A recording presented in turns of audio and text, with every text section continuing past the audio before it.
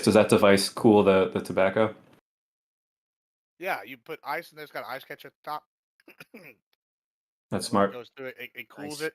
Now the problem with it is though, it's a good thing, bad thing. The good thing is it allows you to like suck more in, so you get like Hey more. everyone, thanks The for bad is joining. that like We're doing a then you little get more debate about the fucking mucus DNC and shit its because you're like, funding, oh, I just breathed a just lot as a more. It was little easier on warm the up. lungs. Pros and And cons. then I'm gonna be Pros and watching cons. the All right, Tim let me just Pool unmute. appearance because apparently All no right. one's seen it, and I Oh, don't want to welcome go to everybody to another his episode of Give Me channel. a So Break. We're here today to discuss an important topic, which is why is the DNC broke? There's some conspiracy theories out there. There's some real theories, and we're gonna get into it. I'm pretty excited. I'm gonna let everybody introduce themselves, and why don't you introduce yourself and then go ahead and give your intro as well, just to speed things along because I feel like this might be a contentious panel. Go ahead, Tyler. Yeah, Average Debate Enjoyer just moved to YouTube, so YouTube/Average Debate Enjoyer. Same on Twitter, and everything I say is right. Anyone disagrees with me, they're wrong by default. We should pretty much just wrap it up now. Have a good one. Fantastic. Thank you so much. Grid. That was actually kind of base, Tyler, except you're usually wrong, and whoever disagrees with you is absolutely right. However, I'm Grid One Motorsports. I represent the angry gun-toting, meat-eating fucking people, and I'm here to talk about why the DNC seems to be a little short on resources. I think they have a lot of cash, probably, but because we don't know where all the bodies are buried yet. But we'll find it, and other than that, we'll talk about this. We're gonna have some great times tonight. Fantastic. You can find me at an Unreasonable Man on YouTube and Twitch. Fantastic. Thank you so much, Mr. VAR. Yeah, I'm Jake Var. I run a YouTube channel called Project Veopod, so you can check that out on YouTube as well as Rumble, and you can find me on X and Instagram as Jake Var. Just type in my name, you'll get me there. So yeah. All right. Thank you so much, non-smoker. Hey, twitch.tv/non_smoker, radio host, communist. I hate the Democratic Party. Nice. I feel like you'll get some agreement on the hate of the Democratic Party from a few people here. Socrates, go ahead. To the point. Hey everybody, glad to be here today. I'm Socrates at Socrates TV on Twitch and on YouTube. YouTube Real Socrates. Twitter, although I need to move over to Blue Sky.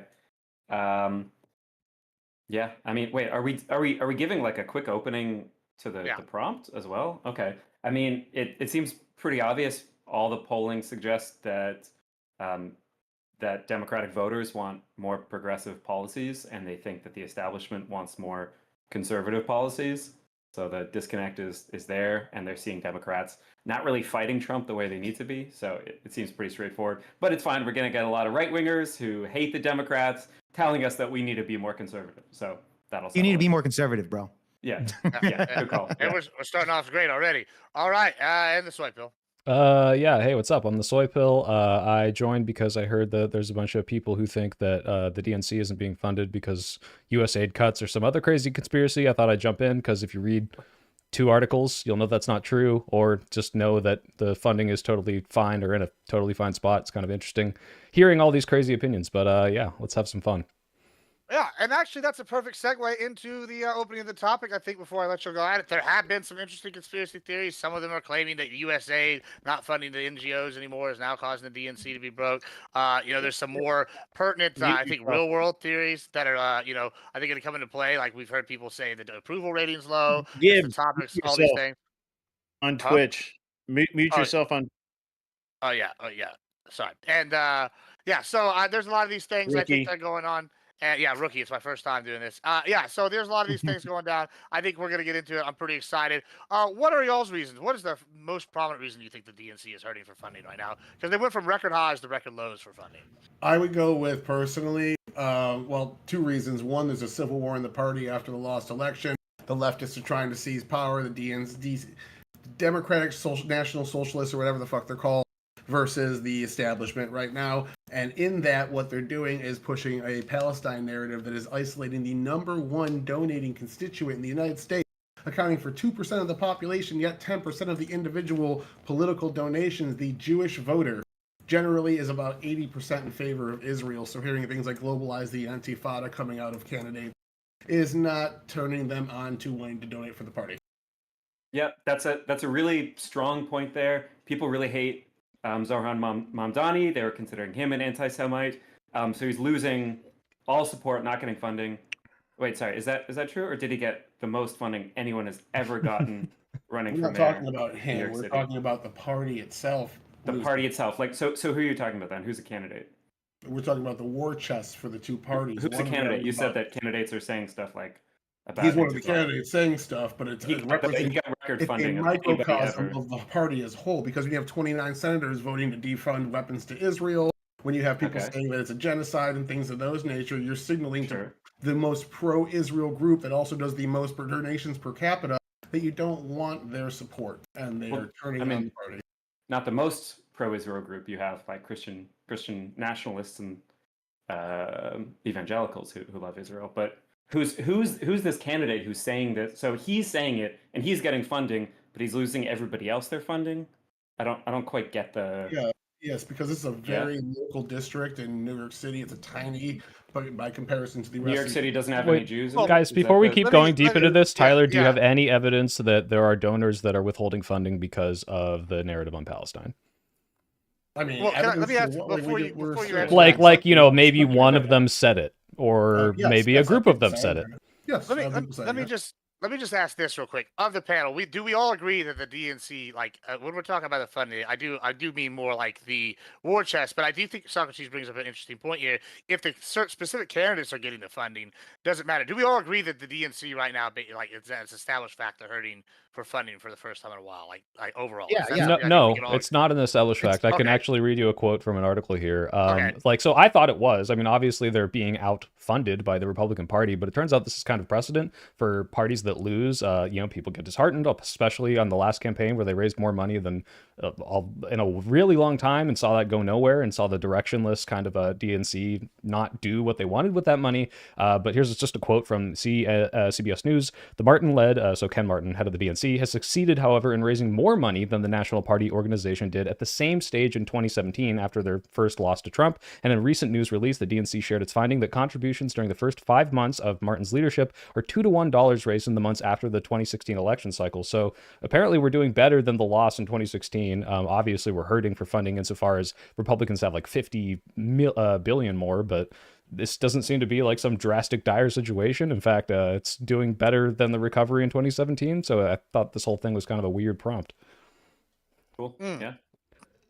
Did any Interesting. of the other examples borrow money to pay for their campaigns after they lost? Any examples? What are you talking Like about? after 2016, Specific? the Democrats, after 2020, the Republicans, did they borrow money after they lost the presidential cycle to fund the next upcoming campaigns like the DNC is discussing currently? Potentially. I don't know if they have or didn't. I know we're doing that now. Yeah. I can't see that. I mean, hold on. And I'm just asking because I honestly don't pay that much attention to the DNC and their wallet. I'm not a pocket watcher per se, but wasn't it like a real issue with the way Kamala's presidential campaign was funded, and it was short, and there were people that were owed money, and something like $1.6 billion was raised, Two and then, point- but it was still short. Yeah, it was $2 billion, and they were still in debt. So, yeah, especially because I think there was a couple of celebrities that weren't getting paid for their campaign. Right. I remember that. Yeah. It was. They came forward after that and said, "Hey, we were promised we're still owed X amount of money. We've got a contract here. They haven't paid us." Would that be a strong enough signal for you, Soy Pill? I'm just curious. That people weren't getting paid right away. No, I have no idea how the exact inner workings of who and what gets funded within these, but if they were like, deeply in debt, I think that would be more widely reported on. I think there were maybe some troubles with payments and now they've been resolved. But if you can show what do me, we consider deeply in debt? like they have no money because So they I'm owe seeing, if you not don't money, money. half a million dollars. Sorry, Sorry. one more time. I don't know who was trying to speak. Great. You said, what would you consider in debt? Could you clarify? Yeah, I was asking. I said, would you? I mean, if it was $500,000, is that like significant? $500 million? Yeah, if they were $500 million in debt, that would half a million. No, million that would half a not million would not even be like a blip on the map. That's less than 1%. Okay. Is that the reported amount they owed? No, I have no idea. I'm just kind of curious where at what level. So does it need to be like $250 million? So right now, the coffers, as of, like the reporting says, they have like what 50 million. Let me bring up the number right here. 50 million. It was something like 50 million. I think the RNC. I just looked it up. It's 50 million in debt after the election. They're 50 million in debt. Yeah. Okay. Well, I didn't see that they're with unpaid. Yeah, so I see that the DNC has almost 40 million in like surplus right now. Now, if they owe 50 million, that means they're negative, 10, 13 million in debt or something. I don't see this debt number anywhere, but maybe you could show it to me. I don't think they're struggling for cash. They're raising cash at a faster rate, and I think it's midterms approach. They're going to be raising more cash. So, yeah, I see 72 million in cash reserves, but it's like a lot less than the RNC. What is the average? Do you all have an average? Because everything I've seen says they're in debt. I don't know that this is an average. I don't know that this is an average, but so I have a chart. Let me I'm gonna put it in the group chat. I'm gonna put I'm trying. Just give me a second, man. I got to while you do that. While you Can you just link like the idea that they're in debt? I don't see that anywhere, especially in all the articles I was reading about them, like struggling compared to the RNC in terms of raising money. But like I just, where's this coming from? Yeah, I mean, they have way more cash on hand than like. Okay, I'll put something in the chat. I mean, I'm seeing like 70 versus 30 million in like 2016 or 2018. So this is a chart that I just had generated, just based on the averages of what they've had over the past few years. So that obviously it's what's reported. I don't know. We lost somebody. We'll get it back.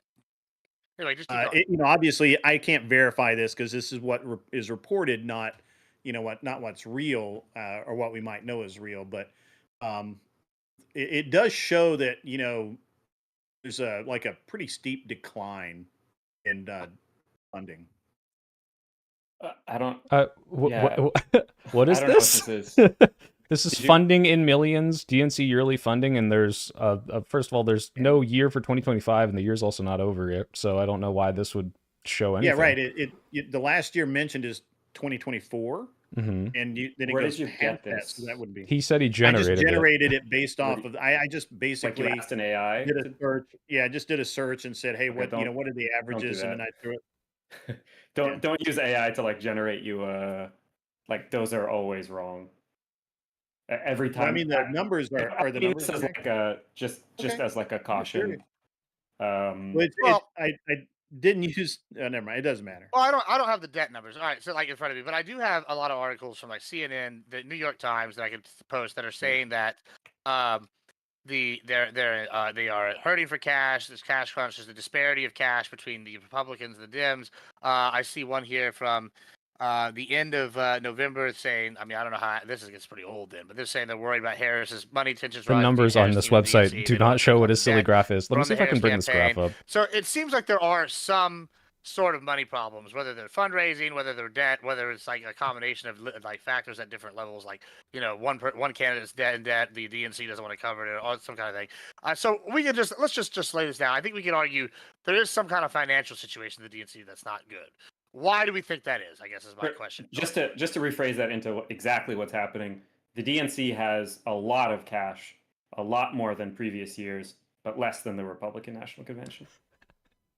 Right, we're all agreed on that. If you look at opensecrets.org, do you guys see this? Put it in the chat. If you I don't know what this is. Just some random graph he generated. 100 million like cash on hand. And then like if you look at the actual website, 87 million. It's like 2022 is 1.5 billion, 2024 is 2 billion. Million, like it just doesn't even correlate to this at all.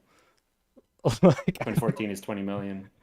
I don't know what he's doing. Well, so they're like 2025 numbers that we're talking about right now, not the election year numbers, because they spend a lot of money in elections. So wait, just real quick before we move on, Grid, like the stuff you shared, it doesn't even go to 2025, and the numbers that on the website don't match up to your graph. So I just Like, doesn't I don't make have any the sense. number for 2025. I don't think it's been released. No, but not even that. Like the total raised like from this website on opensecrets.org, it just doesn't even correlate to the graph at all. So like I don't know how the AI grabbed the data, but this is why you. I'm not familiar with opensecrets.org, so I can't. Did you not link? don't Oh, I'm understand sorry, what they're doing. Socrates linked it. But regardless, Right, it I looks looked like at it does not match with the actual funding. So again, the funding is more than it would have been in 2017 at the same stage in the post-election, post-big loss. So you can kind of see that, I mean, if you go look at post-election loss for most parties, the funding's going to be lower. People are disheartened. People are looking for answers. It looks like they're recovering, and I can bet that we'll probably be back on track by midterms, especially with the way that the current admin is going, and people are going to get pissed off. Like, yeah, they can make the recovery. I'm positive they can, but the question is actually, why are they having trouble now? I just told you, right? because we Did I read that lost. right? Because we lost, and that's kind of a precedent of whenever you lose a big election, general election, people get really disheartened and they don't want to donate as much. DNC specifically, the leadership is having internal troubles with the David Hogg situation. The leftist infighting. He wants primary people, get more progressives up there, and their fight. They got him out through some stupid technicality that he wasn't a girl. Like there are problems. People are looking for leadership. There's obviously issues with the Democratic Party right now, but this is not like unprecedented in any way. But This you is do like some agree, so historical recovery. You do agree that they are in debt, though, right now, currently, right, Soypill? I that might be true. I haven't seen that anywhere. Okay. Could you show me? All right. What- Well, Yeah, where because were you seeing Well, that? let me. because there's tons of articles on it. Well, okay. Well, you post the articles in the group chat. Let me ask you this, Soy. So, okay, so you're against the perception that I put forth, the idea that I put forth, and it seems like some of the others on your side here might not be totally against that, totally with you on that. But since you are against this idea and you think there is recovery, all right, what are some of the problems and why are you hopeful they're going to change going into midterms? Like you mentioned, yeah, it's what I just said. The leadership, like the people, are especially the bigger donors, are like, hey, like we're not sure how you're spending this money. I mean, I'm sure everyone here. Well, let me finish, because I think everyone here probably would agree that, like, spending however many millions on, like, what was it, Megan the Stallion probably wasn't the best use of campaign money in that, like, very short amount of time. Maybe should have had more ads. But yeah, I mean, obviously primarying people, or at the very least, like, putting people into leadership that are giving a coherent, structured message going forward. And right now, Chuck Schumer doesn't have that. Hakeem Jeffries doesn't have that. And, the other up and coming people, Slotkin, are not doing what the people want. So that's why, you look at people like Ro Khanna and all these other people that are kind of like the up and comers. Well, they're not the young people, but they actually have like a coherent message. So yeah, but who do you think is who would your ideal leadership be? Like, just if you were going to put forth something, just I don't know, for funsies. Ideal? I mean, again, like anyone who has a coherent message and a platform. Ro Khanna, I'm biased because I was just like with him for like a month, but it's not. Yeah, be biased. We like bias here. What about Fetterman? Maybe if he has a stroke and changes party like alignment a little bit more. It flips like every stroke. I don't know. Yeah. He needs a couple more to really get to where I need him to be. That's a really sad situation. Yeah. I know you like Fetterman. Sorry, Tyler. That's rough. Do you think maybe that there's that Soros is deciding to spend his money infiltrating the Republican Party or the Libertarians or whatever, and is not supporting the Democrats in the same way? Maybe the big donors like that have just decided to change tactics. I know. I know that Soros made a hold on. I wasn't done. I know that Soros made a public statement about how it was cheaper for him to buy a dozen or whatever prosecutors or state attorneys who actually interpret the law versus one president. So maybe they just changed their alignment. I don't know. Wait, as crazy as that might sound, Tease, it's funny because like Soros is the whole Soros conspiracies are silly, but the idea that big donors aren't giving as much money, that is true to my knowledge. Big donor, like 6-7 figure donors, are not donating right now. It might pick up again. Next year probably, but in terms of like infiltrating the RNC to subvert it, I hit me with the source. I'll read it. But you're just speculating. What do you think? Like, I do want to ask actually. What do you think? Like, who George Soros is, and like, what's his agenda? What does he want? I have no fucking clue, and I don't care. All I know is that I was just reading I mean, for the purpose of this argument, it's irrelevant. If the conspiracy is to be believed, the Soros statement that he's attempting to infiltrate the or influence and I'm using the word infiltrate. I believe that that might have been in a New York Times article, but I'm not going to bother to go find it. You don't have to believe me on it. I don't care. I mean, Okay. what you said is that the money could be maybe better spent to effectively promote progressive causes, which that could be true. But Well, that's a question of and tactics. this Has was nothing to do with alignment. a couple of years ago. I think it was 2 or 3 years ago. Soros said that he wasn't funding the presidential election because it was a waste of money, and his money was spent better locally. Hopefully, yeah. That makes by- sense. Yeah, that makes Yeah, Yeah, sense. didn't he, so didn't he invest like so many billions of dollars through local elections? yeah. That's He right. went out That's and how he he built a lot of the basically was Democratic base. yeah, he Well, was okay. trying to buy the buy or not buy, but he was Well, promoting I mean, the what do y'all say the prosecution. argument is here, though? Just so I'm clear, because I'm I not would really a say conspiracy theorist, but I like. Are you arguing? Is what you're saying right now that the reason is Soros is not giving the money to the Dems? He's like doing a new plan. Is that the argument that you're making? I'm having a little trouble following this. what it started at is a good point. I think it's the party civil war I with just David Hogg and things like that. Donors don't know what faction of the party is going to win out. well, You talking and to which me? faction should win out? Were you Personally, talking to I'm me, Gibbs? biased I'm sorry. toward Yeah, I 90s don't really liberal. understand. Well, it's two things. I want to talk about that, but let's come back to that. I do when you're talking about this. Yeah. Is that the point that you're making, Grid? About the Soros thing? Like, is that you Yeah, I saying he's just think not that funding the Dems and now yeah, he's funding like they may other not groups? be yeah, they may be funding different opposition groups. They may be funding independents more, that sort of thing. I don't know. I'm just the Soros thing is just something that's kind of documented with the statement that he's no longer interested in backing presidential or even congressional seats.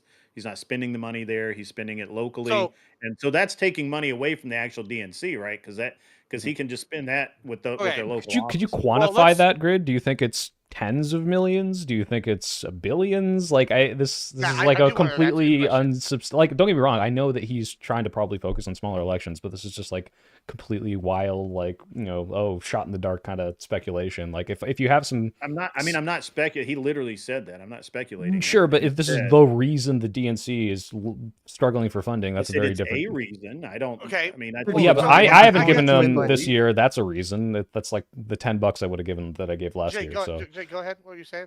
No, I was going to say, I think Soy Pill makes a good point about, after they lost the election, essentially in a landslide, it would make sense that a lot of these people kind of have to back off on that. But then going to Grid's and Tyler's point here is that how the Democratic Party is kind of a bit divided right now between the communist movement that's happening in New York, along with like Democrat moderates. They don't even know who the leaders is. I wanted to ask you guys, can I ask you, who's the leader of the Democratic Party at this point? Who are you guys going to put up? Because from what I've seen, they've been talking about AOC. They've been talking about Gavin Newsom. Now, these are two different ideals here. Like, well, who is the leader of the Democratic Party? Just to clarify, are you talking about, when you're saying leader, are you talking about like who Who's they're the going to main put up as the contestant? Yeah. presidential candidate, or are you talking about Sure. the kind of like thought leader? Like, who would be? Those well, might yeah. be As the far, same. let's do it with both. Who's the Yeah, actual both. thought leader, and who do you think they're going to put up in 2028 against probably more than likely JD Vance?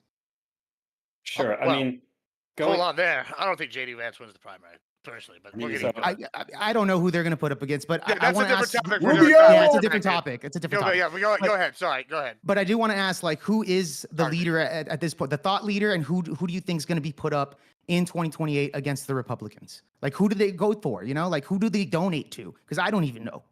I don't Sure. even know who's y'all's That's a- leader is. And who do that's a y'all great want? question. And who do y'all want?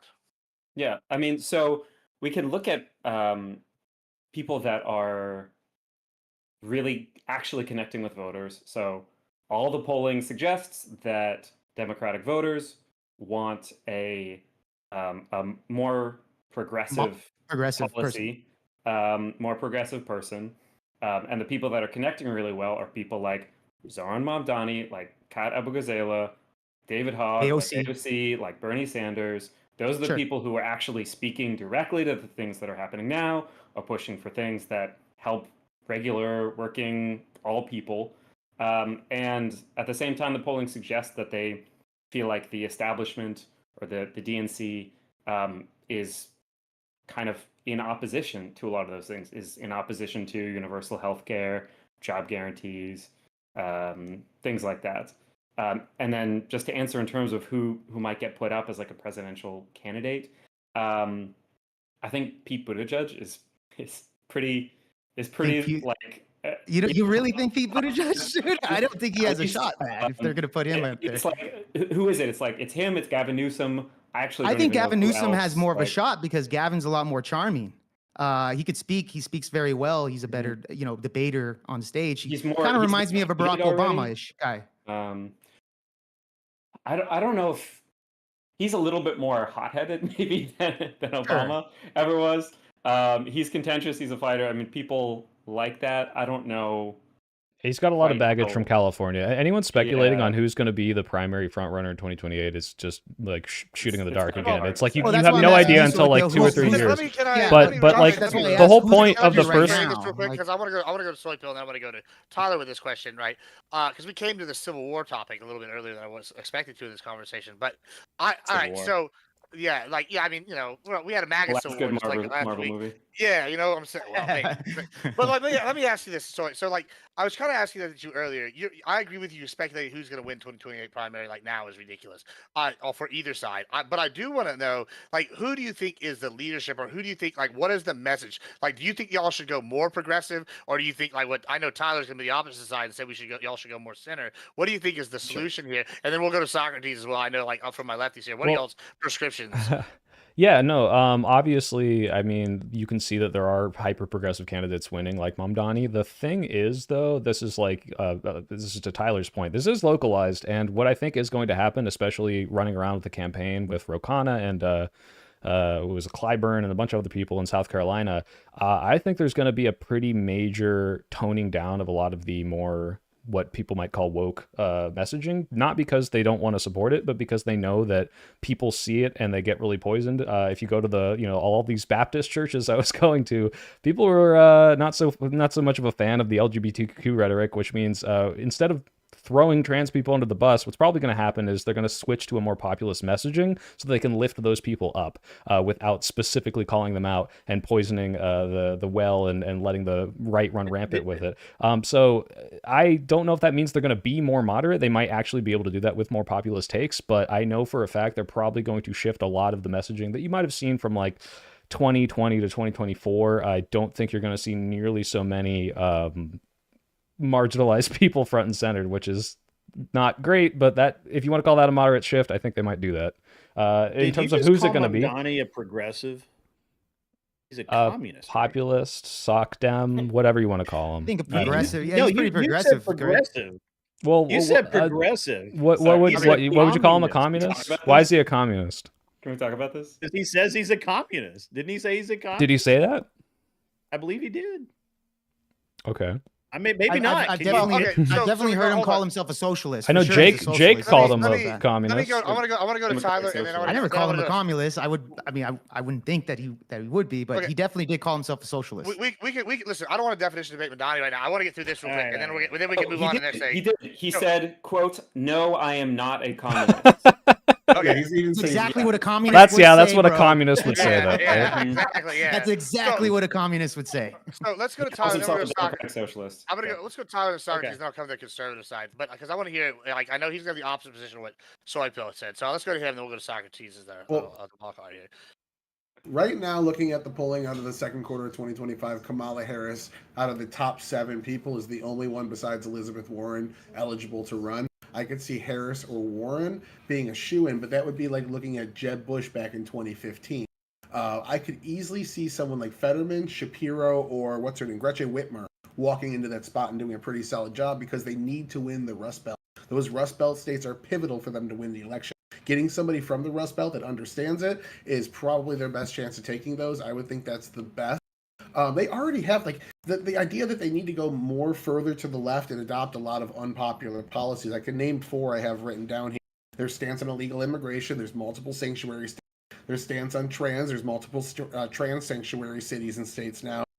Their stances on defund the police. Right now, Mamdani is for defund the police. Several cities have done it and still say they're behind it. The DSA is also super behind it. And the last one being Palestine, which is a little different because that movement, unlike the rest, started out extremely unpopular and is now growing in support versus the other ones that started out super popular and shrinking in support. So I could see that one actually not actually reaching its cap yet. We could see that one being but I'm looking here right now. Stacey Abrams is more popular than AOC. And she is an election denier, like flat out. So I don't see any progressives in the top 10. I see Al Gore, Tim Walz, Joe Biden, Bill Clinton, Elizabeth Warren. I think they're going to get a moderate. They cannot get progressive. Tyler, I think those numbers have changed. I remember when the election first happened and they lost the election.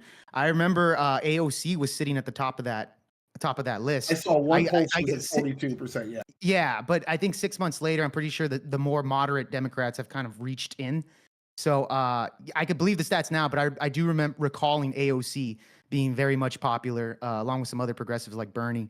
So I'm sure they've lost popularity for the past 6 months. To be clear, Tyler, when I say move left, I don't mean most of those things you just brought up. I mean defund the police. Even Mamdani isn't like, hey, let's get rid of the police. He once talked about the idea of, by the way, this is why I think it's a terrible slogan, but moving funding from the like $1 billion NYCPD to like some more social programs, which is a very different concept. Social workers. But that's yeah. what defund the police is. Some people, when they say defund the police, they mean get rid of the police. So you capture all of those people. Well, if you defund the police, abolish the police. I'm aware of that, but that's what people perceive it as. But all the other stuff of like, hey, the Palestine stuff. First of all, like I think right now Palestine, like you said, movement is polling pro-Palestine, not pro-Israel stuff. This isn't really what I mean by they're going to move more left. I mean, they're going to move to messaging that is more encompassing of everyone. It's like, hey, just talk jobs, just talk economy. They're not going to be focusing as much on marginalized groups because they realize that might hurt their chances, like you said, in the Rust Belt. But that's not, I don't know if that counts as moving moderate. Well, let me go to Socrates. What do you think they should do? So he obviously wants to go more moderate, so always a little further. Where do you fall on this? What do you think the solution is here? What do you think is a better option? Yeah, I mean, first, I do just have to say, Tyler, the things that you were talking about are like a right-winger's view of what left policy is. There's only one city that's ever defunded the police. That's Camden, New Jersey. You can look into it. It's pretty interesting. I've looked into it. It's a lot. LA was one of the cities that did. They defunded the police. They got rid of their police. That's not defunding the police. Is cutting the police to reallocate resources to social workers. It doesn't mean getting rid of the police. That's abolished. How much did they reduce from the previous year? Did they maintain or increase rather than a massive increase? Or they cut 8 figures from the police budget in the next year and then refunded it a couple of years later when their crime spiked. And they did not ever hit the same amount of officers since they defunded. Okay. Well, those are like those are more local policies, and those are just not. Again, those are just not things that people are talking about or doing like. It's a big movement, though. Abortion's a local policy thing now, and people talk about that all the time. Like local policies are a big deal. Almost all the trans bathroom bills are all local policies.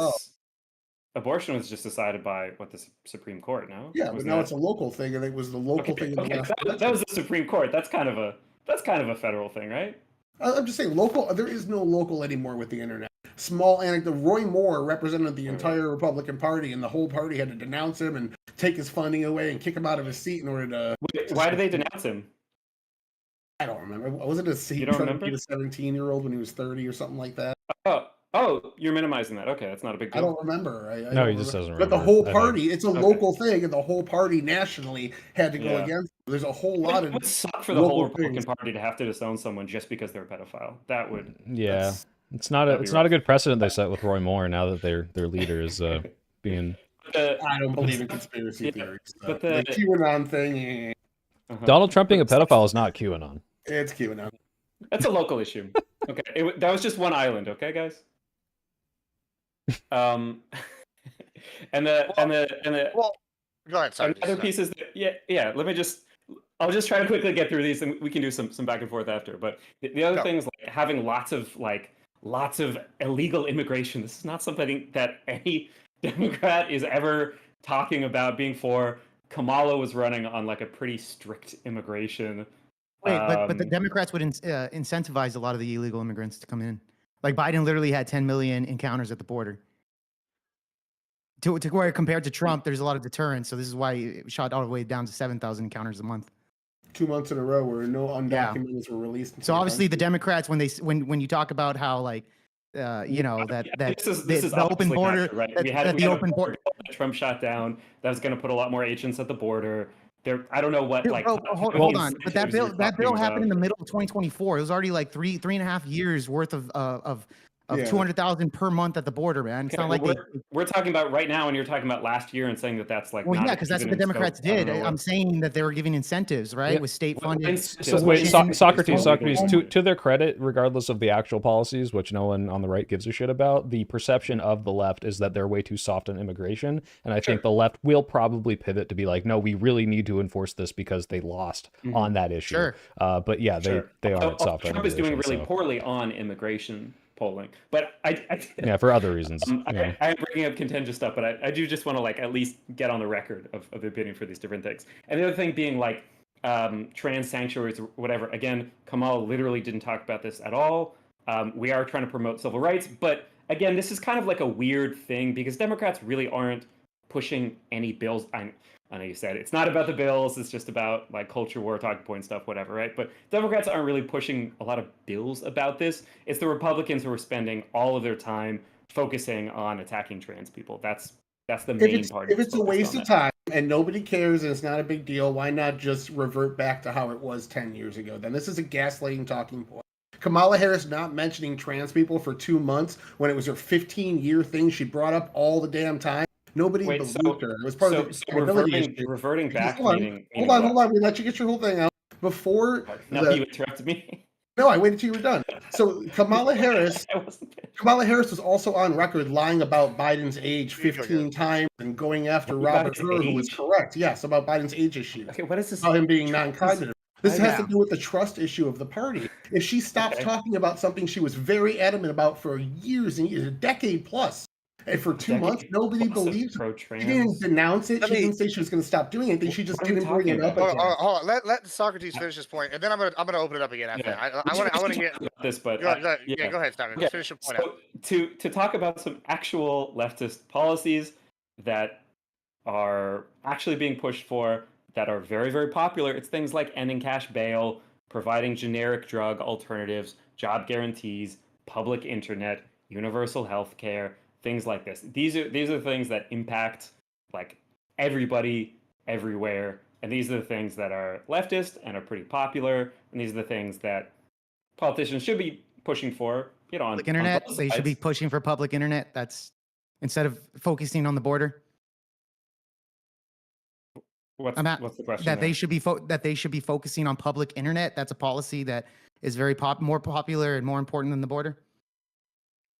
Sure. Yeah. Why not? It is.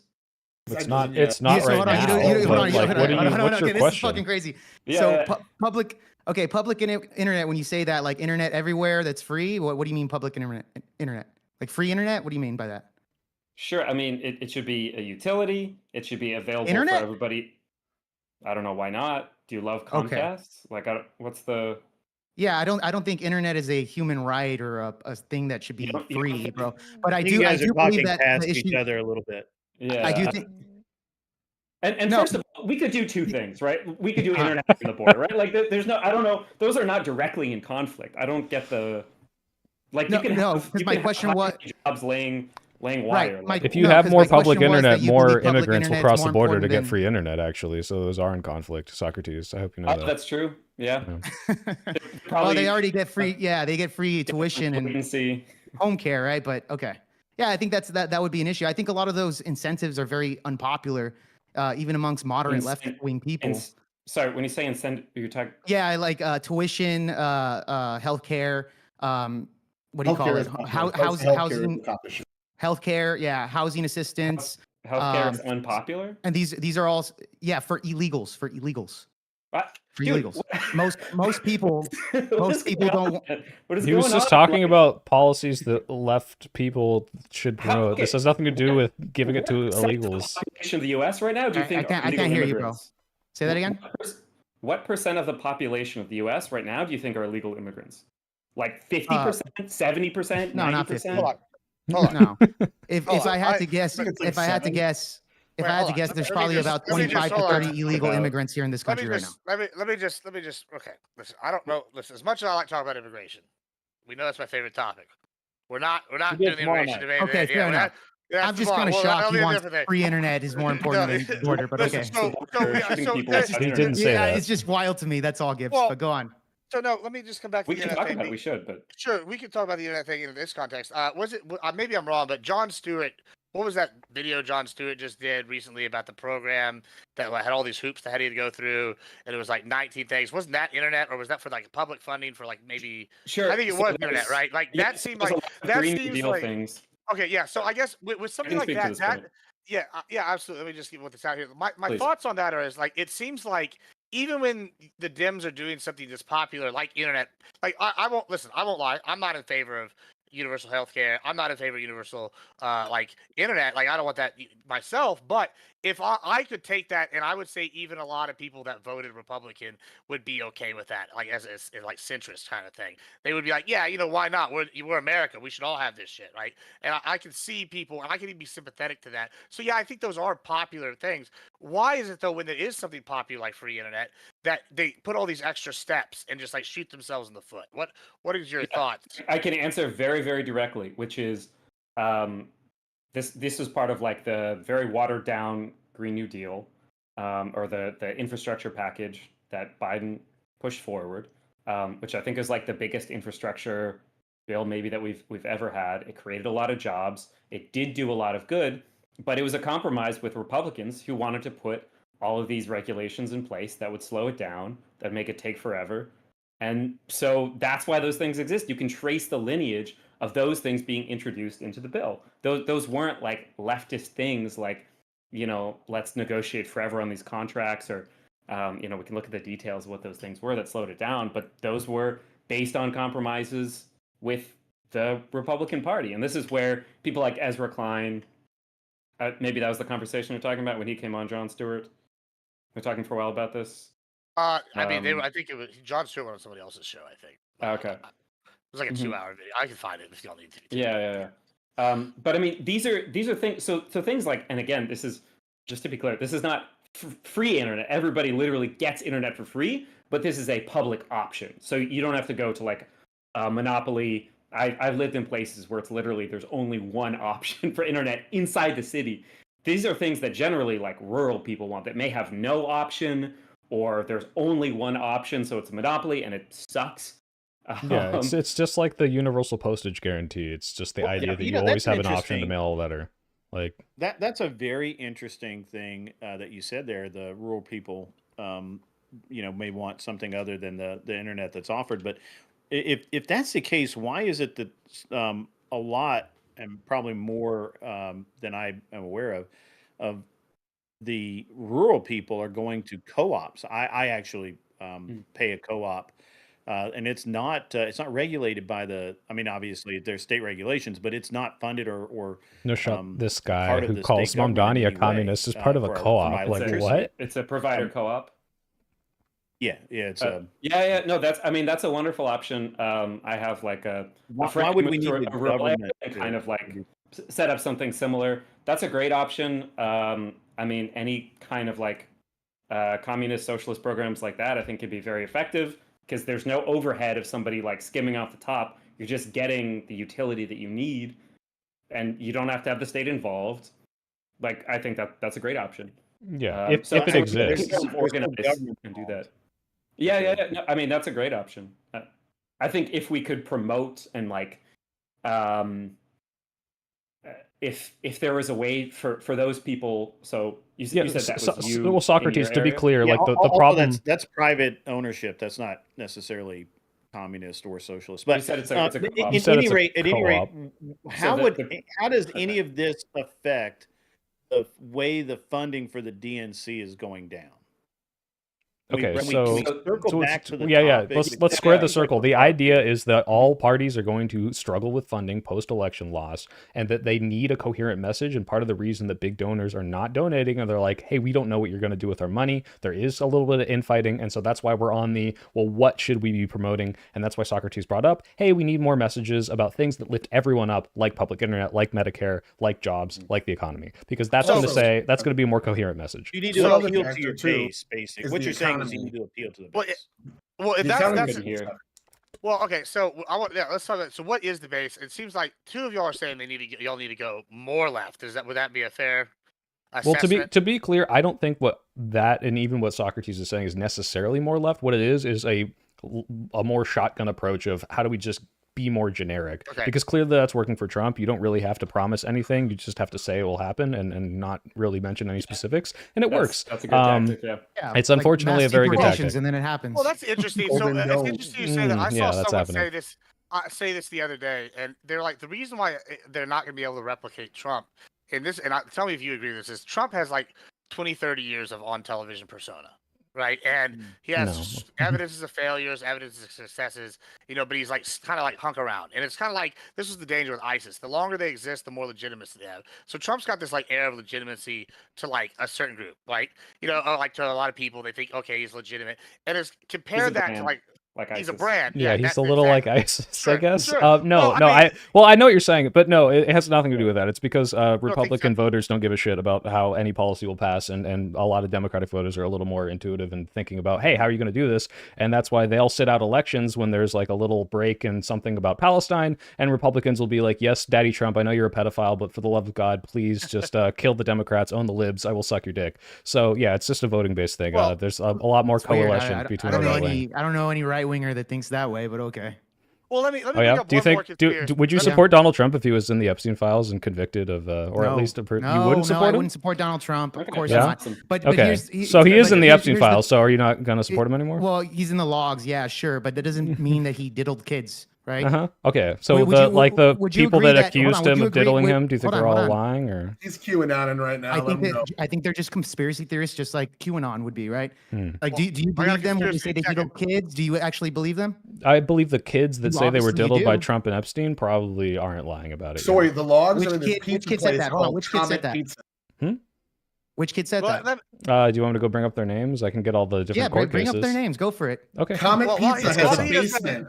Yeah, because he Hold on, can't. hold on. No, I Let me can. just- It'll take me hold 2 on, seconds. Hold on, Okay, hold on. look it Let me- up, all bro. right, so while y'all go down the Epstein rabbit hole again for the 60th panel, let me go ahead and do another thing. I have another conspiracy theory, and this is the one that I presented to.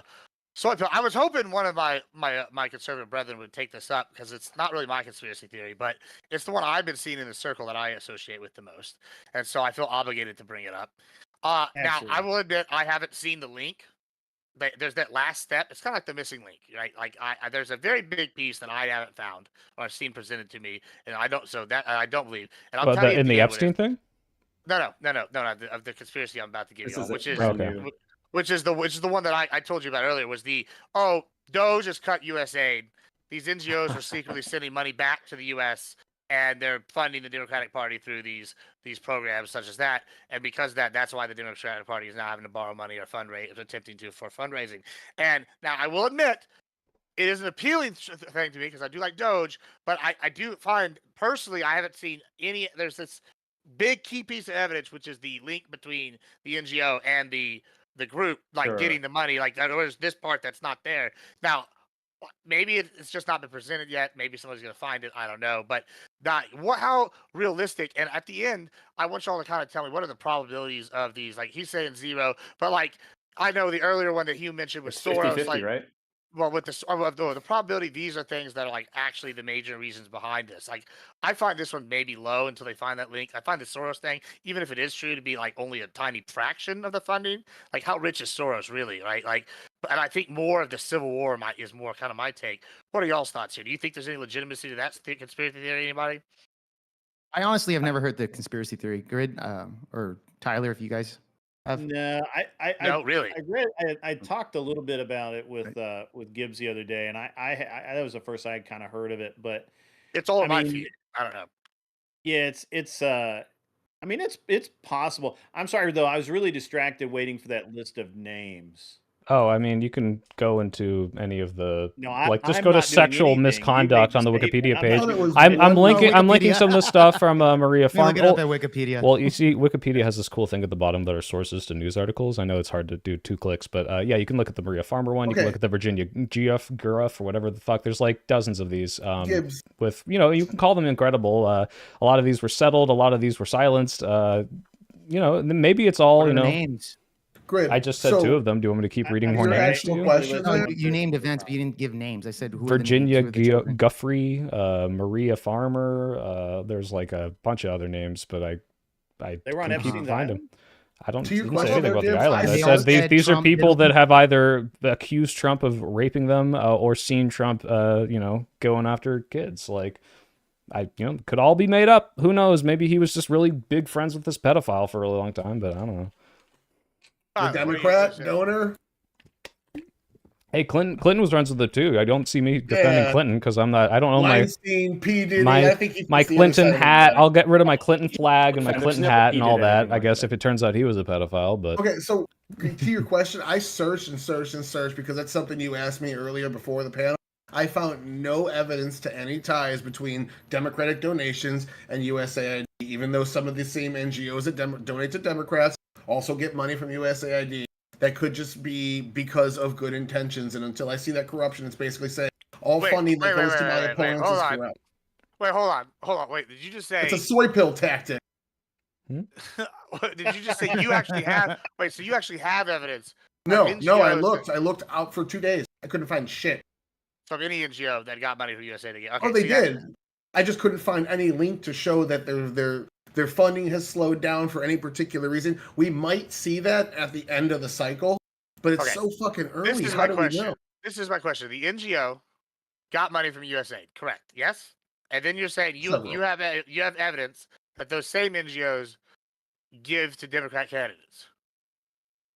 I found a couple that I don't know candidates, party. I just saw that there were several that contribute to the Democratic Party in some way. Yeah, but that doesn't mean Well- necessarily there's any corruption there at all. That's not proof of corruption.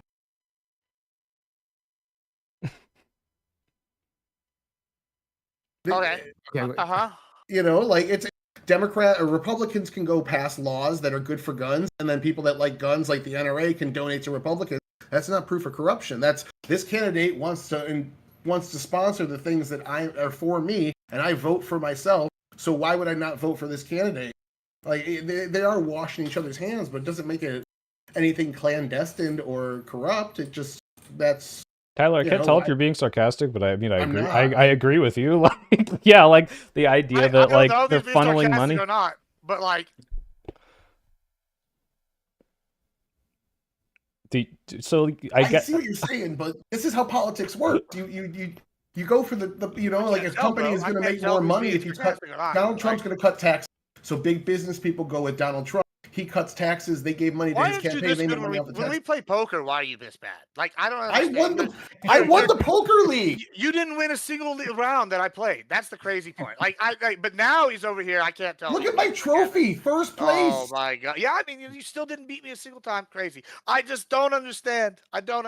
All right, sorry. Yeah, Soypo, you saying you agree with this take there? That If it's, he's like, not the best? memeing, yeah, the idea that like US aid funnels money to NGOs, but they're like, actually, what you got to do is then donate all this money to Democratic candidates because we're not allowed to do it. And it was this big money laundering scheme. I mean, first of all, if you look at like what I assume Tyler found of how much these NGOs are donating to candidates, it's like peanuts compared to like what the DNC is raising during a normal election cycle. But even if like the NGOs do donate to some Democratic candidates, like first of all, you'd have to have, well, second of all, you'd have to have this show that they specifically get the money that was given to them by USAID to these candidates, which is not the case, versus, hey, this NGO aligns with what this politician is saying, so they're going to give them some money, which is totally allowed, I'm pretty sure. Yeah, the USAID money is not the reason it's cut off or the funding is down.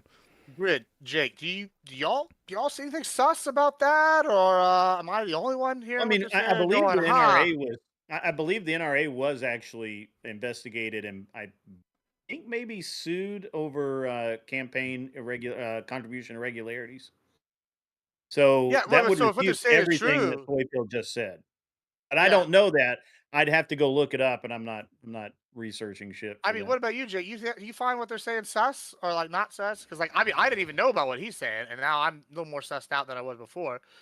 So it's not NGOs; it was groups I was talking about, like specific groups that get money. NGOs can't take political like steps. They can't do anything politically legally. Yeah, that was what I was going to But ask. they're receiving USA money. The people that you're talking about. Yeah, Okay, but they I can't mean, make campaign contributions. Yeah, and then clearly, the right? person that owns the NGO or has in charge of it, that's the person making the contributions to the They Democrat. personally, but not on behalf of the org. Yeah, and there's not on behalf of the NGO. Okay. Yeah, So, there's no you're saying the corruption person that Yeah. sorry, I fucked they're that the up. If I said otherwise. Well, so yeah, like the Makes no conspiracy would sense. be that USAID gives NGO money, the NGO CEO or leader pays himself and then uses that as Mhm, and personal then- funds to yeah, donate yeah. to the DNC or something. Like, would that be the conspiracy theory, Tyler?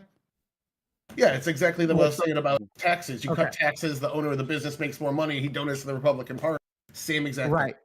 And then okay, I get you there through tax cuts, and then they get money through whatever they save, right?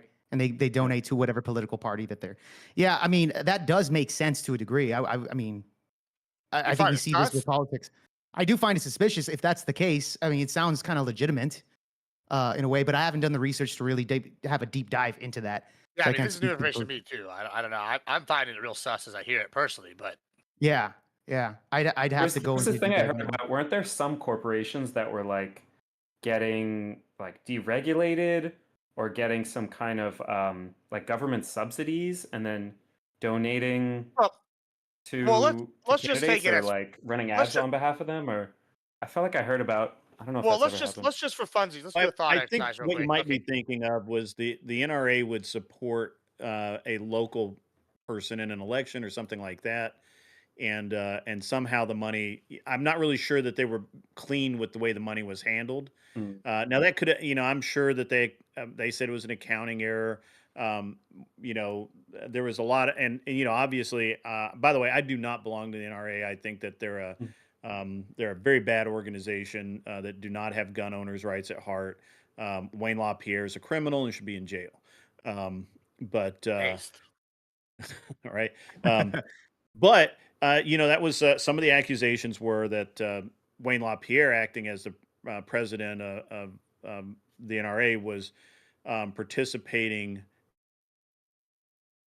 not in the best way with politicians, including flights around the country on private jets and things of that nature, which he was obviously called out on. I'm not really sure hey, the Josiah. disposition of all of that. I never looked into it.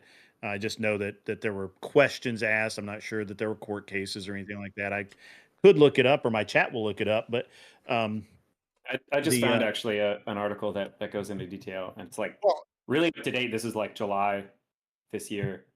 It's like 35 million. So yes, this is basically how it works. LaPierre's been ousted, and they're clean. The NRA's been cleaning house. Because LaPierre's been ousted finally, and things like that. So, but that would be an example of that, right? And so there are other organizations. That's just one of many hundreds, maybe thousands of organizations that back politicians using federal grant money that they shouldn't be using for that purpose.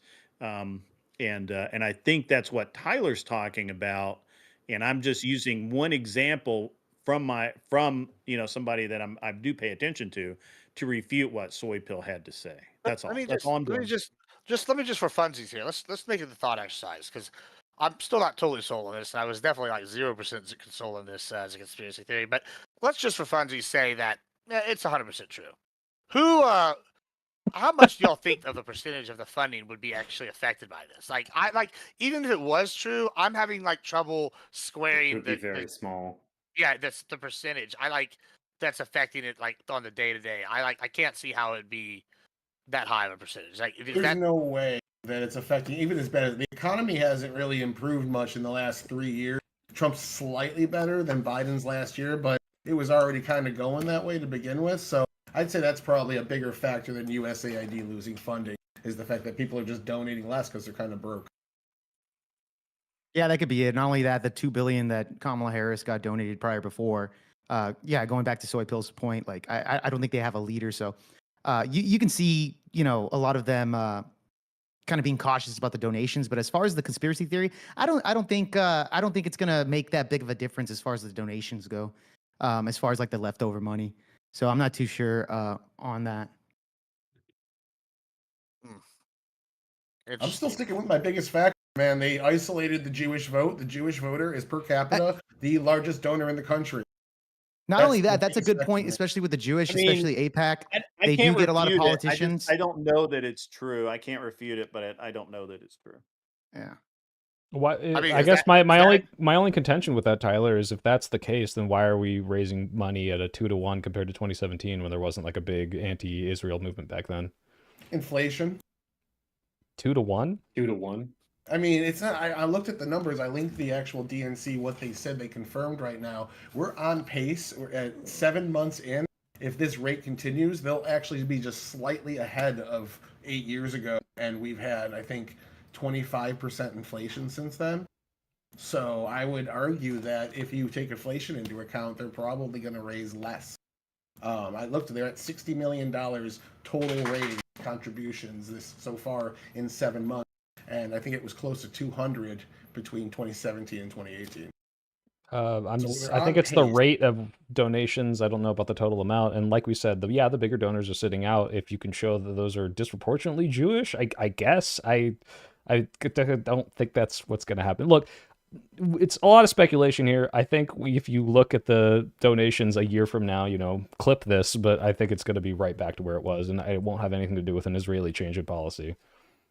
Yeah, I mean, just to speak to that, I don't know. Am I the only Jewish member on the panel right now? No, I'm Jewish. Are you Jewish, bro? Now that I look at yeah. you, You can see you Yeah. look it now. I was gonna say I clocked him from a mile away. The fact that it took you that long, Ben.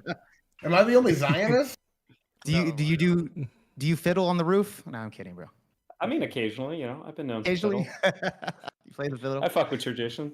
Yeah, I mean, there's a split within the Jewish community that has grown because there are more more conservative or more which I think correlates with more kind of like business oriented, which are probably wealthier Jews who would be the larger campaign contributors who are still more supportive of Israel. And then there's especially younger people and especially more progressive Jews who are more critical of Israel. So there is a split. No, I was gonna. Please. Oh no, I was going to ask you. So since you are part of the Jewish community, just out of curiosity, wouldn't that make sense, especially with the issues over there with Hamas and Palestine, etc.? Seems like a lot of the liberal, especially young liberals that are there that are chanting out free Palestine. Wouldn't you say that a lot of the donations or the donors, the lobbyists over there in APAC and the Jewish community, wouldn't that make sense that for them to just kind of not go towards the Democratic Party since they do support a lot of these, a lot of these kind of free Palestine, etc. Liberal voters? Like, wouldn't that make sense that many of them hold on. probably would kind of deter? Where's the themselves from Democratic Party and supporting voting? this? If anything, most of the Democratic, even like the more progressive people, like AOC, are literally angering those protest people because they're voting for aid packages to Israel. Why would the donors see these protests and say, yes, the DNC is in line with them, when I don't think any of the Democratic leadership is? So those are exactly. So those are the people who are more supportive of the DNC establishment versus the people who are more critical. But just to disambiguate a little bit, so AIPAC is a lobby for Israel, and they have become more and more supportive of Republican lawmakers because they're basically just like, oh, Israel's killing brown people. We like killing brown people. Sorry, I don't mean that. Whatever. No, I mean, bro, let's be 100 about it. Let's be 100 about it. So they're our buddies, right? Netanyahu, he doesn't like Arabs, we don't like Arabs. It's great. Why wouldn't we be best friends, right? So there's some alignment that's happening there. That's not the same as necessarily, Jewish mega donors in the U.S. Who are more in line with the Democratic establishment. But in terms of like the kind of more clear signals that we're seeing when it comes to donations, Zoran Mamdani, he's been labeled even by some members of the Democratic establishment as like anti-Semitic, right? So even these slurs are going. There's like a Democratic like attack ad where they darkened and lengthened his beard to make it look more scary Muslim, whatever, right? There's a lot of Islamophobia, but he got record funding in New York City, which has double the number of Jews as Jerusalem. right? So the idea that like, you know the percentage of that were Jewish donors, the percentage, or no? Do you know the percentage of that or no? I don't know if that's. We could try to find that. I'm not sure if that's like. I'm just out of curiosity because I'm kind of curious on that because I it'd think be Tyler brings interesting. in a pretty good point about that. But there's like there's a big perception gap between what say Donald Trump is pushing for, where he's basically saying anybody who says free Palestine is like an anti-Semite, right? These movements are largely Jewish led, right? Yeah. So I've been at encampments that were, you know, cleared out, that were labeled anti-Semitic, where the only thing I could hear were groups of people singing together in Hebrew, right? So this is really like a slur against the Jewish community, saying that like, oh, if you're Jewish and you don't support Israel, if you don't support genocide, you're anti-Semitic. Yeah, you're anti-Semitic. It's double like the pure spirit of Judaism is like murdering people. Like that's an anti-Semitic statement. To be against genocide, those are the things that I learned as values, you know, growing up in a Jewish community. To have empathy for people, you know, we have this thing on like, I don't know if you've heard of Passover or Pesach, you know, where we read from like the story of the Jews' exodus from Egypt, and we're slaves in Egypt, and we're supposed to think about people who are oppressed today. It probably You're not wasn't religiously Jewish, are you? No. I mean, semi. I don't know, but you don't know. I mean, the Jewish split on the donors from Mamdani is probably just going to be tied exactly to the other demographic. Like I don't know if they even delineate based on like, are you Jewish or not? It's going to be like, I think the ultra wealthier people were against him, or all of the older people are going to vote for the Chris Como, and all the younger voter went for him. Like the Jewish vote is going to be split there. It's not going to be, oh yeah, who did the Jews go for? Like that's not really like a voting base as a whole. No, I was talking about donation, like a lobbyist. They're like 15% of New York City. Well, no. What I mean is they don't vote as a monolith because they usually don't have like, what's the Jewish issue here? In the same way that black people might be like, hey, like this very specific policy calls out jobs for black voters, or Latino people might be voting on an immigration thing on a much higher majority. Like the Jewish people don't vote based on that, even when it's this Israel-Palestine thing. So like we do agree that the people of the Jewish they donate a lot to different groups, different PACs, right?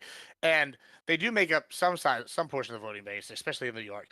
But I don't know enough, but I know, for example, the Catholics and the SBC, both of them put out, the Southern Baptist Convention, they both put out like a pamphlet before voting. Now they're not specifically allowed to say like who they're voting for, but they'll be like, oh, these are the candidates and these values that they're proposing align with ours, and then are aligned with these values that we're proposing. These are the other candidates, and these are the things where we differ. And then they don't say who to vote for, but it's like, okay, they agree with all these, just so you know, kind of thing, right? Mm-hmm. And like all these organizations do that, all the religious ones. Like, are you saying that like maybe if the voting isn't the key thing, do you think that enough donors are not being influenced by the Israel-Palestine thing that it's hurting the Democratic Party right now, as compared to like, you know, I know there's not one like Orthodox Jew church that controls as many like denominations as like say like the Catholics or the SBC or something. Pope. But well, this is to Tyler's conspiracy, because I'll call it that until we can be sure that the Jews are withholding funding because of Israel-Palestine. Older Jews are more likely to have more money. Older Jews are more likely to be pro-Israel. So therefore, older Jews would be more likely to withhold funding if they thought that the progressive pro-Palestine movement was taking over the DNC, which it's not. Like, again, even the most progressive politicians aren't being pro-Palestine to the degree that the movement wants them to be. That doesn't mean I think they're necessarily wrong, but you can see they're chewing up Bernie because he won't use genocide as a word. And like, yeah, if Bernie isn't far left enough for them, then I don't see why these donors would be like, yes, like, you know, the party, the Intifada has taken over the party and we shan't be donating. It just doesn't really make a lot of sense. Right, there's a ghost possessing my house. Just because you can hold up your little tokens doesn't mean it's even close to the majority. I'm looking at the numbers right now. The Jewish community in the United States overwhelmingly supports Israel, said they side with them. Decisions over Israel and U.S. foreign policy are very important to them. American support for Israel versus Gaza It's starting to collapse now after a few years, but at one point, 78% of the U.S. said they wanted Israel to finish the job with Hamas before the war ended. So, at the end of Yeah, the but day, what does that mean, right? Like, is that, finish the job hey, and move we on. want you to ethnically cleanse the strip like Trump has suggested, or does it mean get rid of Hamas, I the don't think terrorist Trump organization, is right? Like, these are Trump's very plan different. is not that. Trump literally Yeah, said, so let's there's clear out Gaza, so put there's them all in just Libya and Egypt at a certain point. Yeah, like, Yeah, to clear so out the Tyler, land faster than there's allow just them one back thing to in. call out. I don't know if he So said anything say about them I would coming agree. back. did. I It's read the between policy. Gaza, though. Obviously, it's like 80% of the buildings were destroyed. So you do need to clear out the people in order to fix the strip, right? no. That's what he was speaking about. I Yeah, saw it. but Yeah. just Tyler, I need to call you out because actually I'm familiar with the poll you're talking about, where they're asking like American Jews like what they think of Israel, and the number that you were citing about Jews having some kind of like strong feelings about Israel wasn't disambiguating. Do they support the Israeli government or whatever? Support for like some kind of positive feelings toward the Israeli people is like 90%. Support for the Israeli government is like 50% within the Jewish community. But some kind of attachment from Israel to Israel was the question. I have some kind of attachment to Israel. I feel responsible for their actions as somebody who shares their faith, as a nation that's saying like, oh, we're doing, we're doing what Jews want by killing these people. Like we're representing Jews. If they say we're representing you by doing this, I feel like I have the obligation to speak out in the same way that people who are Muslim might decide to speak out against some kind of authoritarian religious regime. I feel like I have the obligation to speak out when Netanyahu says, if you criticize anything our government does, you're anti-Semitic. I don't think you should hold people as part of a faith to that, but I feel like personally I have the obligation to speak out against that. Well, Sure, Grid, but that's not my argument. let me go to you, Grid. Do you think do you think it's this is the big reason why they're hurting on funding and fundraising, or do you think it's other I issues don't think other it's than the Soros helping, but thing? I What don't do you think think? it's Like, helping, but I don't know how major an impact it has. I would just say that I think that there is some truth to the fact that there's probably some donor fatigue, right? They've been giving. They raised $2 billion for Kamala Harris's campaign. That's a lot of money, and um, the are the I guess without knowing, and I was not able to find. I did look for this without knowing what the man on the street contributions are, the guy who gives $100 or $50 or $25. Without knowing that, I think that basically I would have to stand by the I would have to stand by my perception is they've angered some billionaires. Everybody really most people only know 5 or 6 billionaires. And that's Jeff Bezos, Elon Musk, Donald Trump, Warren Buffett, and Soros, right? Like that's it. Like Bill they Gates. don't know anybody else, right? Like they Oprah. don't even. Kanye. Yeah, right. So, but yeah, right. There's a lot of billionaires out there, There's a lot of billionaires, yeah. and to think that the DNC has not angered some of them with the way that they have presented themselves, I think is delusional. And I think that they're going to have to win those people back. But I would honestly, I almost wonder if it's the rank and file, right? Like we know, right, from polling and whatnot, that the younger generation is more and more conservative and less liberal progressive, right?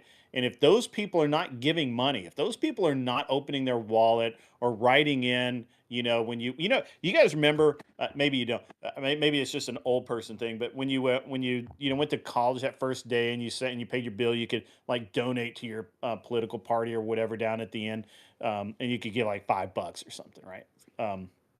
And I don't think people are writing in $5 here and there anymore. I just don't. I just don't feel like that people are, even when people come up to look, they're having a hard time getting real polls because people are avoiding the polls in the malls or wherever the fuck people go now. I never go. I go to the lake and the gym. That's pretty much fucking it for me. So I don't think they and poll fly. people in If I could have public flown like today, it'd have been a perfect day. petitions. If That's I not how could have like Pew flown today, Research. I'm sorry. They don't like have a guy on a corner for polling. That's not how like Pew Research is conducted. That's like for petitions. Sure. Whatever. Anyway, yeah. I mean, if I could have had I don't know. I could have had a perfect day today if I'd gone flying. Other than that, I did everything I fucking normally do. So, and it didn't occur to me to go fly until it was too late. But I just don't know. I don't know. I don't have an answer for you, Gibbs. I think there is a problem in the DNC. I think the DNC is bleeding cash. I think they have a problem. Whether they want to admit it or not, it's none of my damn business. I honestly don't give a fuck. Well, wait, Grid, to be clear, you're not wrong. I mean, there isn't some like secret or debate about whether or not these donors, I don't know if you want to use the word mad, but they're clearly like withholding funding. Ken Martin is talking to these people and saying, hey, like, why aren't you giving us money? And they're like, well, one, we're either upset at the fact that you did not use our money to win last year, or we don't know where you're going now. This is all undisputed. This is just like, they're admitting this. That's very different from, there's a secret Soros fund that's dried up and they don't want to admit it, so they're saying it's some other thing. Hey, Socrates. Is that your name, right? Socrates? Socrates, yeah. Yeah, I looked it up. According to Pew Research, it's about 85% of U.S. Jews believe it's important for the U.S. to support Israel. I want to ask you, since you're over there in New York, right? You said you were in New York? No. I'm not in New York. Oh, Yeah, never mind. That was very anti-Semitic of you to assume that just because he's Jewish looking. Not Jews live in New York. I was right? about to ask you an anti-Semitic question. I actually 100% pegged him for like New York, New Jersey, East Coast. I was thinking he was from New York, bro. I don't know why I assumed that. Well, this is a little off topic, but I was growing up in Texas, right? And everybody always makes the Texas racist jokes, right? I've heard it my whole life. Oh, they must be racist. And I was always growing up. I hear these like online. I got online. I would always hear these Jews jokes. Never got it because the only like Jewish people I knew were there was like 3 hot blonde chicks. That's the only ones we had down there. And I think they're probably the only Jews in all of Texas. So like, it never made sense to me. And now y'all over here, y'all all got the jokes. I just want y'all to know that y'all are all more racist than Texas, you bastards. And I will tell you this: I'm also from Texas, and I didn't grow up. Thanks for fucking me up there, bro. I appreciate it. No, I agree with you, Gibbs. That's the thing. Well, he's a wetback, so I don't know. I did come in here illegally, man. So don't tell Trump about it. But yeah, you and my father then both got in here the same way, so it's all right. But moving on, back. I mean, Gibbs, real quick. I don't know if you're open to this, but Jonah, who's appeared on WIC panels before, he works for Progressive Victory, and I think he's much more of a authority on this and can talk about the funding real quick. If you're still having, yeah, absolutely. Yeah, I added him to the DM, but I think you'll get a much more substantive answer from him. I'm not talking myself down. He just knows a lot. Yeah, no, he can absolutely join us if he wants to. Yeah, I mean, I don't. We don't have Del Taco, but no, I don't. Go ahead. Yeah, so I mean, I think there's something, Grid, to what you were saying. I don't know that the DNC has made billionaires mad via policy or rhetoric. Losing, obviously, that's not great. Nobody likes that. Nobody wants to be part of the losing side. Only part of the winning side. They want to have victories. But Trump right now is doing a really, really good job of courting billionaires. He's giving them lots of our money. Why wouldn't they like that, right? I'm calling him Jewish Calvary, guys. Jonah knows this shit. I just looking. I hope you guys are interested in the Tim Pool thing, because this is all right. When it comes to this, the funding. I don't know. Gibbs just keeps DNC, wanting to do the why are Democrats so losing debate. If there's more billionaires who start to give donations, like to more to the Republican side, versus the Democratic base is more likely to want some kind of like campaign finance reform. But the DNC itself is very happy to court billionaires. They're not that interested in kind of like leftist populist like politics or policies. So the split between the voter base and the party establishment, I think is pretty broad and worth keeping in mind. Let me go to Jonah since we just brought him in here. Jonah, Soy says you work for Progressive Victory. Did, yeah, but okay, I know a lot about campaign. Yeah. Well, so that's fine. Just just to be clear, like I know my audience, I got a lot of casuals. So if you would explain like what progressive, they're a PAC or a super PAC, right? And explain what that is, if you don't mind. Yeah, I can explain it, but I don't work for them anymore. Well, that's fine. But Yeah, but just, yeah, that's You got fired or what? no, the Oh. election ended. Gotcha. Yeah, just so that like because I know yeah, people yeah, be it's interested. So you're, they're a combined PAC / super PAC, so they can do outside spending, not coordinated with the campaign, and they can also do like regular PAC activities where you can spend like up to a certain amount with the camp, like in coordination with the campaign. and a PAC is there's a also political action committee. That's what it's That's right. called. Yeah. Yeah. Sorry, go ahead. Yeah. On this topic, I think like kind of surprising to me that like some people in here actually had like somewhat decent reasons why the funding is going down. Like I think it's a combination of a lot of the things that people are talking about. Like I think the grassroots money is actually doing not that bad, but a lot of the like 6 to 7 figure checks are actually not coming in because people are just really uncertain about uh, if their money is going to be well spent or not, and they're sort of just waiting and sitting on their money to see what the DNC does this year before doing those big commitments, and that's obviously where the majority of the money for the party is going to come from, is from those 6 and 7 figure checks, because one of those donors versus like hundreds and hundreds of smaller donors would be equivalent. So that's why, but like the Republicans are super happy, right? Like they're like, well, yeah, like Trump is the party and Trump is the president. So if I want to satisfy him and therefore satisfy the party, they're going to give the money to the RNC as quickly as possible, as early as possible, right when he wins, right? So that's why there's a lot of money coming in for them right now, but not a lot of What do money you coming think in that for us. they're waiting on to see before they donate, in your opinion? Like what's changed, basically, like what strategically is changing. What, there already has been a lot of stuff, like they're doing like a lot more like creator stuff, like influencer stuff than they were. They're doing like they there's a lot of people that are like the old guard that like were like super dumb strategically that aren't really involved anymore. A lot of stuff has and is changing, but they're just waiting Well, to do you have an see. example of that? Like,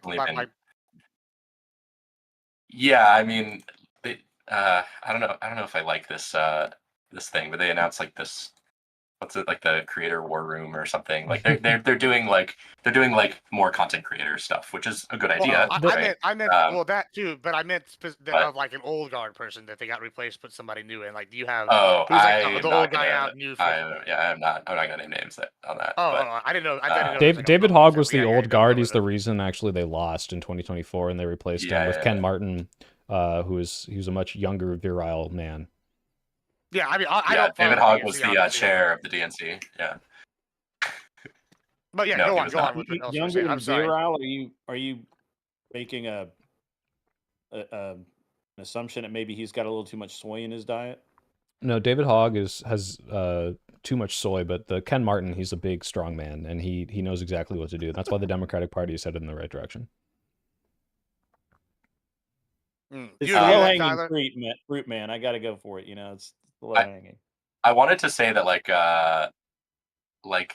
it is 100% not the only / even top 5 reasons why the party's not getting as much funding. But I think like the like Jewish donor thing that Tyler's talking about is like actually not the worst reason. Like there is some truth to that, probably.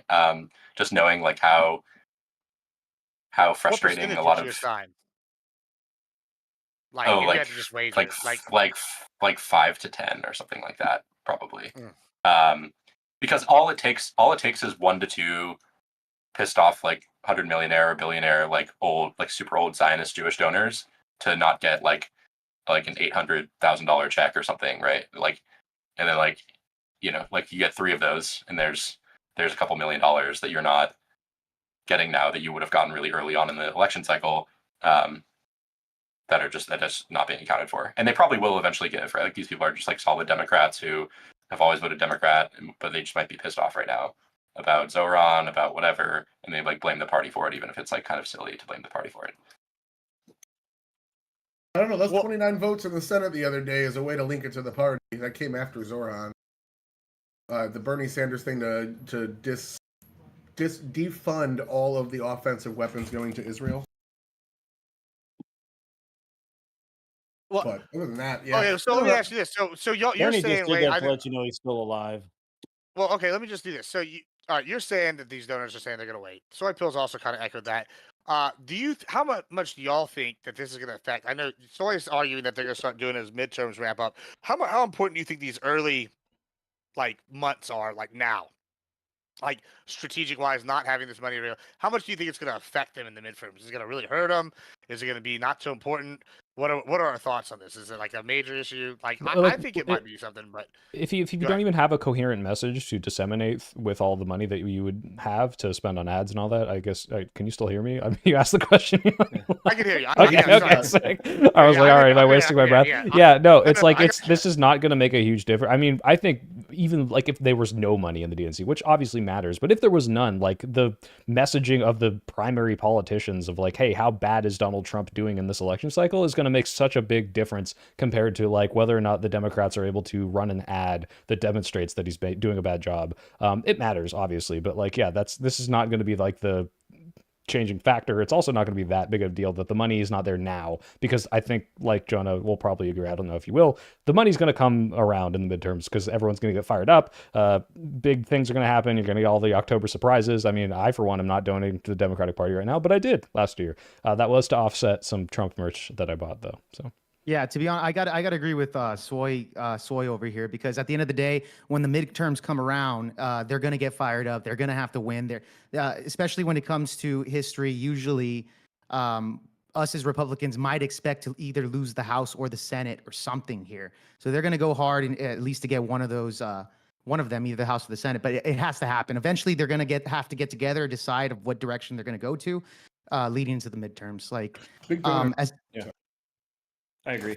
Yeah, as far as now though, on why they're getting broke, I think we can all agree that coming off of a landslide loss to Donald Trump could affect a lot of donors from donating from these politicians. Not only that, they don't know who the leader is. Even when I asked this question to Soy Pill and Socrates, they're not even too sure themselves.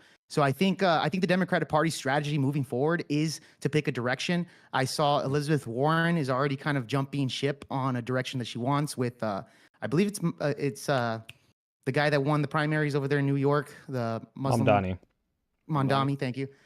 Yeah, so we might be seeing some of these Democrats picking a side and seeing which direction they go moving forward. But the money will come. Were you saying that she was suggesting that he run for president like next cycle, or what's? No, I don't think she suggested that. I'm saying that she said democratic socialism is the future of the Democratic Party. That to me tells me that she kind of picked a side with that direction, you know? Yeah. Well, that makes sense. Let me ask this then, because I'm seeing maybe I disagree a little bit here, because I'm seeing this trend with the polling, and it's saying, oh, some of these low numbers are as low as 8% approval ratings, right? And it's like the lowest time in decades. And then I'm seeing, oh, we're dissatisfied with the funding. And then y'all are just saying, oh, they're just holding on. They're just holding on until they see who's going out there. I think Soy Pill made a good point with, oh, well, if you don't really have a message yet, let's not waste the money, right? Like that's fair. But then y'all turn around and say, oh, it seems like they pick sides and they're going more progressive. And I don't know if I think that's actually maybe the anti of what you want, because you're going more progressive. It seems like maybe that's part of the reason they aren't getting the funding, because a lot of these mainstream donors are like, oh, if we're going to go more left, well, this is the opposite of what I want. Because I know people like Tyler, and I've heard other people say we need to move more to the middle. And, y'all are saying the opposite. What are your thoughts on that being a factor? Yeah. Well, I just have to give one statement here, and it's not super in depth, but Tyler, I promise you, is not representative of the average Democratic voter. I think if you could find more than 5 people that want Fetterman to be the primary candidate in 2028, I would be very surprised, but that's it. He's got a similar approval rating to AOC. He's not that unpopular. He's very popular within his state. He's very popular. He's unpopular among primary voters, which is the important part. Yeah, that's true. Yeah, I mean, so I think this is kind of a critical. Gibbs, what you're saying, this is a kind of critical feature of our time, because for a while, the kind of like Clinton era, the Democratic establishment cozied up to corporations. They raised a shitload of money, and they're doing really, really well. And they've moved further and further and further away from the kind of like working person's party that supports unions and supports social programs that make everyday people's lives better and support like worker power against corporatist takeover, they've moved away from that, and they've taken more and more billionaire funding. And at a certain point, you get to a point where, you know, how much more funding can you get to run ads to tell people to vote a certain way when your policies aren't supporting the things that like affect those voters? And then I understand it can be very scary as a party to say we're going to maybe alienate some donors, some, you know, people in the donor class who are billionaires, who are very wealthy. We might lose some of their funding if we go in a more populist direction. But like, these are the things that affect our constituents, and those are also the voters. And so this question of like money versus constituents who are the voters that you're trying to buy ads to get them to vote in the first place, it is kind of a tough cycle. And you know, they may have moved about as far as they can in the corporatist category without just being, I mean, the Republican Party is also moving very far to the corporatist side, right?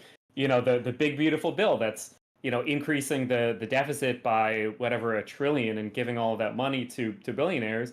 You know, the Democrats can't compete with that. They're not going to be more corporatist than the fascist party, right? So at some point they need to start saying, maybe we're actually just going to do things that help our constituents, and we are going to lose some funding, but it's not going to take as many dollars to get one voter if they actually really, really like what we're doing.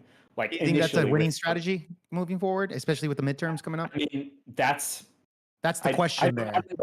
That's a question. I think it's likely. I mean, so you see, you know, I personally think Bamdani should be the model. He's the person who's gotten, you know, not just the kind of like support and votes and whatever, but the money. He's gotten the money. Sure. Right? Versus, you know, with his populist policies, I don't know if it's going to work everywhere. It worked in New York. You know, right. It's yet to be seen.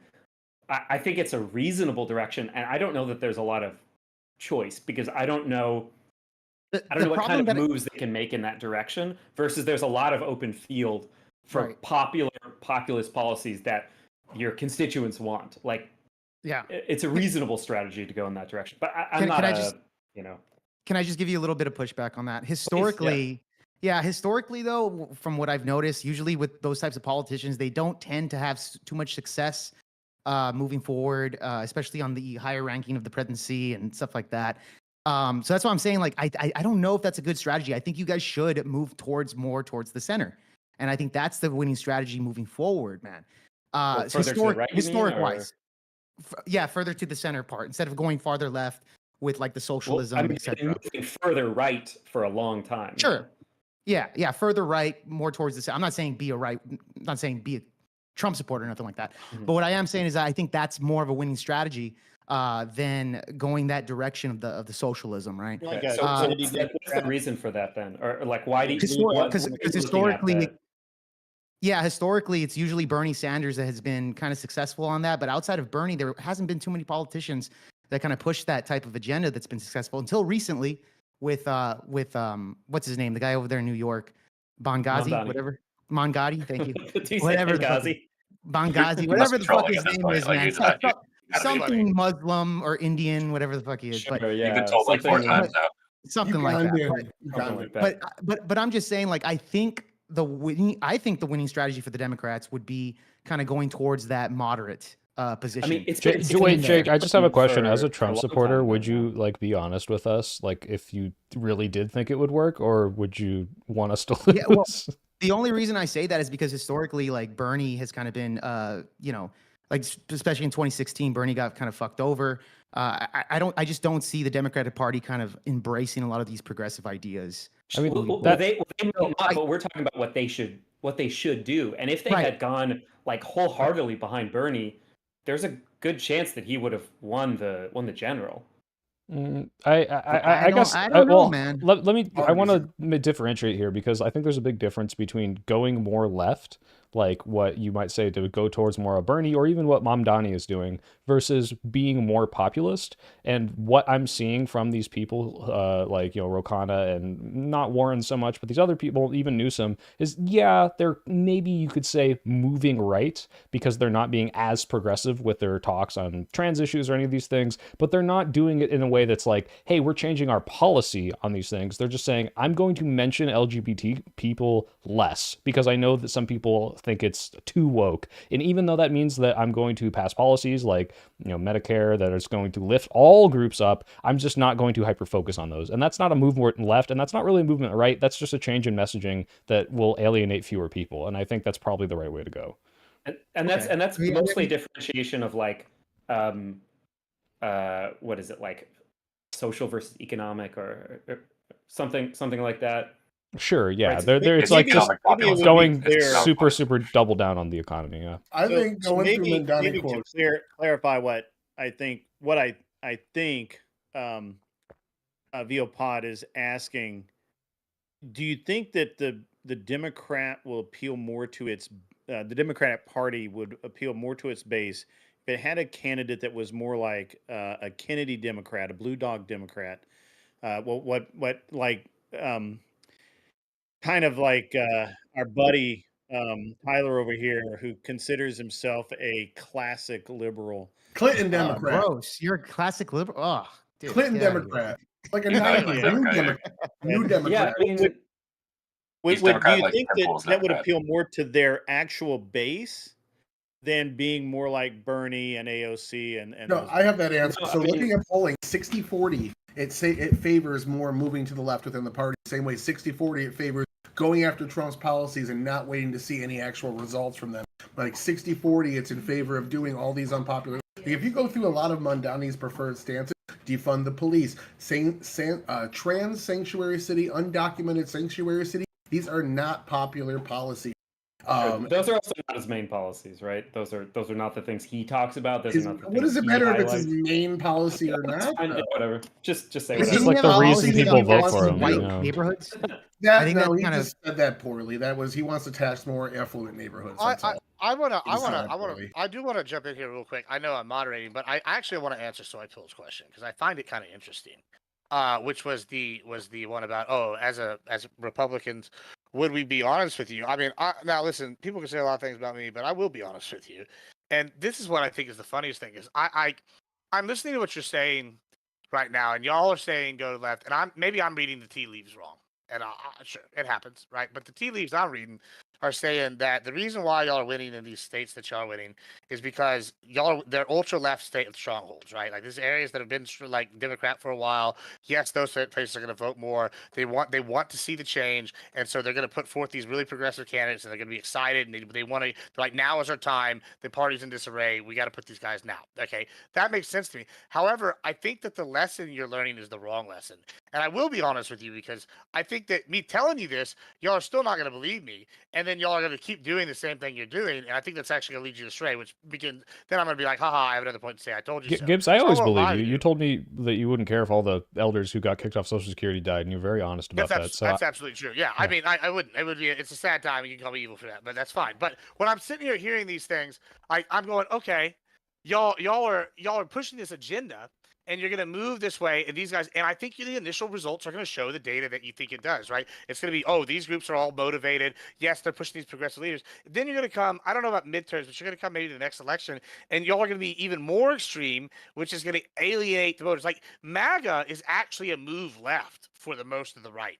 Like, and I know y'all aren't going to probably agree with that, but for most of the right, like they're like, these are the progressives of the Republicans, right? They're not the the old school, like South of Rise again guys. They're Trump not the, unions. Extreme, like ultra conservative, like Christian nationalists, right? They're not the Texas nationalists. They're not like any of the neocons. This is a more left of the right. Like Trump was a 90s Democrat, and doing it on this left-right axis is so dumb. Sure, I agree. It's definitely more top down. It's a MAGA is more yeah. populist and authoritarian. I agree. But it's less I agree with neocon you. and It is. interventionist. Like, obviously, Well, I do. I absolutely agree. It's top, like up down as well. It's like a populist thing. It's a classist thing. But when you're telling me these things like the progressive thing, that is a more populist way. But y'all are pushing a lot of these things. I'm just very surprised this is the lesson y'all are learning, because I don't see the data reflecting that. I feel like the overall fact that overall donations are down, the fact people are waiting to see who comes out on top, and then the people that are winning are in the ultra left strongholds, and those are the progressives. That doesn't surprise me. I think y'all are taking this lesson and running with it. And I mean, for me, I'm happy about it, because I don't know. It surprised me y'all are all on board with it. Like, I don't know. Well, Gibbs, what's your prescription? Hit us with what does the Democratic Party do? Well, it's not Fetterman. I'll tell you that. That guy is not the answer. I can agree. I can agree with you on that. I'll agree with Gibbs on that. No shit.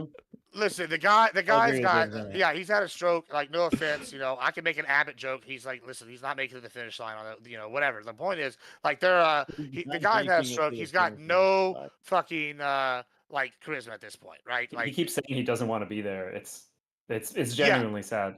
Yeah, I don't know. So it's definitely not him. Now, is his ideals and the right move? Maybe, but look at the guy y'all had. What was it, the Ohio governor? He was a little bit. I think he would have been a better choice than Kasich. Kasich, yeah, I think he would have been a choice than Walz. Personally, I think he's a little bit more moderate with still having the progressive chops. Kind of. I think that would be a good way where it's like you have the people background that y'all talked about, but you also like tied kind of like not to the ultra progressives. Like I think maybe that Rust Belt kind of angle would be good. I feel like y'all should like definitely push some more progressive shit, like the universal healthcare seems to be a really popular one. Who would a Kasich kind of person be? Buttigieg kind of comes to mind. Who would that appeal to? What voter are we imagining that? I mean, I'm thinking you're like middle, like left, and like you're independents. Like I talk to a lot of people that are like, we're not really Republicans, we're not really Dems, but like they're like, oh, we should absolutely have universal healthcare because we're America, right? Like we're the best, right? And like that doesn't that's not a Kasich wouldn't appeal to. What I'm saying is like the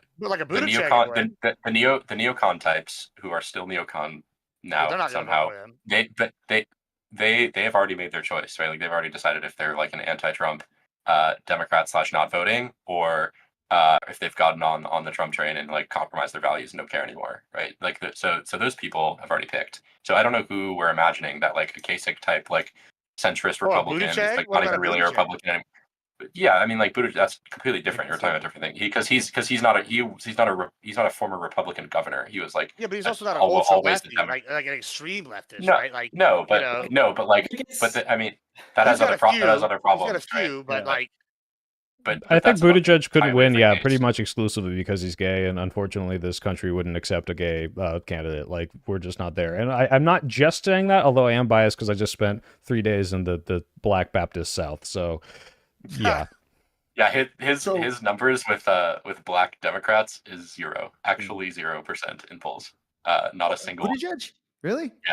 Yes. Oh wow. He's popular among like white liberals and progressives and whatever, but actually 0% support among black. Yeah. Democrats. So that actually it's funny. Socrates mentioned earlier that you would be a supportive of Buttigieg, right?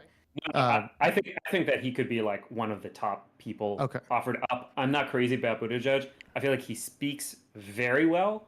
He's like no, he does speak really well. Yeah, he went to Yale or some shit, right? I'm not crazy about his like record. Like, what is he like? His Rox used to say Shapiro in the chat. Like, what do y'all think of Shapiro? Shapiro's a good. Actually, Sounds Shapiro would be Jewish. a good pickup too. Same deal. Like you're getting one of these. I'm really glad that they but Shapiro didn't have a stroke. I mean, like, and like I know that sounds like a dick, but the guy is clearly not the same person. Bro, the Democratic Party had somebody that was brain dead in the office for 5 years.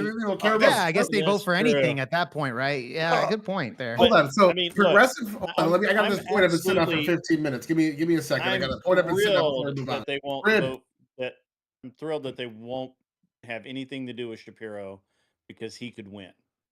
So I'm absolutely thrilled that they don't even consider that. Yeah, okay. So I'm looking at 2022 data. In the House, there were 9 Democratic Socialists or progressives or whatever in the squad. They got cut down to 5 in 2022. Progressive got crushed in primaries all over the country, but I'm looking more at the blue areas where they got crushed. New York, Dan Goldman beats out Mondaire Jones. Sean Patrick Maloney beats out Alexandria Bridges. You look at Illinois, right outside Chicago, several progressives lost their primary. I'm looking at primaries over the last 10 years. Progressives lose most of their primaries to moderates unless they're in a hard blue state. On top of that, we can look at other hard blue districts that have been rejecting progressive policy. In San Francisco, they voted out Chesa Boudin, who was the guy trying to do bail reform and whatnot, saying that he caused more crime. They kicked him out. Then 2 years later, they passed Prop 47, which repealed Prop 36, which repealed Prop 47, which was their law to a bunch of progressive policies in the law that to decriminalize certain things, try to get rid of cash bail and whatnot. Now they're trying a new cash bail system that I'm not 100% sure what it is, but yeah, they had a big like pendulum swing cracking down on the soft on crime policies or the perceived stuff, which I mean I think even I might have voted for one of those, like, and I'm a progressive, because it was literally like, yeah, just let like shoplifters like with $10 like $1,000 just let them go, which was like this is why you saw people like just leaving their cars open during COVID, which was insane. But I don't know if you could attribute that to progressives, period, especially if these are not things that are being advocated for on the main stage by progressive candidates. But Tyler's also ignoring what we talked about, like in Soypill. What I agree with is that you can have the super progressive policy, but also to like change the way you talk about it and like put your least popular takes on the back burner, right? That like people obviously are going to disagree with, and just like, you know, mostly talk about the things that everyone pretty much agrees with, like saying trans, the cost of everything, like just saying trans surgery should be free actually pulls horribly, but saying I think all medical care should be free and included in those is going to be trans healthcare is really, really well pulling, and that's not a progressive shift. That's just a messaging change. Yes, you can obfuscate, you can message disingenuously all you want, but eventually that's not disingenuous. That's truth. It's not disingenuous.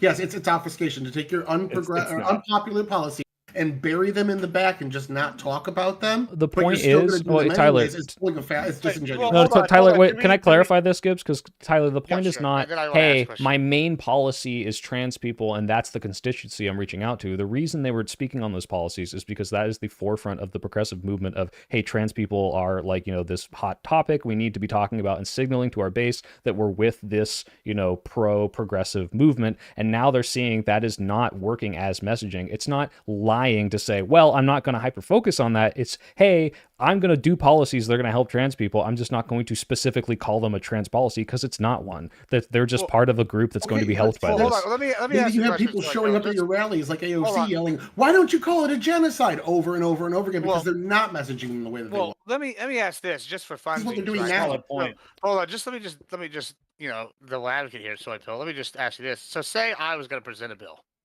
And we're going to call it, it's going to be the Gibbs self-defense bill. And I want to give everybody the right to defend themselves with however they see fit necessary, right? Right. So that on the surface, that sounds like, oh, they can own any guns, right? But in the background, that actually means I could now buy a howitzer or a Patriot missile system or like hell yeah, brother. I think Gibbs, I think the better analogy would be you say, I want this self-defense bill, and you're like, I want everyone to be able to defend their house. And then I'm the reporter. I'm like, Gibbs, do you want trans people to be able to defend their house? And you'd be like, yeah.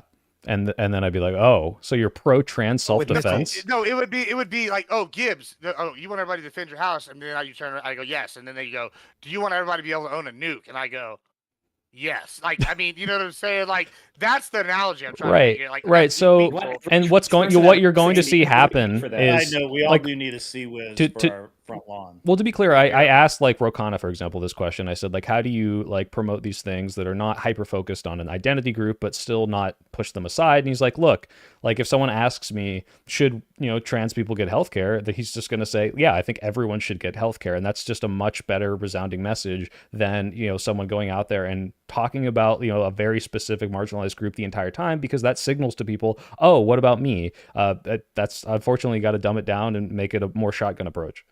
That's what Kamala Harris did, though.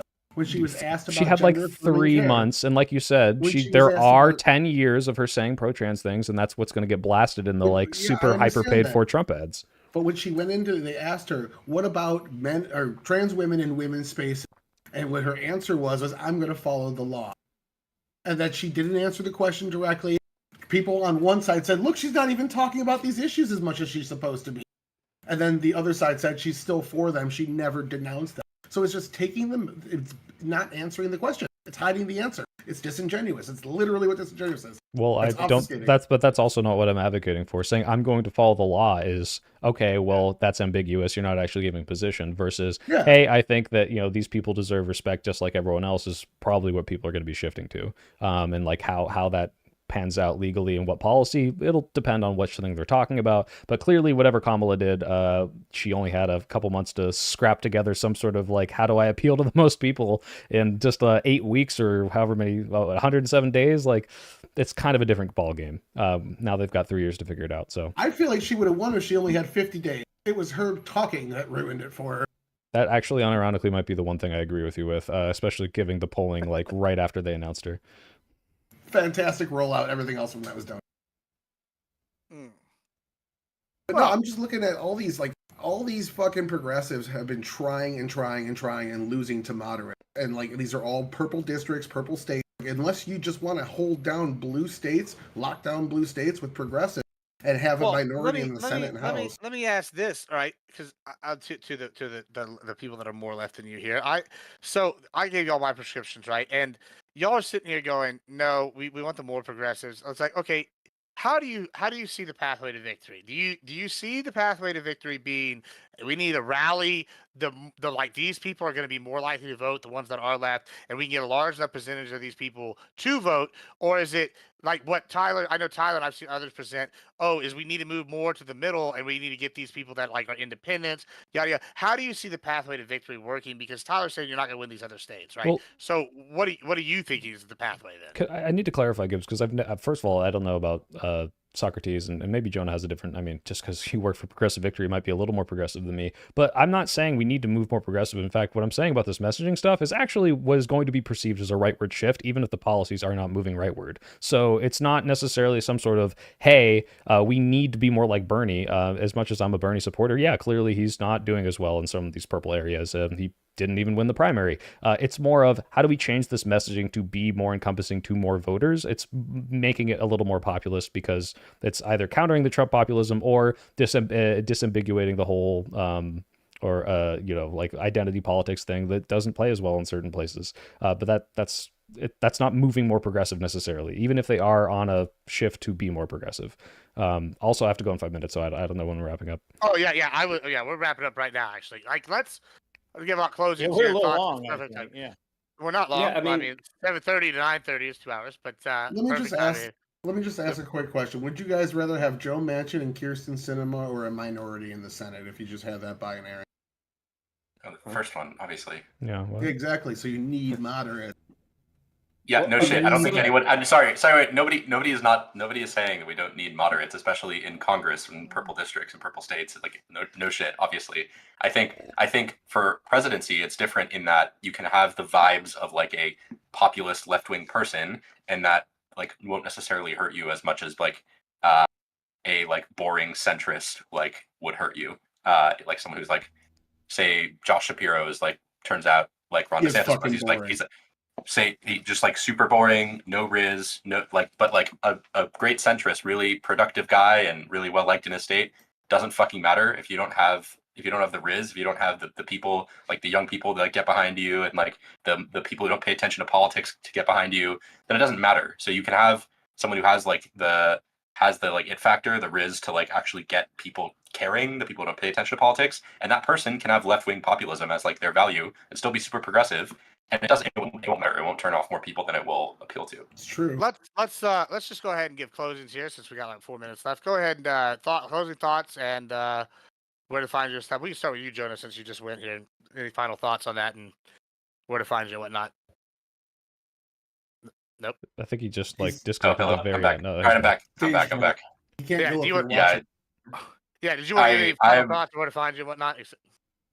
Yeah, sure. I'm not a content creator. I just do this for fun. But no, I think I listened to most of it before joining in. I think you guys surprisingly had some good takes on this kind of stuff. But yeah, basically people are waiting to see what Dems do, and I personally, as someone who did a lot of campaign fundraising, am not super worried about the current state of things. I would be worried if we got close to the election and it was still massive gaps between the fundraising. But I think overanalyzing it right now. Yeah, that's it. Thank you so much. Let's go to Soy Pill next. Go ahead. Yeah.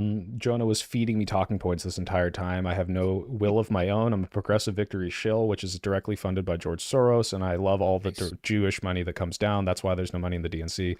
No, obviously, I do think people need to shift away from certain policies. Unfortunately, that's going to be perceived as a right-wing shift. I just want to reach out to all my handy-dandy woke progressives and say, guys, don't worry. They don't not love you anymore. They just know they got to appeal to more people, and they did a really bad job of it in 2024. So you're going to see, I'm not worried about the funding, but you are going to see people start mentioning marginalized people a lot less because they want to appeal to more people, which is in the long run going to be a good thing because everyone will get more stuff. So I'm the Soy Pill. I make videos.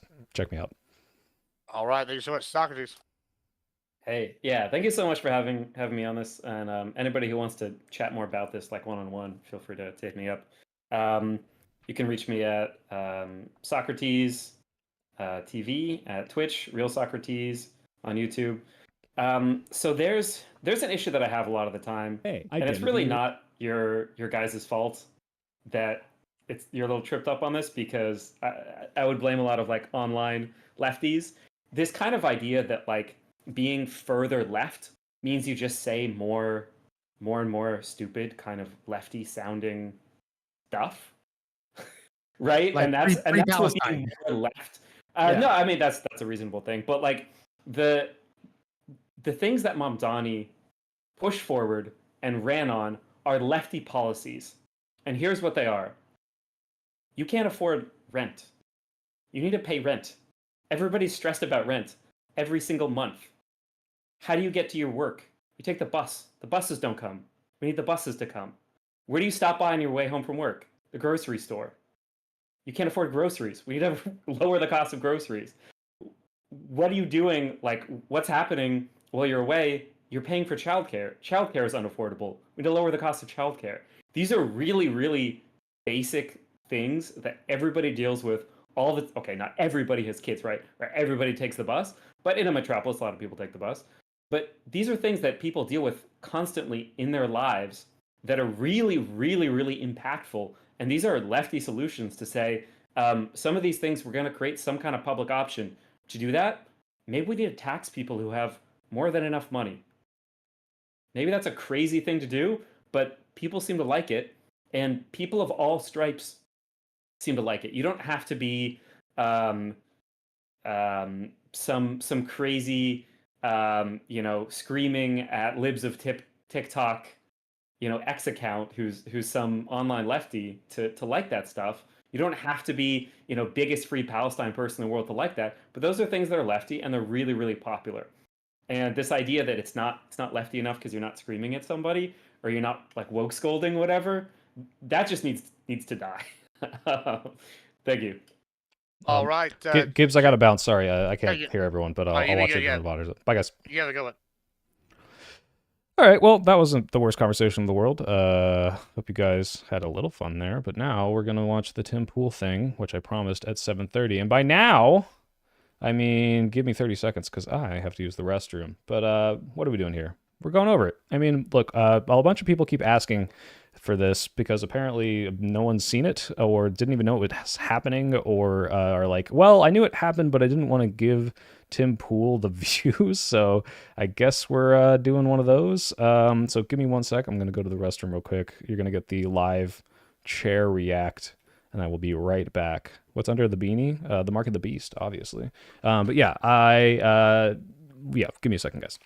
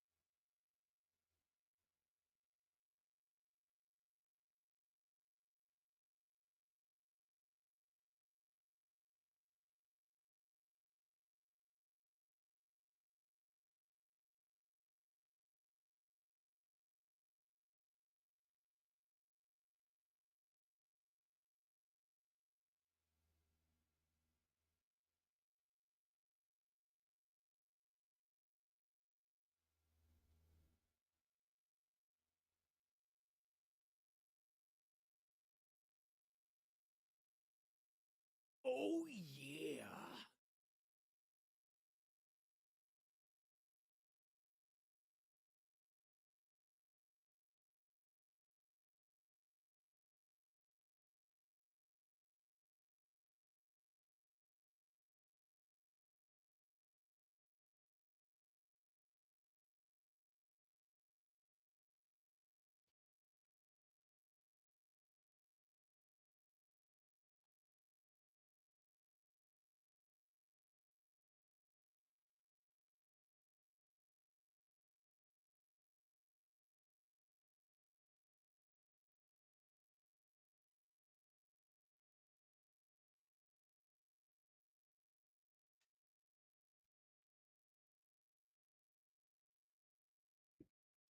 Alrighty.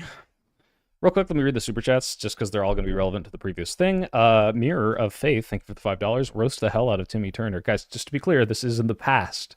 I don't know if you can see the review part in the title, but this didn't happen in the future. This is in the past. First name, last name. Trump could say, I'm going to kill every man, woman, and child in Gaza, and these people would still say he's being humanitarian. Yeah, it's wild how, like, obviously, transparently, like, at this point, it is just ethnic cleansing. It's like, yep, let's get rid of them all, and they just don't care. And you also gave me $2. Thank you. He's wrong. I saw Eric Adams' truthful tweet. I didn't see Eric Adams' truthful tweet. I'm sure he said something very true about Mamdani. Thank you, Josiah. Again, I'm sure you're not here anymore, but for the $10, you said, where's Roe? He died. I Dutch ovened him in the car. And then international spying, $5. Thank you. Did you hear that Maxwell cleared Trump's name and said he's innocent? Yeah, I can't believe the person who is getting the pardon is currying favor to get a pardon. All right, guys, let's get through this because we've got 2 hours and 16 minutes. I don't know if you'll hate me if I put it on 1.5 times speed, maybe 1.25, but these always take a little while, especially if we're pausing. What do you need to go going in? Got invited on. We're talking about masculinity. My strategy going in was, I know this is going to be the most bad faith thing I've ever experienced in my life, so let's interrupt a lot and make sure they don't get away with some bullshit narrative. But yeah, I thought it went pretty well. I had a good time. So here it goes.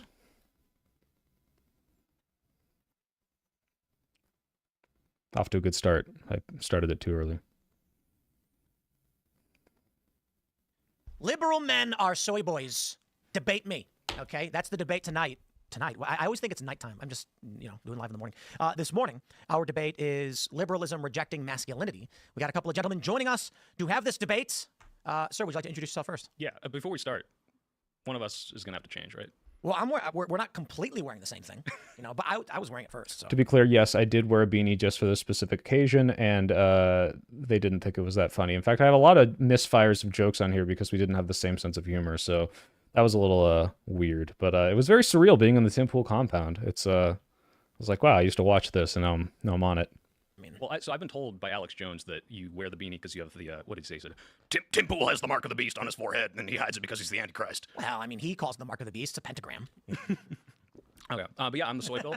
I make video essays. I'm a progressive. I'm a soy boy, but I try to own it, and try to fight the stereotype. But all right, he's a soy boy, and you are not a soy boy, sir? I don't know if I would identify myself as such. Okay, so John Doyle, for those of you who don't know, is pretty much just a Nazi. Like completely unambiguously, like super racist, like anti-Jewish, anti-black. He kind of hides it a little bit, but he also doesn't. He's like, if you look even slightly under the surface, he is. And to be clear, he's not here to debate me. He's here to make Tim Pool look like he's in the center. And you'll see this in a little bit. Tim Pool's going to say, oh, John Doyle, that was a really right-wing thing you said, and kind of push back a little bit. But then the rest of the debate is just me and Tim Pool talking. And this is just what Tim Pool does. He gets two people on, the leftist person who he wants to debate, the right person who's there as a prop to be yelled at by the leftist person for a little bit, and then to sit there and play on their phone for the rest of the time. Necessarily. I'm simply a guy who talks about politics on the internet. My name is John Doyle, and I'm glad to be back on the program. I don't know. He looks like he works out more than you do. Well, he's got to. That's the thing. That's why he calls himself the soy pill. His job and why he exists in the ecosystem is to sort of be a lightning rod and be like, soy boys? Absolutely not. Look at me. I go to the gym. So it's like a costume. I respect a good physique, but he's it coping. has to be that way because it's you. Respecting a man's physique is it's pretty soy, I got to say. It's the month you're checking me out. Like I didn't say that, but no, it's indicative of discipline and things like that, which 99% of people on your side would reject, but it's good for you. I'm happy for you personally. Well, we'll try to change that. That's kind of the point. Okay, well, let's get into that. That's the general idea. there's a couple elements to this. We were going over what is the core theme yesterday, and it's that masculinity is incompatible with liberalism was one of the arguments, or that liberalism rejects masculinity. I guess that's your argument. Do you want to kick off what you mean by this? Yeah, I mean, that's absolutely true, whether you look at it from like a fundamental perspective, where the idea behind liberalism is more or less derivative of this like blank slate. John Locke, father of liberalism, that we are all these blank slates, and if there is to be a masculine or feminine identity, that is simply because of what's popularly, I guess, argued to be like a social construct or something, but it's not something that's really rooted in nature. There is no natural way for men and women to behave, and insofar as we see those throughout society or history, it's because men typically have oppressed women for whichever reason. And so I would say that it rejects the concept of masculinity, and there are ways to intellectualize this and, what is a real man or something, but I would just say that it's how men typically tend to behave when left to their own devices. And moreover, I would say it rejects it in terms of its political implementation, because when liberalism or liberals tend to get in power, what we tend to see is not only they're being rejected by men who are maybe... So a bunch of the comments and a bunch of the people, you're going to notice I interrupt a lot, especially at the beginning, especially when John's talking. And that's because they just start saying really dumb shit really fast. So I think my first interruption's coming here. And it's kind of ironic that I interrupted myself about to interrupt. But yeah, this isn't because I'm like, oh, like I'm being bad faith. It's just like, look, you guys are going off on your rants, all this crazy shit, and you're not even like talking to me. So I have to like keep getting my word in. But let's see. More normal or masculine, as you see, whether it's you're looking at who men are voting for, or you look at maybe the most, I guess, extreme manifestations of left-wing men in the country. Look at like the Antifa mugshots. They all tend to look a certain way. And then when liberals get into power, they persecute masculinity. I mean, they make male behavior illegal. They empower women. They demonize men throughout the culture, things of that nature. There's even like a biological component, which I know we've covered on the show before with RFK, and different things they're putting into the... What male behavior is like illegal from like... Oh, yeah, I mean, absolutely. Well, first of all, patriarchy, fatherhood, courting, all things like that. I mean, so notice he makes this claim that like there's a illegal male behavior that's happening, which is like kind of painting into this right-wing narrative that men are demonized, which like to a degree, white men are in especially the ultra-liberal circles a little demonized. But then he's like, oh yeah, it's like illegal to be a man. It's like, okay, what do you mean? Like assaulting a woman in a club? Like, so I try to press him on this and he has no good answer. Legal though? Yes, yeah, in many cases, like typical male behavior, which would be used to take control of your household, to meet a woman, things like that, are culturally enforced to either be, denigrated or demonized, or in some cases, like, yeah, you can have, police harass you if you make... Notice he walked it back there. Oh, it's not illegal. It's just culturally enforced that, like, yeah, you shouldn't be like an aggressive asshole when you're like hitting on a girl, or like, I don't know, beat your wife, but... or maybe coworkers harass you, or HR harass you for making an inappropriate comment at the office or something like that. Well, so, okay, but that's not illegal. That's... I would say to the illegal component, there is not that on the book that says being a man is illegal. Like, obviously, beating your wife is illegal, and it should be. However, there are circumstances where, because of this system... By the way, I don't know if John Doyle would say that beating your wife should be illegal. In fact, he might be a person who thinks that marital rape isn't like a thing, so... The balances of it. Men who don't beat their wives, who actually get beaten by their wives, will still have the police called on them, and they are more likely to get arrested. Yeah, but that's not making masculinity illegal. That's a concept of these, perceived gender roles. Women are perceived as weaker, and frankly, mostly are. So if that does happen, it's just a matter of like, hey, there's this big guy. Huh? So I noticed this happens all throughout the thing. Is I was trying to be charitable, not because I think Tim is good faith, but like I'm appealing to the Tim Pool audience a little more, and I will say like, hey, yeah, like in general, women are weaker. And even when I would give this like conceit that like obviously is true, but like is not something I'm going to bring up as a point, Tim would still push back. He's like, no, they definitely are weaker. And it's like, oh my God, like take the fucking W I'm giving you. I'm trying to be gracious. Here's my olive branch. I said women are weak. Yeah, well, I mean, just in general, they're on a spectrum. Like, no, I mean, people get to mad at the left for like rejecting the reality of like, most women are weaker than most men, which is true. But like, that does come back and hurt men too sometimes when it's like, oh yeah, like how could this woman be beating this man? Like, how could that possibly happen? But that's a factor of viewing women as less. I'm just saying, if we're going to view the law as a rigid, it is as it is, then I would disagree with you, John. It's not illegal to be a man, but if we're looking at the function of what law does, because typically we don't. I bring this up all the time. There are laws in the books we don't actually enforce. Sure. Like my favorite, as I was reading this book, and it said it's illegal in Boston to cool a pie on your windowsill on Tuesday or something. Well, yeah, because it like interferes with air traffic when the people float through the air. Well, back in the day, it was with bears. No one caught that joke. I don't know if the pie on the windowsill thing is lost on these old men, but apparently not. It's like you live in a small village, you don't want a bear coming by, don't put food on your windowsill, but now who cares, right? It's the results of social incentives, cultural programming, which create the same effect, a deterrent that would be, created perhaps by a law that's enforced, but without... Oh, real quick, Joe Davids, did Tim teach you any new tricks or Tony Hawk's? No, but if you've ever seen Smiling Friends, there's a scene where like in the first episode, Pim... it's like, hey, my brother, my cousin, he could do like sick tricks on the tech deck. And unironically, 10 seconds before we started, Tim was doing like the little tech deck tricks and like not, he's kind of failing at it. It was very funny. having the bad optics of like literally making it illegal to be a man or something. Yeah. Yeah. So there's an apparatus of law that is anti-male or masculine. I don't know. I don't see that. So no, okay. I want to say my biggest failing in this is like I tried to come across as like, look, I'm from the most liberal progressive area, and I just don't think this is happening. I probably should have had like a study to back some of this stuff up. But yeah, this idea that like, oh, we're demonizing masculinity legally through the system is like, what are you talking about? And it's like, are you talking about like Me Too, where it's like, hey, don't rape people? Oh, dang, they got us. I hear what you're saying. I think a problem with the left is, for years, being a straight white guy was like the norm, right? And then finally the left starts getting into power, and it's like, hey, let's highlight all these marginalized voices, right? Like women come here, black people come here, trans voices, gay voices, whatever. And the problem is now it's not focused on men. And a lot of these pendulum swinging people are like, yeah, you guys are the patriarchy, you guys are the cishet white males. And there is like a attack or at least a narrative against that. But I don't know, it kind of reminds me of something like white privilege, like that term, where if you look like back in the 90s and 2000s, I want to say like kind of everyone just accepted like, oh yeah, black people get treated worse by the police. Like they have it worse off. Like there's the what's that Onion skit where it's like, this is America, no one deserves to be treated like a black man, right? Like, yeah, it's like they rule that a white woman could be treated as a black man. That's like, right. And it's like that was kind of like culturally accepted. But as soon as you introduce the term like white privilege, now you have people like white guys, like even me when I first heard this in high school, I was like, what the fuck does that mean? Like I have problems, right? Like things are happening to me that are out of my control that suck, and now you're telling me my life's just better. Like this is kind of this weird term that's like attacking the people that really haven't done anything wrong in a way to frame the idea that other people are less well off. And so I don't know if there's a better word for this, guys, but like, what do we call white privilege? Do we call it black detriment? Do we call it like in-group preference? Like, how do we make it so white people don't get upset when they hear it? And what they hear is that, hey, minorities in general have it worse than you. We need a better word for it. That kind of happening with men now, where they're no longer centered because it was the norm for so long. And so people feel rejected from the left. But really the left is this umbrella of, hey, yeah, you can be a soy boy, you can be like a little Twinkie guy, femme-coded, gay, whatever, but you can also be masculine. But those traditionally masculine people, which is the norm, which most people do fall into, are not, don't feel as welcome because they're not the only thing that's being focused on, which is what the right does, right? It's like, hey, you can be, this is all we are, rather than this is the umbrella that encompasses that. And people like me, like I grew up in the most progressive place. Black detriment. Oh, what if we called it, you know how he says, it ain't easy being cheesy? Like, dang, it's whack being black. We got to come up with one for every race that is discriminated against. Joe Davids, I'm a progressive, essentially. Like on the planet in San Francisco. I went to like a liberal college, UC San Diego. This is like, all the SJWs. There were people like on the middle of the campus with signs that said like white men bore me, or little posters are like, oh, don't say minorities, say POC, right? Like very, very progressive SJW stuff back in 2016 era.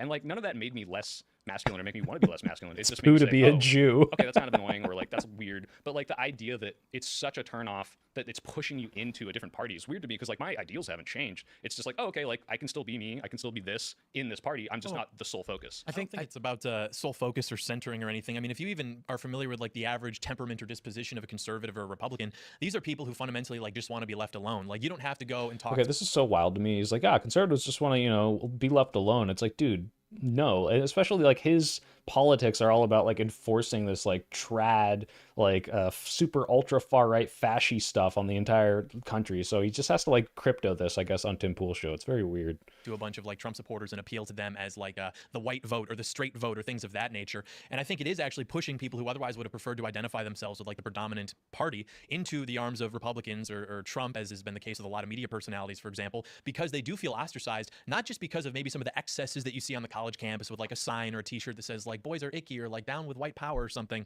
but because the policies which these people are pursuing ultimately are dispossessing normal white Americans, and they're becoming more aware of that, which is why they're walking away. They may agree with you on, wanting to be left alone, people can have their own identity, but at the end of the day, when that party gets into power, they act in ways which dispossess normal Americans, takes money from them, opportunities from them, and redistributes it to literally the entire world and demonizes them throughout the culture. So I would like it to be some umbrella. I think that would be nice, but that's not what we tend to see when you guys get into power. And even in your own case. The issue is that even as you're describing it, people view politics and people of all generations as a single group. So when you say things like, it's the right, they're, white masculine men or whatever, and the left is trying to lift up voices that aren't actually white men, that is saying that the younger generation of liberals have an issue with boomers and Gen X, so they penalize Gen Z men in a way that these Gen Z men can't comprehend or not. So he tries to give this narrative about the fact that like, because racism existed for older generations, they're trying to punish younger white men for the crimes of their ancestors or something. It's very strange. It's like, no, like white privilege is not a generational thing. If someone is, for the record, if someone here is new, White privilege is not, hey, white people have it better because they're white, even though that's kind of what it is. It's more, hey, if you're white, you don't deal with the things that black people deal with. And that's it. And that still exists for young generations. It's better. And I go on this later as a tangent. I'm like, what? Would you say white privilege wasn't real in the 60s? Like, obviously, someone in the 60s who is black is going to get treated worse in a like pre-civil rights era. That's all that means. And it's like, yeah, black people in general are going to have a harder time in certain parts of society. This does not mean on an individual basis that every single white person is going to be better off. It doesn't mean that every single black person experiences the same kind of discrimination. It is just in general. And so he tries to fucking do all this wild shit about like, oh no, it's about the boomers, it's about the Gen Z, it's like, no, like this is completely separate. Yeah, it's a 1.25 times speed, so I don't have you here for 3 hours, guys. I think it's perceived as penalizing. I don't think it is, but I know what you mean. Well, it is. That's the thing. Well, no, but it is. Like I have never felt penalized.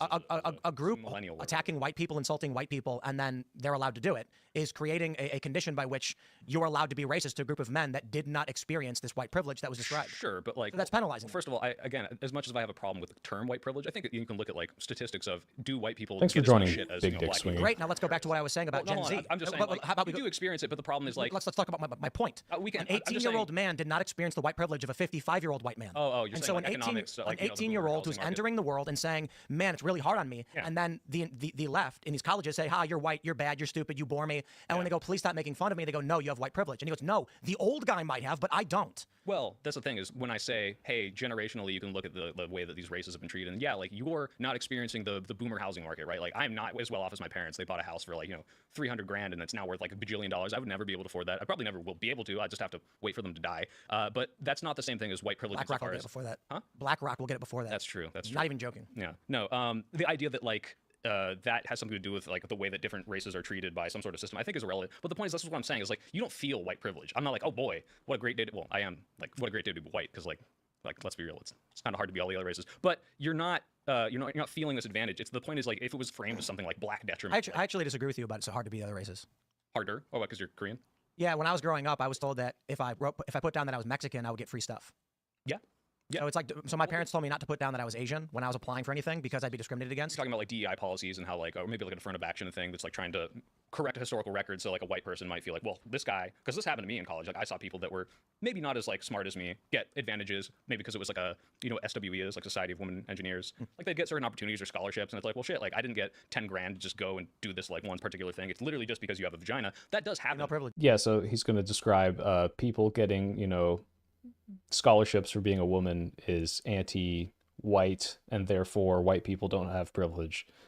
So you can clearly understand, like, I think he's being a little bad faith here. You can clearly understand the concept of being preferentially treated. And he goes off about Chinese people a little bit here. Let's see. Sort of. The point is, like, if you're looking at it as a societal thing, it's like that is something that in this specific, minutia of college, yeah, there are people that are going to be lifted up over maybe white people, but you don't see that as privilege insofar as like, hey, I don't feel like I'm getting the better end of the deal. In fact, these people are, but it's talking about a historical thing of, oh, these people had it worse off for so long. But that's why I would call it like a black detriment and not like a white privilege. But this is back to your point on, what was it? What does that mean, though, the point had it worse for so long? I mean, we've been following the vector of like progressive. And now John's going to talk about how black people actually didn't have it worse for so long. So, because he's John. Civism and civil rights for 60 years now. Yeah. And by any metric, I mean, whether it's like familial wealth, house ownership, black generational wealth right now is like similar levels to like Reconstruction era. It's not very good. Exactly. So we've been following this vector of progressivism and saying that this is to make up for injustices of the past. And this vector would suggest that those injustices have been alleviated because it's now illegal to discriminate in varying capacities. But the situation why has would not it suggest improved. that it's been alleviated? Because we have the civil rights movement, the Great Society, all of these fruits, which has made it illegal for you to discriminate in the ways that you're alluding to in terms of these past injustices. Yeah, but like, so if that's been made, if that's been made illegal, then it would suggest that maybe these injustices were not orchestrated from the top down, people just being mean and racist for no reason, but that there are just cultural things that are different between people who exist in America, which is why there really hasn't. Yeah, it's like actually racism wasn't people being mean and racist. It's actually just inherent, and we do it like this is the natural settling of the races where all the generational wealth is. Been a big change between the 60s and now in terms of how performing. I would argue that. This is the one time that Tim pushes back on John Doyle, who is a Nazi, by the way. Busting and redlining, which still exists today illicitly, would be the argument against that. Redlining, if you look at the actual counties which were affected, it didn't take into account things like credit score, income. If you actually look at the data behind redlining, it's just it's a liberal talking point the same way that Jimmy, I don't know, blockbusting. Blockbusting is when, still to this day, real estate agents will intentionally buy a house, move a black family into a white neighborhood, then solicit the residents there to sell their properties because, quote, there goes the neighborhood, and then try and buy the houses on a premium. And then what they do is they buy the house, rent it to a black family, go to all the houses and say property values will go down because a black family moved into your neighborhood. You need to sell to us now. They'll get the property for a premium. Then a year later, they move the black family out, restore the prices up to where they are in the market. So I'm upset that he just moved on from the redlining thing, because that is a really big thing about generational wealth and segregating people into community and then making their schools worse. And this, like, we're still seeing the downstream effects of this today. But he's right on the blockbusting thing too. Like, these are systemically racist things where you don't need a racist actor to do blockbusting. You just need them to be like, hey, I'm not racist, but I know that if a black family comes in here, the prices will go down, and I'm going to use that to my advantage. And I don't hate black people. I just want the prices to go down. Okay, like, that's discrimination, and that's hurting the black community. So market. This was made illegal in the 80s, but it was a principal way by which they perpetuated this.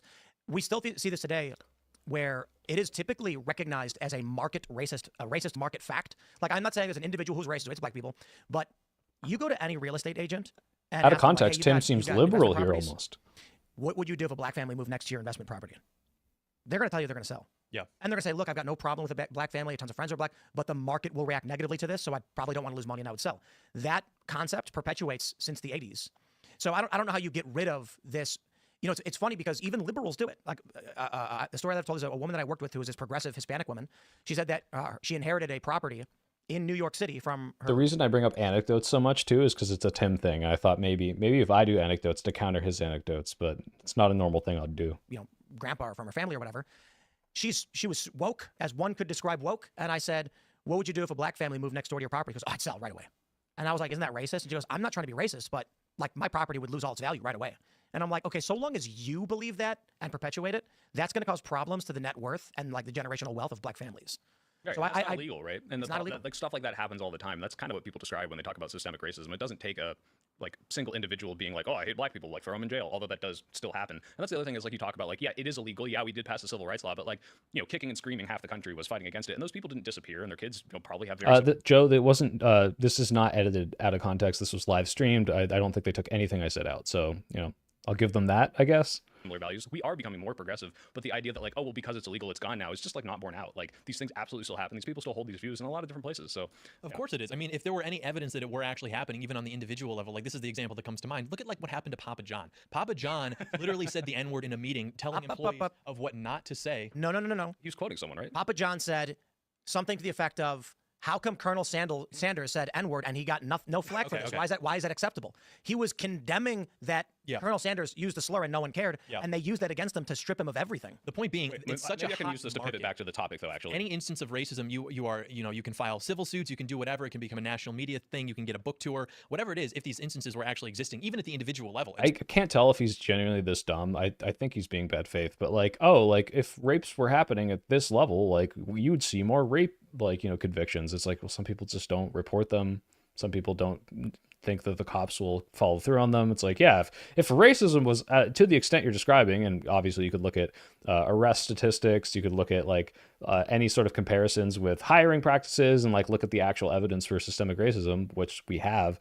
You can see it, but also there would just be, you know, social media posts everywhere. And it's like, well, there kind of are, dude. Like, I know you don't see them. So I feel like it's this like game of, I don't know, whack-a-mole, where it's like, oh, surely these things must be being caused by, you know, institutional racism, even at like the individual level. Whereas, I mean, maybe we've got the thing with the blockbusting, but there are also things like education, school funding, crime rates, of course, all sorts of different things that we could use to explain the outcomes of different cultures in this country that we can't quite find so precisely with things like institutional racism or even, you know, anecdotally. But all of those things you just mentioned can be products of the institutional racism, like blockbusting, where it's like, hey, this like entire neighborhood of black people is just more poor because of something that started off as a racism thing, or maybe from someone who was well-meaning, a liberal, progressive, woke person, and yet this is now downstream effects. The property values are lower. That means the school's going to be underfunded. Like, this is all like... That's why they get funding from the federal government. You know, it's like 10%, I think, for like public schools. Right? On average, I think schools that are majority minority receive like 1% greater funding from the federal government than schools that are predominantly white. Even, I mean, they even have better... So I think I point this out, but this is so wild. He's like, yeah, they get 1% more. It's like, okay.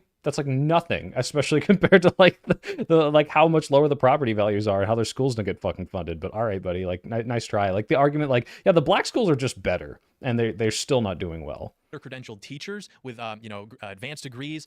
They get more funding. And I remember I went down to Cass Tech High School in Detroit because I was trying to do a fundraiser one time, and it was better than my high school, which was in Birmingham Public Schools. It was supposed to be like one of the better districts. And I go down to Cass Tech High School, and I'm like walking in between like crackheads and human feces, and I go into what looks like a Silicon Valley startup building, and I was like, okay, this is like pretty advanced. Yet I don't know how many kids in Detroit schools are literate. So clearly there's something. I don't know about that. Like 1%, I don't think is going to make a huge difference. And I could just fire back an But at anecdote. least I if grew it's up in a equal. particularly poor neighborhood, and I was in like the okay kind of middle of the line mixed school. But all the schools down in Richmond, which is like a notoriously poor neighborhood, were really bad. There's like gunfights, drugs, people getting. I mean, there's literally, I think a movie about just how bad there was, like Coach Carter or something like that. Like these are really, really bad schools. The property values are really low, and these kids like they grow up, they don't have anything. These like they don't have a lot of opportunities. I don't think you can just attribute this to like, well, it's just the cultural thing. But the culture is downstream of definitely things that happen due to them being in these like segregated ghettos essentially. I don't know, man. I see. But I wanted to focus back to the masculinity thing because you mentioned the Papa John thing of this idea that like, you know, he didn't actually do anything wrong. I don't think he quoted someone, you know, who did something wrong to disparage that racist guy, right? Yeah. And then the reaction was, let's cancel Papa John, despite the fact that if you look at this in context, this man has no ill will towards black people. This man is specifically trying to call out racism, and I think that's kind of what's going on with the masculinity thing, where you get this concept of like toxic masculinity. I know you covered the Gillette commercial, right? Where like everyone freaked out because it was like calling out men, and like.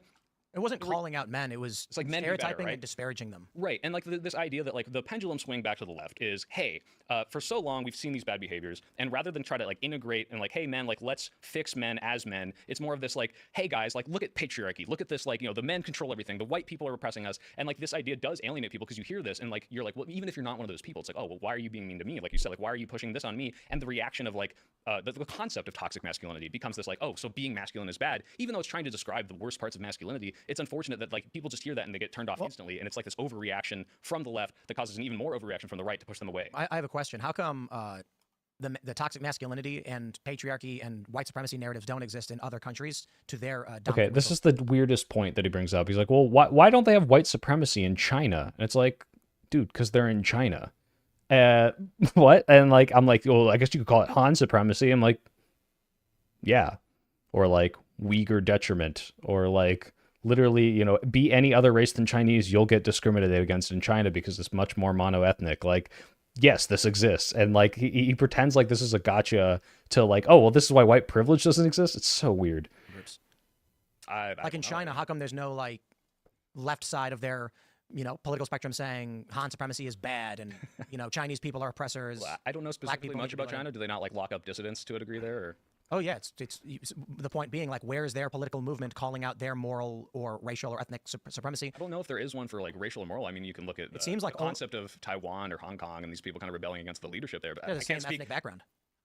Yeah, I don't. Taiwan is the original Republic of China. It's a difference of political ideology. Sure, but I think they consider themselves like different peoples, right? Or maybe I don't know. I'm not like. Well, the Taiwanese are going to say they're Taiwanese for sure, and China's going to say the Taiwanese are Chinese. My point is, in the United States, the only group with racial like there's literally like in the Taiwanese history, if you look at like the White Terror and like the discrimination against like the island peoples versus the mainland Chinese, like yeah, this existed. Like every fucking culture in the world has some sort of like discriminatory, like, you know, majority group preference or some sort of weird privilege, you could call it. So I don't know why he's bringing this up. Are white liberals. Blacks, Asians, Latinos have a racial in-group preference, and white conservatives have a racial in-group preference. White liberals have a racial out-group preference. You say out-group preference, like if you poll them, they're like more likely to support their community than the party or something. No, they're more likely to support non-white people. Okay, and so white liberals are the only group that would support non-white liberals. So racial out-group, meaning black people are more likely to vote for and support black people. Mm-hmm. Latinos are more likely for Latinos, Asians for Asians, white conservatives for white people, and white liberals for any other race. Sounds like white liberals are the least racist people. I would argue that makes them the most racist. Well, if we're willing to vote for anyone in our out-group? No, it means they don't support white people. It means they have a preference. They specifically have the gay sex thing is at the very end, buddy. Sorry. Anti-white bias, you're saying? Yes. Well, we call it racial out-group preference. Well, what I heard from that is like, oh, they're willing to support anyone other than specifically white people, which is kind of what my experience has been in like San Francisco. It's not. Let me be clear. There are people on like the fringe left that are like, oh, fuck white men for sure. But for the most part, it's just like, hey, like I'll support anyone regardless of their politics, and like that's kind of what that sounded like to me, or at least maybe that was me projecting my experience onto what you were saying. Like progressive activists, one might say, are nuts, but they do hold a disproportionate amount of power among the liberal faction in this country, be it the Democrats or otherwise. I'm being so nice. I'm like, maybe I'm just projecting. It's like, fuck, why is I being so nice? I get Tim really triggered at the end. I should have done that right, at the beginning. The SJW college UCSD, right? And I even took a gender studies class. They had like a requirement DEI class, right? So like I thought like going in, I would watch Tim Pool. I would watch like anti-SJW content. And I thought this was going to be like the wildest thing ever. And going into that, it was really just kind of tame. Like sometimes they would say some wild stuff, but it was never like, hey, you're a white man, sit down, shut up. If anything, I was the guy talking in class the most, like because I was the one who was more opinionated. I wanted to have these conversations. I was really interested in like, hey, like this seems like an insane idea. Can I push back on it? Like no one ever like marginalized me for being white. At the worst, there was maybe some rhetoric, but that's kind of like my whole thing about this masculinity thing is, yeah, I get some bad things coming at me, you know, maybe some like mean comments, but that's like really the extent of it. Like I don't feel discriminated against, and like why let that change like who I am in my politics and make me feel like it didn't make me feel like I couldn't be myself in the Liberal Party. Yeah, I mean, I would say that I know we all have our opinions and that's our prerogative, but we do live in a two-party system, which is to say that you have to at some point align yourself with whichever party you believe is going to be a better approximation of how you want the world to look. And so I have, you know, complete respect for your opinions and your experience and you aligning yourself with progressives, maybe even voting for Democrats. But the problem is that when Democrats are in charge, whether that be expressly in political institutions or even culturally, you do see that demonization, which maybe is caricaturized in something like a Gillette commercial. But even then, I mean, you can trace this back to growing up, and you may not feel like, you know, a mean comment here or there is really like stripping you of some identity, but it is true that girls are encouraged, boys are treated like they're defective girls are the example you're supposed to behave. So this is an interesting narrative he's going to go on for a while about, and I'm like, why is this different now with Democrats and not like kind of what we've been doing for 100 years? And he doesn't really have a good answer for this. And boys are being plugged into this learning environment, which is frankly like alien to them in the way that boys tend to learn versus girls. Also, like, I have boys in the chat. Did any of you guys not learn because you were just too rowdy because your natural boyness prevented you from doing math? Or are boys just like disproportionately like in all of these STEM fields and learning really, really well? Like this is such a strange narrative. And so a lot of them just check out on some of these, like, because like I said, like my middle school like was the most progressive private middle school like you could ever like go to, and like I was never shamed for being a boy. They to be fair, I did a little rowdy stuff and I got in trouble for that, but it was never like, oh, you need to sit down and shut up like a girl. Like I'm a little confused. Right, but the fact is that males tend to have a more tactile learning basis, like hands-on sort of stuff, yeah. Physical activity, things like that, a requirement for more physical activity. But the entire school system is, we give you 7 hours of sit down and shut up. And we is Kyla a gender essentialist, Juna? Where boys probably need substantially more tactile learning. And so what John's saying is, it's not that they're going to the boys and saying, you're a boy, you're bad. They're saying, behave in the way we've outlined. Right, which and is as it pertains, nature is kind of the argument. Like it's just more feminine. It's more female. It creates conditions which are going to make them less successful, and it tries to elevate women into being more successful. Let alone to mention, you know, the things, all these programs, outreach, women in STEM, everything like that. Can we pause? Because like, okay, when you say they're going to be less successful, I mean, like this has kind of been how we've done. Yeah, like this idea that like, oh, if we just let boys be more rowdy and boyish as they naturally are, they'd be more successful. Like I haven't really seen this anywhere, and the idea that we need to. Like, we should have more hands-on learning, period, for everyone. But, like, we need to, like, teach boys and girls differently in, like, grade school is kind of a weird claim. Schooling for decades, right? Like, this wasn't really borne out in the past 100 years that men were less successful because they were feminized. That's not. Well, no, it's not. I guess you can say feminized, but that was what you guys were saying. Take a look at the last 100 years. The last 100. Quite literally, I think the argument would support that over the last 100 years of industrialized, institutionalized learning facilities, it has been to the detriment of men, and we can see that substantially. Like what metric? I mean, like the men are it's like the industrialization and the way that we teach kids is a detriment to men. That's why for most of the last 100 years, men have been more successful, more job opportunities. You know, like the metrics he's going to point out here, like as we've allowed women to do things, are men kill themselves more.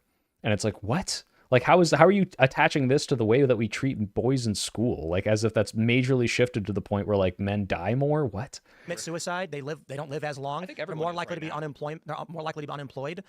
Right now, especially in this generation, millennials and Gen Z, they're more likely to live at home with their parents, not have jobs, not go to university. This to 10 years ago or 20 years ago, maybe, yeah, sure. But if we're looking past 100 years, and you talked about industrialization, where it's like, yeah, I think just on a whole, everyone is better off post like 1860s, like invention of factories, like. Well, the point is this: cities, like, since we've implemented this institutionalized learning industrialization, you've had a downward trend. And men should be held back by 1 year. Hell yeah. Industrialized learning is when pre-industrial revolution, you had small schoolrooms, sort of, where it was the schoolhouse with the one teacher and the 20 kids or whatever. And even then, it wasn't entirely that way. A lot of kids would just learn from their parents, are through correspondence or through self-study or through their, largely. Yeah, but I mean, if we're comparing industrialized, we wouldn't say like we're smarter, better off than that as a whole. I mean, I feel like most people are doing better, absolutely, than the like 1850s learning. But we're not. I'm so incredulous here. I'm like, are you seriously saying that like before we had industrialized schooling, we were better off? Like, and by what fucking metric? Talking about technological advancement, we're talking about the structure of society. Yeah, I'm talking about like life expectancy, happiness, like technological advancement. Indeed, has continued to go up largely life due to is oil. down actually in the 1850s. No, maybe not from the 1850s, but quite recently, life expectancy has dipped, I think, in the last 5 or 10 years or so, particularly for white men who have been so vilified unfairly. And what was the other one? Happiness. I don't know how you would quantify that. That is a hard one for sure. The general social survey, or, as Tim mentioned, suicide rates. That's a pretty good. No. I think it's quite simple. I mean, happiness is relative. It's subjective, and humans adapt. Real quick for everyone watching, because Lucky Monkey asked this and much people are, this will be unlisted because it's like both streams together and I leave all the VODs unlisted. I'm going to clip the first debate out. Me watching the Tim thing is going onto the Soy Pill Streams channel. So it'll be there tomorrow. But the fact that we have a large portion of the younger generation, Dragon, their needs, not in employment, education, and training. Dragon just said, I'm going to kill myself because I'm white. Yeah. Women are more likely to go to university and graduate than men by like what? It's like 60-40 now? But their suicide rates are up as well, right? I would say men are better at everything, so that's why we kill ourselves more, because we're better at it. And they're more likely to do, people always bring up gun deaths. Like, I was doing this like very dry humor thing throughout, and they just like does not resonate with them. I hope you guys like it when I say men are better at everything, including killing yourself, but... Right, like I think half of them, there's like 13,000 of them per year.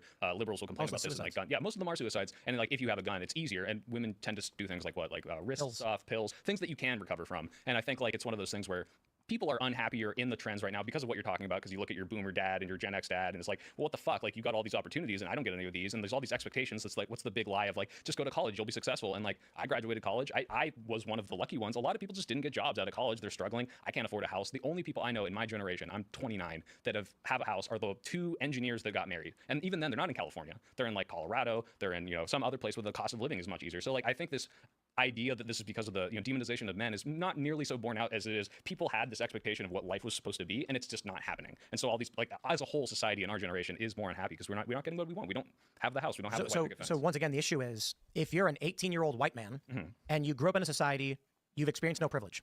Why do you say that? No privilege. Like when I say because you don't have the Gen X privilege, right? You don't have that economy. But when it's like, hey, like, because again, I hate the word privilege here because it's like you don't feel the idea of black people are cops are less likely to attack you because that's black, not right? Because what I would say is the challenge with sometimes when Tim thinks like this, I can tell that I feel like he can understand it better and is purposely dancing around it. And you'll see him do this much more obviously later. So it's like, yeah, you can understand that it's easier to be white than black in general statistically, right? And he's like, well, what you're describing is it's based on class for the most part. It's with sometimes a racial component. I was reading a study actually from, I want to say this is it's on a book called How Fascism Works, which is like the most liberal book I could have brought up here. But it was talking about the hiring practices of people who report themselves as former convicts. And it was like black versus white, not a former convict, black versus white, former convict. And for like the black who are not former convict, the percentage of whether or not you get hired is already like 10 times lower or something ridiculously low. And then for the black convict level, even the white former convicts were getting like hired at like a 10 to 5. Yeah, true. Mustafa, this is what I was trying to say in shorter words, which is, equality feels like discrimination when you've been privileged for so long. % higher rate. It does seem like there is at least this product of, and people call that privilege. I don't like that because if I'm a white guy not getting hired, I don't feel privileged, right? That's why I don't like the word. So the issue is there's no such thing as white privilege. That is a fact statement, not an opinion. What do you mean by that? Because what I just described, because there's what people mean, because I think that's a bad word. Because you can when you're trying to determine any kind of like fact basis in science, we look for controls. And when you look at any other non-white nation, these concepts don't exist. However, we're a unique nation. Similar white privilege doesn't exist in non-white nations. Therefore, white privilege is factually untrue. Is something I would call him an idiot for in any other context, but because this is the beginning and I'm trying to be nicer, it's like, all right, buddy. The history meaningless. of racism. Similar. I'm saying it's meaningless. So if I finish the point that I'm trying to make, instead of you interrupting before the point can be completed, the Han Chinese, for instance, have an ethnic majority and supremacy, and they experience what one would define as a privilege. Okay. But it's not because. Oh yeah, then he describes exactly what white privilege is, and then pretends like it's not real. White privilege. Yeah, it's Han privilege, sure. It's just majority privilege. Going forward, I will be meaner to Tim than I am to Tally. To be fair, I'm not mean to Tally always. In fact, in our gender debate, I was very civil with her. It's just when she pretends like she is an authority to speak on. And I get pretty mean with Tim by the end of this. A nation's ethnic and cultural majority tends to dictate what they want and what they expect. Okay. That will never go away nor change. Well, I think it can change. I think if Well, expectations change, you just described it. The point is, so the point that I was making, you're agreeing with the concept, which there's no white privilege. But, and if you are a Gen Z white man, you've never experienced such a thing. So when they say, white guys would go and apply for a job, they get it. And now a 17-year-old white guy applies and they go, no white people, get out. And he goes, there's no privilege because there no isn't. white people? I'm sure this has happened before, but like, is there like a massive influx of people like we don't hire white people? I mean, first of all, it's literally illegal, right? It should be, but this is typically what the left supports. So we interviewed a pro skateboarder supporting the idea of we can't hire white men. Like, Absolutely, they're supporting the idea of like I work at Floyd era went in the to people of color to women in the S&P 100. Boosting a marginalized group is not the same as saying no white men. If there are people that say you cannot hire white men, it is it's a matter not because of you're policy. assuming It's it's a illegal zero-sum to game. hire white men. Yeah, no. Wait, what? It's illegal to hire white men? If he started a company and all he were hiring were white men, T-minus what until a lawsuit comes in? They would be investigated. You cannot start an S&P 100 company or some serious company without hiring. By the way, and I didn't bring this up, but I found this out shortly before the debate. I think they're getting rid of the recording data in the government for like demographic data post-Trump election, so that you can't determine whether or not something like this is happening, like all white men being hired at your government agency. It's just fucking wild, but I didn't bring it up here. Some women, some minorities. So it's illegal to hire based on merit, which, yes, in practice makes that's it not illegal to be hired based on merit, first of all, because the idea that, because you're describing it like, they just found a black woman on the street and they're like, get in here, right? Versus like, hey, when you look at a pool of qualified candidates, you can't select one race, which is a very different thing. And it's not a zero-sum game. You have a bunch of different slots. If it was one slot and you're like, for this one job, you can't hire a white guy. I think like the only thing that would ever make sense for that is if you're like casting for a show and this character's black, right? But it is a fact that this happens. That white guys are passed over. Right, but you're describing it as a phenomenon that is so widespread that every 18-year-old millennial is experiencing this, which, at least in my experience, is like growing up in this progressive area. In the most progressive. This is where I make a weak point. Where like that didn't happen to me. What I should have said is, show me the fucking data where white men are being discriminated against on a mass, and for millennials, this is ridiculous. Place on the planet, this is not happening. I'm not getting discriminated against for Yeah, being white. good point. Start a new company that's a Fortune 500. Yeah, just do it. Like I said, I'll get some insults here or there, but it's not That's like called being discriminated against for being white. Yes. Okay, sure, but not on an institutional level for jobs. Like, no one's like, we're not what are you hiring. comparing it to? I'm comparing it to like every other white person that I graduated with, like all the white people around me. Like none of these people are generations struggling. don't experience the same thing as the other generation. Like literally, Gen Z men are struggling. I am in Gen Z technically, and I grow up around, I hang out with a lot of younger people because I had a deferred college like graduation. So. Would you agree that Gen Z men are struggling? Yes, absolutely, but I don't think it's because of white men discrimination. I didn't say it was. It's a component. Yeah. The point is when the left comes out and says we want affirmative action in hiring and colleges and public contracting, the 17 or 18-year-old white man is going, whatever it is you think boomers got, I don't have. I don't get. So when you create a racially discriminatory system, you have created a privilege for certain classes of people. Yeah, in that specific thing, yeah, absolutely. And this is what I was talking about. Like, you don't, even if, like, just for a second, assume that the phenomenon that we both agree exists is called white privilege, just because that's what people call it.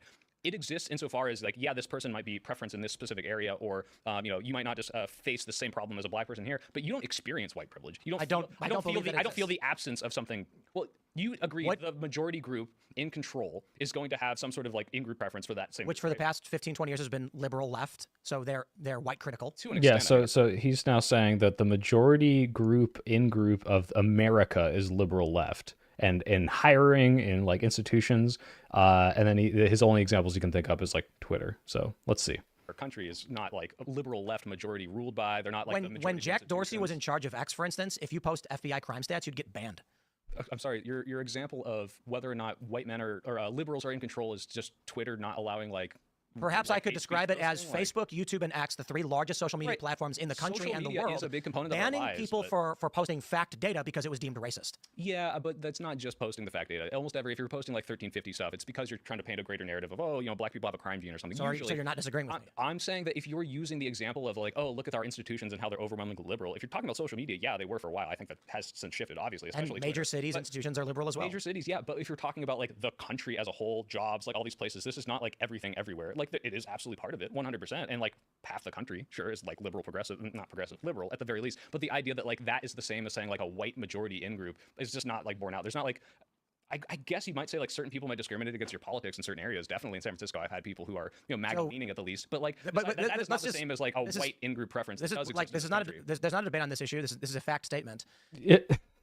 So after all that, it's like, look, obviously there's like different in-group preferences across the country. It's not all liberal progressive just because YouTube, Facebook, and X, Twitter, were more progressive and discriminated against bigoted right-wing opinions. It's like, this is not disputed. That we had Supreme Court hearings over as to liberal institutions not admitting, hiring white people. But that's not what I'm saying. Now, You're I will saying, say, does this happen? I'm saying, yeah, obviously. I'm saying this is not the widespread concept of America, is this in-group privilege for white liberal progressives, or liberal progressives. Like, I just don't think that's the case. no, it's anti-white. Sure, liberal progressives being the majority in-group, in the same way you might say that America was a primary white in-group preference in like the 60s. Like there's not like that sort of thing going on, like to the extent of like, oh, we're like the point being, the left right now is penalizing young men for something they did not do. It's the sins of the father. Penalizing how? Like you talk about discrimination, which is true. If you apply to go to Harvard, you have to score higher substantially than a Latino or black person to get in. Yeah. That's called a penalization. That sort of, but again, this is like they literally deduct against your score based on your race. Right, and they do that for like Asians the worst, right? Too. It's yeah, like I know. There's like a whole lot about this. Did they get rid of that? I think they technically they did get rid of it. They changed the way they went about it, which was another controversy. I don't know where the lawsuit ended up. It's been a while since we covered that one. But this is also one of the things where I'm like, I haven't gotten to finish this point, but the idea like you don't experience privilege is like you don't feel less detriment. You don't feel that. I've only ever felt more from it. Huh? I've only ever felt more detriment. Exactly. You only ever feel it when it's against you. So like if someone is like, oh, like let's just say we're talking about the 1960s, where like obviously you would assume like white privilege exists in the 60s, right? No. No. So I was like, oh fuck, I forgot I'm talking to John Doyle, the like Nazi, like white privilege exists in the 60s, right? He's like, absolutely not. It gets so stupid here. Okay. Well, I don't want to get into that. I kind of know your politics. I don't want to get into it. You couldn't marry someone who wasn't the same race as you. You couldn't live with them. Yeah, like even Tim Pool's like, wait. Of like, oh, my grandparents were the crazy ones, but I know better. It's like this has been a consistent trend and in the country's history. Well, I'm literally just saying, was it not obvious that you had a harder life if you were black in the 60s? You can't say no to that. Come on. Oh, actually, Derek Bell would disagree with you. I have no idea who that is. He's one of the founders of critical race theory. He would say it was easier to be black in the 60s. So I think Derek Bell is one of these like, oh, like we should go back to when we had our own communities people, and he's going to try to use this as like actually CRT, Derek Bell, therefore the left agenda is this, even though most people have never heard of this person. This is like a very strictly academic thing, and even the academics don't agree with him, and people aren't arguing for pro like segregation policies. This is ridiculous. Just to pivot off, because like John is trying to defend the idea that black people didn't have it worse in the 60s. Argument is that the end of segregation was a detriment to black people. Okay, I don't care. That sounds stupid. But well, the point I'm saying is hentai-gunocide. Would you rather be black or white when you get pulled over by the police? This is so obvious, and the fact that they're arguing against it is so fucking weird. This is critical race theory. Yeah. He works alongside Kimberly Crenshaw. They wrote the book on this stuff. Okay. The argument among the people who advocate the concept of white privilege is that separate spaces for black people, they call them POC spaces, are better. Safe spaces. No, I experienced that. I wouldn't call it. They don't call it safe spaces. The argument was from Derek Bell that they said Plessy v. Ferguson was wrong. He says there should be black-only schools. There should be black-only businesses. Okay, this guy sounds like a radical racist person. I don't like this person. But this is what you're describing. This is critical race theory, the book. This is what the universities are teaching. Derek Bell is a prominent thought leader. I didn't learn this in DEI course. I literally took gender studies. I didn't learn about Derek Bell, maybe, but I don't think this is what's like the universal like university. First of all, the fact that I am like familiar with so many college people and no one has told me this before. I'm not saying this isn't real, by the way. You haven't studied critical race theory. No, I'm saying this is not like the universally applied theory to most of these places where like, yeah, we need to segregate society. How much time have you spent in the black community? A lot, actually. So during the Ferguson riots, for instance, and the Baltimore riots, they were circulating a letter, the teachings of Derek Bell. So he keeps coming up with these like very specific niche positions for more radical people that want to like segregate white and black people, and is like, actually, this is what CRT and the Democrats and the gender studies is, and it's like, dude, where is this? What like actual person has ever said this in like any and all seriousness, and not you reading it off the Daily Mail and then remembering it 8 years later? For a black-only community space. In fact, I think it was. Hey, Grant. Space is different from 1960 segregation, though. The argument predicated upon that before the end of segregation, black people had their own economy, their own Wall Street, their own wealth. Yes, I've heard this. And before, after it's like it was better then, right? And what the argument they're making is that white supremacists, which had always been the Democratic Party, the party of the Klan and Jim Crow and slavery, decided if we allow black people to establish their own economy, they will supplant us. What we need to do, while they're still weak, force them by law to integrate with us so that our institutions will be over them. Okay, that is the critical race theory view of what the end of segregation was. It was a ploy to subvert the black like excellence kind of movement. Like Tim Pool's not hotter in person. However you want to describe it, the point was, the question asked by these critical race theorists, these black community leaders, is why did the Democrats do a 180 in a matter of 4 years? The Southern strategy? Some people try to make the argument that they were trying to win, but that doesn't change how an entire block of racists suddenly... To be clear, this is not some people make the argument. This is like undisputed fact by any serious historian. Actually, Mr. Beat has a very good video on it. You should all watch. we're not racist anymore. Well, We're talking about racists become unracist, or did the politicians themselves. Yes, they didn't like Robert Byrd. They didn't evaporate from the political landscape. They just all of a sudden said, you know what? We agree. We're not racist anymore. Okay, sure. If the argument is that, I'm not saying they're right. I'm saying that's the critical race theory argument. Sure. It seems kind of like a weird conspiracy theory, but the whole point I'm trying to bring up is like, look, if we just talk about white privilege or privilege in general, you don't feel privilege. Like, I don't feel, if I was a 1960s white guy, I'm not like, took a while. Boy, like, there's no problems in my fucking life because I'm not, forced to go into the left door instead of the right door, and I don't. I don't have white privilege at all. I'm mixed race. Well, hold on. I mean, do you agree that if we're accepting the concept of white privilege in the 60s, that you don't feel privilege if you did have it then? You don't feel like, oh, everything's better. You just don't have it worse, right? I think what I would say, just to clarify, is ethnic majority access is probably a better way to put it. Cool. So it took me 30 minutes to get Tim to agree that white people have it better in the 60s. I know he already thinks it, and he just doesn't like the term white privilege, and he's trying everything in his power not to be caught in a clip of him saying, yeah, I guess white privilege is real there. It's ridiculous. Sure. And you don't feel that until it's gone, right? And that's kind of what's happening on the left with men, where it's like we had a big in-group preference for so long, and now because we're focusing on all these other groups, I'm not getting the focus. Me, white men, big muscular guys, people discriminate against me insofar as they're like, oh, like, is that guy here to invade my space? I've been in, like, they would go to these like feminist talk circles in college, and they'd be like, what are you doing here? They give me looks because they're like, you're not like us, you don't look like us, and that feels like, oh, well, shit, like, because we've focused and put the spotlight on these people who never did have it before, now I don't have it. It feels like something's been taken away from me. It's the same problem regurgitated for a new generation. Right. And I'm just saying, choosing anyone based on race is the problem. I'm saying that feels alienating, and I understand why men are not drawn to that, especially when the right offers them something like, hey, like, we're not doing that. And it's just simple as that. The left is basically going like, hey, look at that problem. Let's do the exact same thing again. Yeah, and so it's like, well, actually, telling a guy that he makes a woman in a women's circle feel uncomfortable is the same as 1960s segregation, so... Sometimes, but I don't think it's the exact same thing. For example, like you talked about, if you have a black-only community space, I don't think that is the same thing. As much as I say you don't need to have that necessarily, like you can absolutely have white people working in your community towards a common goal, I don't think they're segregating them because they're like, oh. Grant, I was never a sleeper build, let's be clear. And he was avoiding clippable moments, but he always does this. And that's why when Sam Cedar got him in like a corner, he was like, you're clip farming, Sam. And it's like, what? Like, Sam would never do that because Sam doesn't fucking know what clip farming is. But Tim knows that it will be clipped, and so he freaks out when he realizes, like, oh, this could be used against me because I look like an idiot here. And don't worry, he has a few of those later. We hate white people, we don't want them there. It's because they specifically want to hyper-focus the conversation on people who understand the problem because they're from that community, and then spread those ideas to other places because it's not this exclusive segregating thing. Do you think it would be good if... Oh, he'll deny it. Took a major city, say Chicago, and then made all the races live in race-specific areas? No, that they kind of do that already now. Actually, that's the point. Yeah, kind of already. That's actually the structure. Naturally, the level of segregation as it exists now is actually greater than it was even in the '60s, pre the outlawing. That might be neighborhood segregation, but we're talking about, hey, you can't go in the same bar. You right? Yeah, but do you know? Hold on. Over the other. You're from San Francisco? Yeah. I got it. I want to make this proposal to you, but I also I don't want to be responsible for your death. You're telling me to go to a gay bar and I'll get... No. I'd like to bring you to K-Town. Okay. And see how long you last. Why would I be... So I was so confused, and I still don't know what he means here. If he means Koreatown, I've been like all over San Francisco. I've been to fucking the Tenderloin. The Tenderloin is like full of fentanyl out, like homeless people. It's super dangerous. It's sketchy, but like people don't just like attack you randomly for the most part. But he's like, yeah, if you go to K-Town, they'll kill you for being white. And I'm just like, I was so incredulous. And as a San Francisco native, I'm just like, I genuinely like, I can't even push back because I just don't even know what you mean. Like, is this like a different K-Town I've never heard of? Absolutely ridiculous. What's his excuse for taking Russian propaganda money? You'll see. Spoilers. Essentially, he just denies it all. You'll just die because you're white. Okay. I mean, that's because bad. People killing people because they're white is bad. Yeah, I don't know. Right. The point being that in racism and these privilege and these things you describe are just like, I feel like it's largely white people standing on a hilltop looking around being like, look how great we are. We're so great. How come it's so good for us? Why are we so great?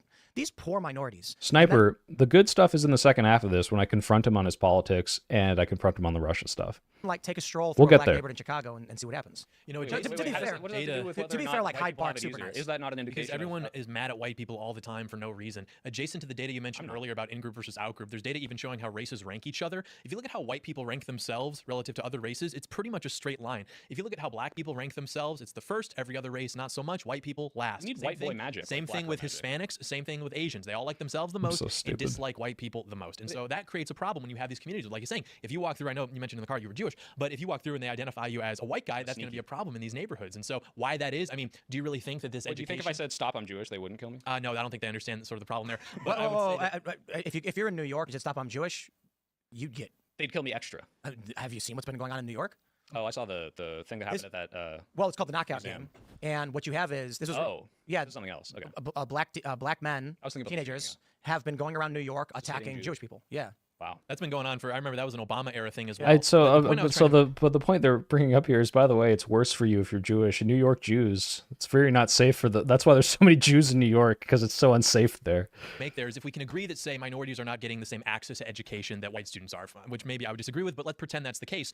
Then this education. So this is weird. It's like, I would disagree with the idea that minorities aren't getting the same access to education as white students. Like, this is just like empirical fact that your education quality is going to be based on your property value, and minority fucking neighborhoods are lower property values, worse quality schools in general. Just obviously, I can't believe that he argues against this. I don't know if he genuinely thinks that, or he's just like, nah, fucking, I love lying about the minorities. They're getting, which a lot of conservatives would say is making them hate America and all this stuff, isn't quite landing with them the same way. They're not getting A's on tests about all the evil white people who are mean to their grandparents. Yet they're still doing things like the knockout Did you game. go to college? Like, They're is that what they're teaching? Because like, I literally took a gender studies class. They're not teaching you that white men are evil. Like, They still- one of the coolest things that they taught me in that was about, do you know COINTELPRO? Like that whole program, like the anti-civil rights, like FBI thing. Okay, so even better, they're not teaching that, but still the races are reporting these attitudes and how they feel about white people versus other races. And so what that would suggest is that, as Tim said, there is some sort of like anti-white cultural, maybe anti-majority cultural narrative that is predominant, and that young people... Right, so what they're describing here is they think it's everyone hates white people, and to be fair, the farthest left people, yeah, are going to be like super anti-white, but no, the narrative is like, hey, by the way, there was a huge in-group, racist preference towards white people for decades, hundreds of years in this country, and there's like people trying to correct for that. That's not people hating white people, but that's how he's viewing it. So are recognized. a gender studies class it was gender studies 2. So yeah, I took gender studies. It was actually really interesting. Learned about lots of stuff. COINTELPRO was fun. That's how they infiltrated the Black Panther movement and other leftist movements back in the 60s and 70s and did some crazy shit. And they are responding to other people's reaction towards their existence, and they are moving away from that. Right, I agree with you completely. This is what I'm talking about, where it's like this narrative of, hey, these people have been in power so long, and these injustices were caused by this group in power. That's framed as, oh, I'm bad because I'm white. And what I'm saying is, I went through that whole thing. I went into the trenches of the gender warfare, and I didn't come out thinking like, oh, I'm bad because I'm white. I'm bad because I'm a male. I just thought, oh yeah, like people in the past did things, and I don't have guilt for things I never did, and I'm just recognizing like the historical things that might have happened that might have caused these groups to suffer. That's fine. Like that didn't cause me to leave the left, and I'm not saying there's no reason to, because some people do come out of that and they're like, I feel demonized. I understand that 100%. I guess olive branch to those people is like, why let that change your policy if these people aren't actually discriminating against you? They're just at worst kind of being annoying. Like that's really just been my experience, and it's like that didn't make me less liberal. It didn't make me less progressive. It's just like, oh, okay, like I don't feel guilt when they're like, oh, we're talking about slavery and white people did slavery. It's like, okay, I just simply not true. I'll put it this way on the race stuff. Chicago is deeply segregated by choice.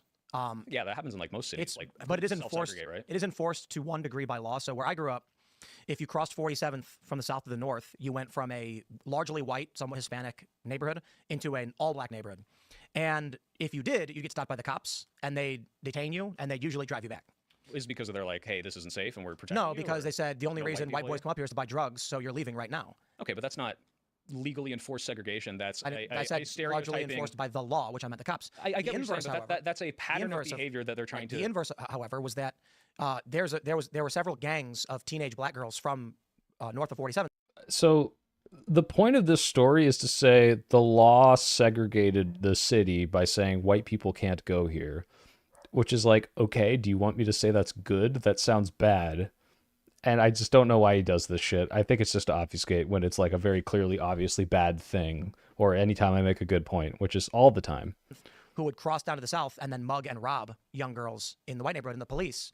It became this huge issue with the local government, and the cops were like, look, we can't do anything about it because if we stop these girls before they commit the crime, we're racist. So we're going to let them keep going. However, the problem is after they've already committed the robberies and the muggings, and we know it is a gang, well, then they're gone. What can we do? So it just kept happening in our neighborhood. Okay. This created, so it's like people choose to live near the races they choose, but this created pure racism. Yeah, that's and bad. conflict. I think those cops should have arrested the people doing crimes. They can't. Not stopped. Oh, well, they should. I But mean, it's I understand. racist. It's not racist to arrest people who's mugging someone. How do you arrest someone after they've been mugged and the gang splits up and you don't know who did the mugging?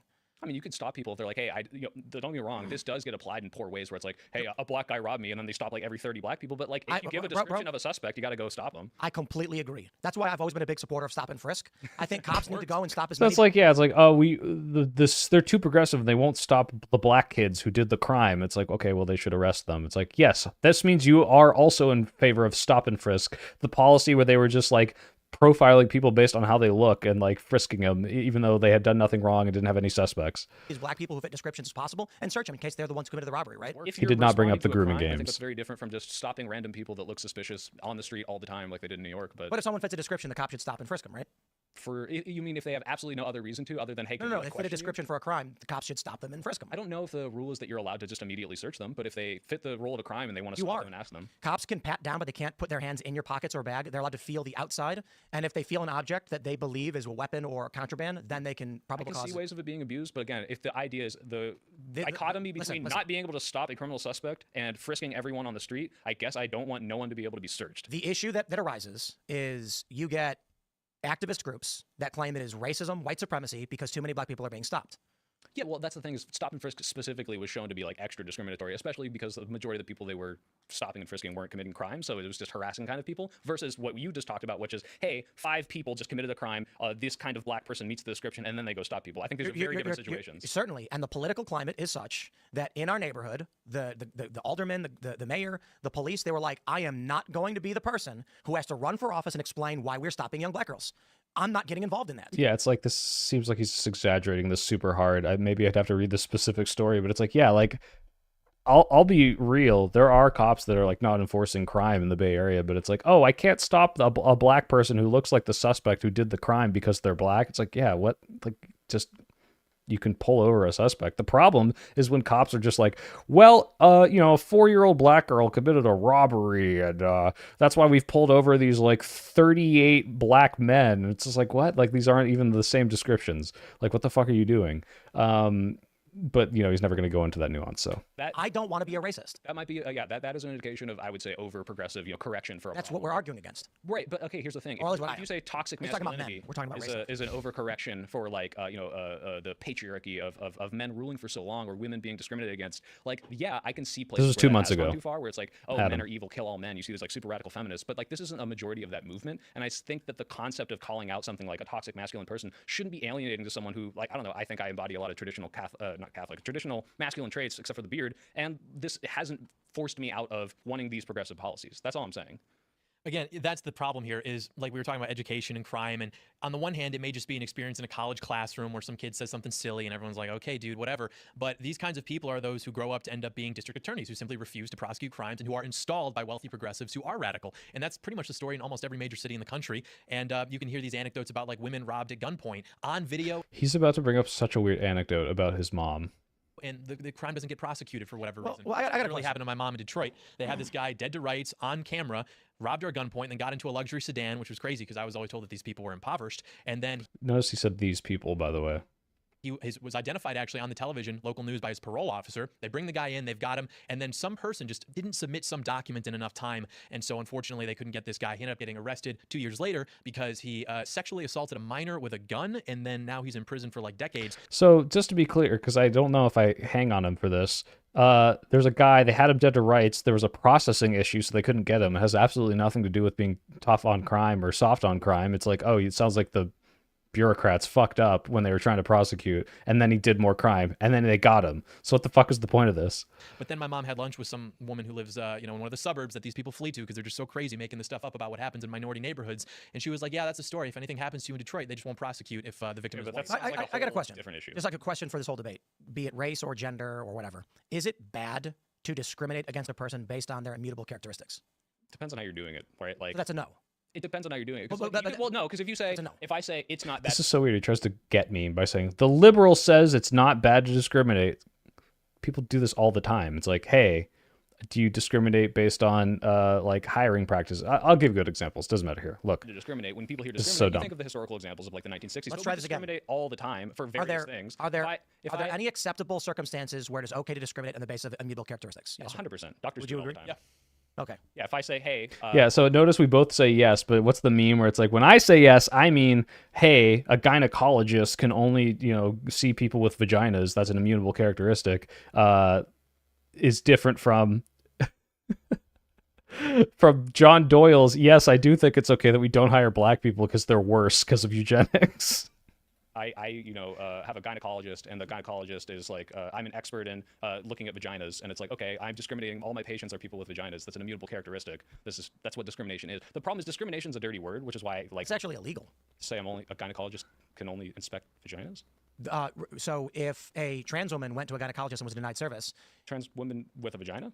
well, they don't have vaginas. Well, yeah, it was like a plasty, like petite one, or like. But that's still not a vagina. Well, whatever it is, like if the gynecologist is able to assess the medical needs of that, then I think they should also do that. But that, The issue where we're going with the Civil Rights Act is that Did not address my point at all, where it's like, hey, it's illegal to say you only work on vaginas. It's like, well, okay, if a trans woman comes in and they have a neo vagina or whatever they call it, post surgery, post op, and that's something that a gynecologist can assess, yeah, they should do that. That's discrimination against penises because the gynecologist says no penises here.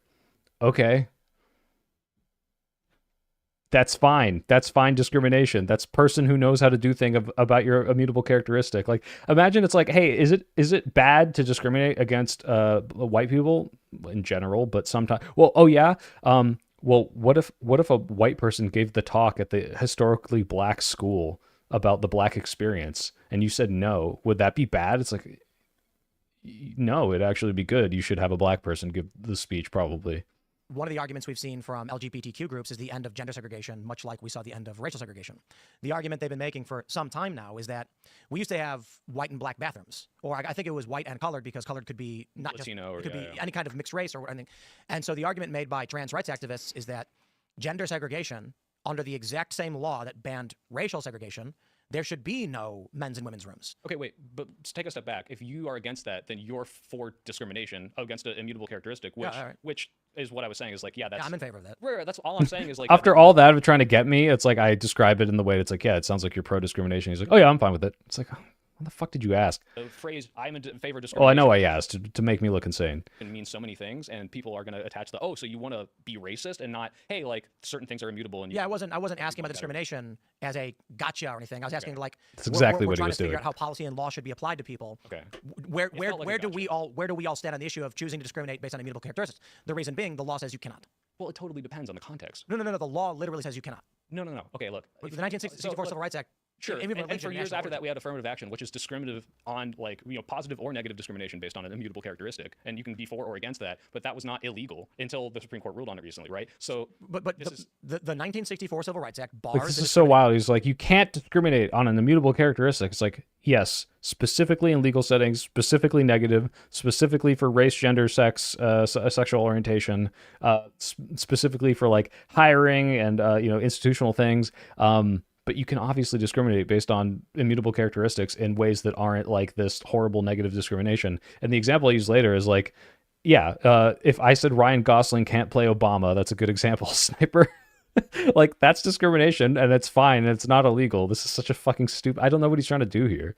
Based on race, sex, national origin, when you say religion. discrimination, that word means so many more things than just I am not allowing someone to do something because of their race, gender. Discrimination is something that you're like, I am distinguishing someone based on something, right? That could be a positive discrimination, that could be a negative discrimination. Like, if again, this is an example, if you want to hire a black person for a role to play a black person, I even use this, okay. That is positive discrimination. I'm saying, hey, everyone who's not black, you can't be here, but that's totally legal, right? That's that's actually... I do see what you're saying. I think legally that is excluded from discrimination.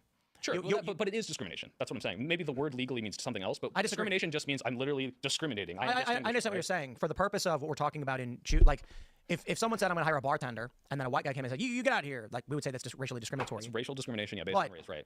So I agree with you on the distinct semantics of the term. Yeah. I do not think that if a movie studio said, we have a character, he's a black man, and then a white guy showed up like, you don't fit, that's not discrimination. That is, yeah, maybe colloquially people would say, well, that makes sense, but that is literally racial discrimination. The role discriminated.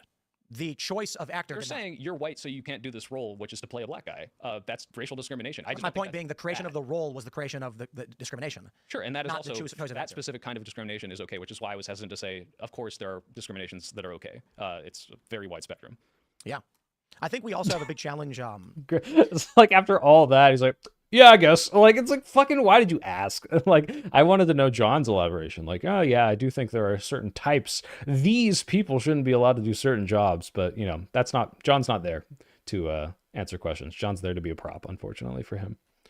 You know, so like, here's a question for you guys. If one racial group is committing more violent crimes than another, then should police use that as a determinant factor in whether or not they would find someone suspicious?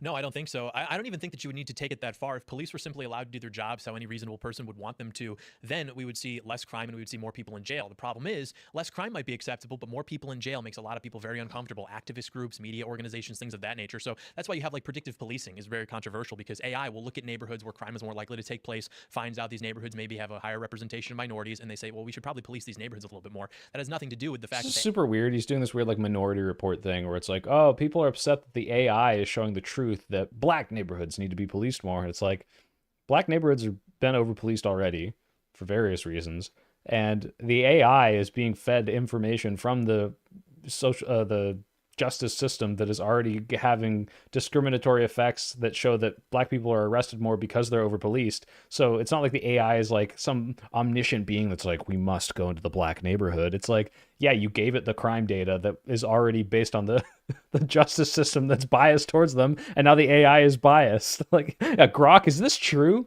Is it true that we should over-police black people more? AI is, programmed to be wearing a Klan hood. That existed before AI too, right? Like, these neighborhoods are already policed more because of the crime that is exactly, there, right? Which should happen. The problem is, one, you got to look at like, all right, which crimes are actually being followed up on? Like, there's plenty of white-collar crime that no one ever does, and if you look at like drug usage rate, even not white-collar crime, it's pretty similar between races, but they do go into the communities where it's more of like a perceived problem there, and that might play into arrest statistics, that might play into incarcerations. Yeah, obviously they should go where the crime is. I think the problem is you're assuming that all the arrest data is this like infallible, like, oh yeah, like they're only arresting the people that are doing the crimes, and not like there are specific areas that are targeted and some would say over-policed. I think women shouldn't be allowed to be firefighters. Even if you look at, I think it's... That actually got me. It was such a non sequitur. The average. So, I mean, in terms of fighting fires, women, it's completely, like, I'm actually joking. My point largely is we have these affirmative action policies that you end up with like a 5'5", 120-pound woman as a firefighter, which is just the stupidest thing imaginable. Well, it depends. What's her job, right? Is she the person who has to go in and carry fighting the fires? I'm saying. Right. But like firefighting means a lot of things. Are you holding the hose? Are you chopping a door down? Are you carrying? Doesn't matter. Well, it does matter. Yeah. Because at any moment, anyone responding to an emergency is going to have to be able to handle any one of these jobs. I wish I could look at like the official policies. I don't know if we have any firefighters in chat, but it's like any moment, any of them have to be able to do this. It's like, isn't this like why you have a team? Don't you have like a driver or a guy that like goes in with the axe, or like a guy that's like the ladder guy or the hose guy? Like, I'm pretty sure they don't all need to be able to do every single fucking job, but maybe. And if they are fighters, and you've got 6 capable people of carrying a 300-pound obese man out of a and there's thing, 7 people, and 4 of them can't. Like, I don't think that means this team is somehow less effective. Like, if these 4 people can do the jobs that are agreed, fat men shouldn't be allowed to be firefighters either. No, fat men shouldn't be allowed to be saved because it discriminates against women. The problem is they lower the qualifications. I do think that's the logical conclusion of the left. What? You think actually? If they're choosing to hire 5'5" women to do fire rescue, and there's a morbidly obese man, they're like, women can't carry him. That's his fault for discriminating. I have a few friends that are like 5'5" Asian women with no muscles, and they actually do a pretty good job of being EMTs. However, obviously, that's very different. Well, yes, but they do have to carry very fat people, is what I'm saying. And what I'm saying is, look, if you have a team of firefighters and one of them is not capable of lifting the 300-pound man up, if you could show me that this was less effective overall, like this is causing all these fat people to burn to death because, hey, this person can't carry him, sure, okay, but it seems like there's a team of people, they all have different responsibilities. There's enough people that can do that heavy lifting thing, and I don't think they should lower the requirements for people if everyone is actually legally required to be able to do that. But if it's like, hey, you're carrying the hose, or hey, like you're getting the ladder up, like who cares? The issue tends to be, and the reason I bring it up is that what happens is the progressives will look at the outcome and then determine the system is sexist. So they'll say, hey, hold on. How come only... Yeah, that's the thing is like, oh, what if a guy who can't be strong enough, like, should he be a firefighter? It's like, no, if he can't meet the requirements, he shouldn't be a firefighter. If the requirements for a woman shows that they can still be an effective firefighter that doesn't require them to do something that that woman can't do, then what's the problem? But like, just like, will not contend with this. Only 7% of the fire department in the city is female. They're clearly discriminating for some reason. They then look through it and they say the discrimination comes from the job requirements, which is you've got to carry a 150-pound duffel bag over your shoulder through a simulated burning building, and women tend not to be able to do that. So we have to change the threshold so that it's fair for all people. If that's what they're doing, I would disagree with that. I mean, like, yeah, if they're, it's like the Navy SEALs example always brings up, where it's like, why are there no women Navy SEALs? And it's like, well, if they can't fucking pass the test, most men can't pass that test, they shouldn't be Navy SEALs. You shouldn't lower the requirement for some arbitrary like equality of outcome thing. But if it's, hey, these women on this job as firefighters can do these jobs that they're allocated to, and this doesn't affect performance, I don't think there's anything wrong with that. I think the requirement to be a firefighter should be the first test. You got to open a pickle jar. Do you have one? You walk in and then they're like, you're applying for a job. Here's one pickle jar. And if you can't open it, get out. Yeah, that's the problem. I agree. And I think any firefighter would agree too. If like, you're all there, you're a unit doing jobs. I don't care if this woman maybe doesn't like bench what I bench, but they do lower the requirements, whether it's for firefighters, police officers. You have one requirement for the men, one requirement for the women, taking into account things like lower strength levels, lower endurance levels, perhaps. And, if I were really sexist, I would say, I don't know if women even have the temperament to do these jobs. And maybe I'd want to. Because this is 1.25 times speed. That's why I sound like Ben Shapiro. Discriminate on that, but like I'm more of an open-minded guy than that. But you have to be not emotional to stop a fire. I think in situations of high stress, there is a sort of consideration that maybe you wouldn't want. I mean, I've seen a lot of videos, for example, of women making arrests and they panic and they pull a taser and shoot a guy and they go. A lot of videos of guys doing that too, and they're like, "Oh my god, a black guy," and they just unload a mag into him. And That's it's like not what happens. I've seen it happen. I think there's a lot. The idea that like women are like less temperamental is like, I don't know. We just saw like the two most powerful men in the world have a bitch fit on like the internet yesterday. Like, I don't know. Again, you're comparing a situation where lives are on the line versus like two guys who are just like having a Twitter fight or whatever. The big beautiful bill. Lives are on the line, I will say. Okay, so we don't have to deviate. The point being, to achieve this outcome where we can have like an inclusive firefighting department or something does, as we see, require actually lowering those standards, which if people want fires to be fought properly, we can't have. And so this has happened, right? Like you're saying they've already lowered the standards. Yes. Is there some phenomenon of like fires not getting put out the way they should be because of this? Like I've never heard of that, if that's the case. I spent some time at a fire station, actually. My buddy's That's dad not what I was, asked about your time. Yeah, it's like I'm getting tired of the anecdotes here. It's like, okay, like, can you guys show me that because they've lowered the standards, fires are running rampant out of control because women aren't able to put them out and people are dying inside these homes? And it's just like, well, no. About is like this instance of where people just seem to be taking the job less seriously. Standards are being lowered. You have more accidents, things like that occurring. Guys are getting hurt. And I don't expect the media to necessarily pick up this story because it would be incompatible with this idea of inclusivity. But they just like lie. Let's just be real. Like there's and then so like I try to press them on it. Tim pivots, but it's like what? So the media is lying. All this horrible thing is happening based on what your friend is telling you, and all these firefighters are failing because of the women firefighters, and it's like what he never elaborates on this. It's so stupid. Of people putting up viral videos of female cops struggling to arrest like teenage guys. Oh yeah, and they're getting roasted for it. Yeah, if they're incapable of doing the job because of their physical strength, I don't think they should have that job. And like, there are plenty of cops I've seen. So there are examples. Right, those are examples. There people are people that are like heavily film overweight, viral fires. You know what I mean? Like, yeah, but if there was some crazy phenomenon of fires not getting put out, and there's like, there'd be a fucking. There's lots of videos of fire being put out. I would imagine you'd see one of like, some woman trying to hold the hose and she can't, and like sprays it out and the house burns down or something, right? Like this levitating. Yeah, exactly. Like that, you would see that happen as well. And like, yeah, if you can't meet the requirements of the job and you can see the detriment of that, of like, hey, like cop, interactions are getting worse because women are so scared and they're just shooting them or something like that. Like, yeah, I would say you need to stop. Why do you guys do gay fanfics of every? Oh, well, I'm asking. I know why. It's the internet. Their job. The problem is, I don't think this is like a female phenomenon. Less because the technology with fighting fires has probably evolved to make it more automated than like with policing. So you can probably have weaker females operating these things, and it's fine. Point the hose. But if you got them policing, they're an autonomous body against another autonomous body. It's like you say. I mean, you see these videos, and they just are simply incapable of executing. Where even a fat cop, who's like a guy, can use his mass sort of to his advantage. Yeah, but the guy gets away. Yeah. It depends on what Like, I'm gonna sit on. Look at these examples of like, okay, this woman freaked out and shot a guy, and I probably agree. Like, yeah, she's a bad cop, right? But if you're like, first of all, I come from a nice neighborhood, and it's like, okay, can a female cop stop a skateboarder from going into a place he's not supposed to be? Yeah, whatever. Like, this is very different from. What do you mean? Oh, you mean like physically, if like 3 teenage boys could probably overpower like as a skateboarder who has hopped many a fence, ain't no way lady cop stopping me. Sure, but like this is not going to turn into a physical interaction. This is going to be like, oh yeah, shit, just to be clear, guys, like skateboarders aren't like beating the shit out of cops so that they can go skate at the school that's closed down. It's like, oh shit, it's the cops, and it's like that could be a lady cop, that could be like a 4'2" cop guy like with no muscle. He'd just be like, hey, get out of here, and they'd leave because they don't want to get arrested because they're not going to fucking fight the police. It depends on what you're doing, but yeah, guys. Anyone, woman or otherwise, who is a cop who can't fucking arrest a guy because they're too weak, yeah, probably shouldn't be a cop. It's like, let's get out of here, right? Bro. Like they're just enforcing that. So I have stories from my friends where they were like on a rooftop, and when the cops pulled up because it was a company, they ran to. By the way, immediately goes on to show that this is not the case where skateboarders are fighting cops, but and jumped 10 feet to a telephone pole and climbed down and ran away. Okay, right, but that would work against a fat cop or a guy cop who couldn't catch up with you either. My point is that I'm if just you're, saying if you're nobody's doing stopping. low stakes crime stuff that's not involving a bunch of physical altercations, this isn't some reason to bar women from ever being cops. It depends on what the job is, and I 100% agree. If she can't do the job like in these videos, then she shouldn't be a cop. You know, that goes for everyone, not just a woman. There's a couple ways that people look at the political landscape. There's revolutionaries, there's moderates, reformers, there's accelerationists. I don't like the word I don't think accelerationist. Tim once acknowledges a point I made. Like, I try to wrap it up there and even be charitable. Like, yeah, if a woman can't do the job, she shouldn't be a cop. But I think that you can have women cops in all these other places. And he doesn't agree. He's just like, I think, and it's just like completely new topic. There's got to be a word for where you just want to sit back and watch as liberals politically immolate themselves and just like roll with it. Conservatives don't like this because of their moral I didn't ask framework. that, Albert. They're like, it is bad that liberals enact things and do things that are detrimental. But as someone like me who I actually am more of a liberal guy, I can just look at liberals and be like, yeah, that's going to destroy your way of life and your society. But I quite frankly don't care because you'll cease to exist in 20 years anyway. So what kind of liberal are you? Like in the Civil War movies. Like, what I'm kind of so American- happy he brought up liberalism, because now this is where it starts getting spicy and I press him really hard and he gets mad at me. kind of liberal would you say? traditional. What is that? It's a like, ref. It's my vibe from watching what I have, and I'll grant you this. I don't watch a lot of your show. I watch pieces, and I probably watch a lot of clips that are out of context. But like, it really seems like you mostly align with like right wing stuff, even if your morals don't. Right wing, like you voted for Trump in 2020, right? So what does the vote of a person mean for your policies, your politics, and your well, that you agree with the. Is Tulsi Gabbard liberal or conservative? Right now, she's conservative. She used to be, insofar as RFK Jr. liberal or conservative? Well, hold on, let's talk about Tulsi Gabbard, right? Like, she had a very big. So I prepped shift. for this. I looked up Tulsi, I looked up RFK, and I'm like, motherfucker, if you try to bring these up, if you try to tell me Donald Trump's a liberal, like, I'm gonna fuck you so hard, dude. No way. She was someone who was, what was it, in 2017? She But, was like, off fossil fuels, right? She was like a green person. Like, she was like more environmentalism. Now she's with a party that's promoting fossil fuels that doesn't do these green, initiatives. So she is moved to the right. It's not as if the left shifted around hold her. on. But that's a question of fact, right? Right. She is more right wing now. What I'm saying is, like, you're asking about someone advocating for a fuel source.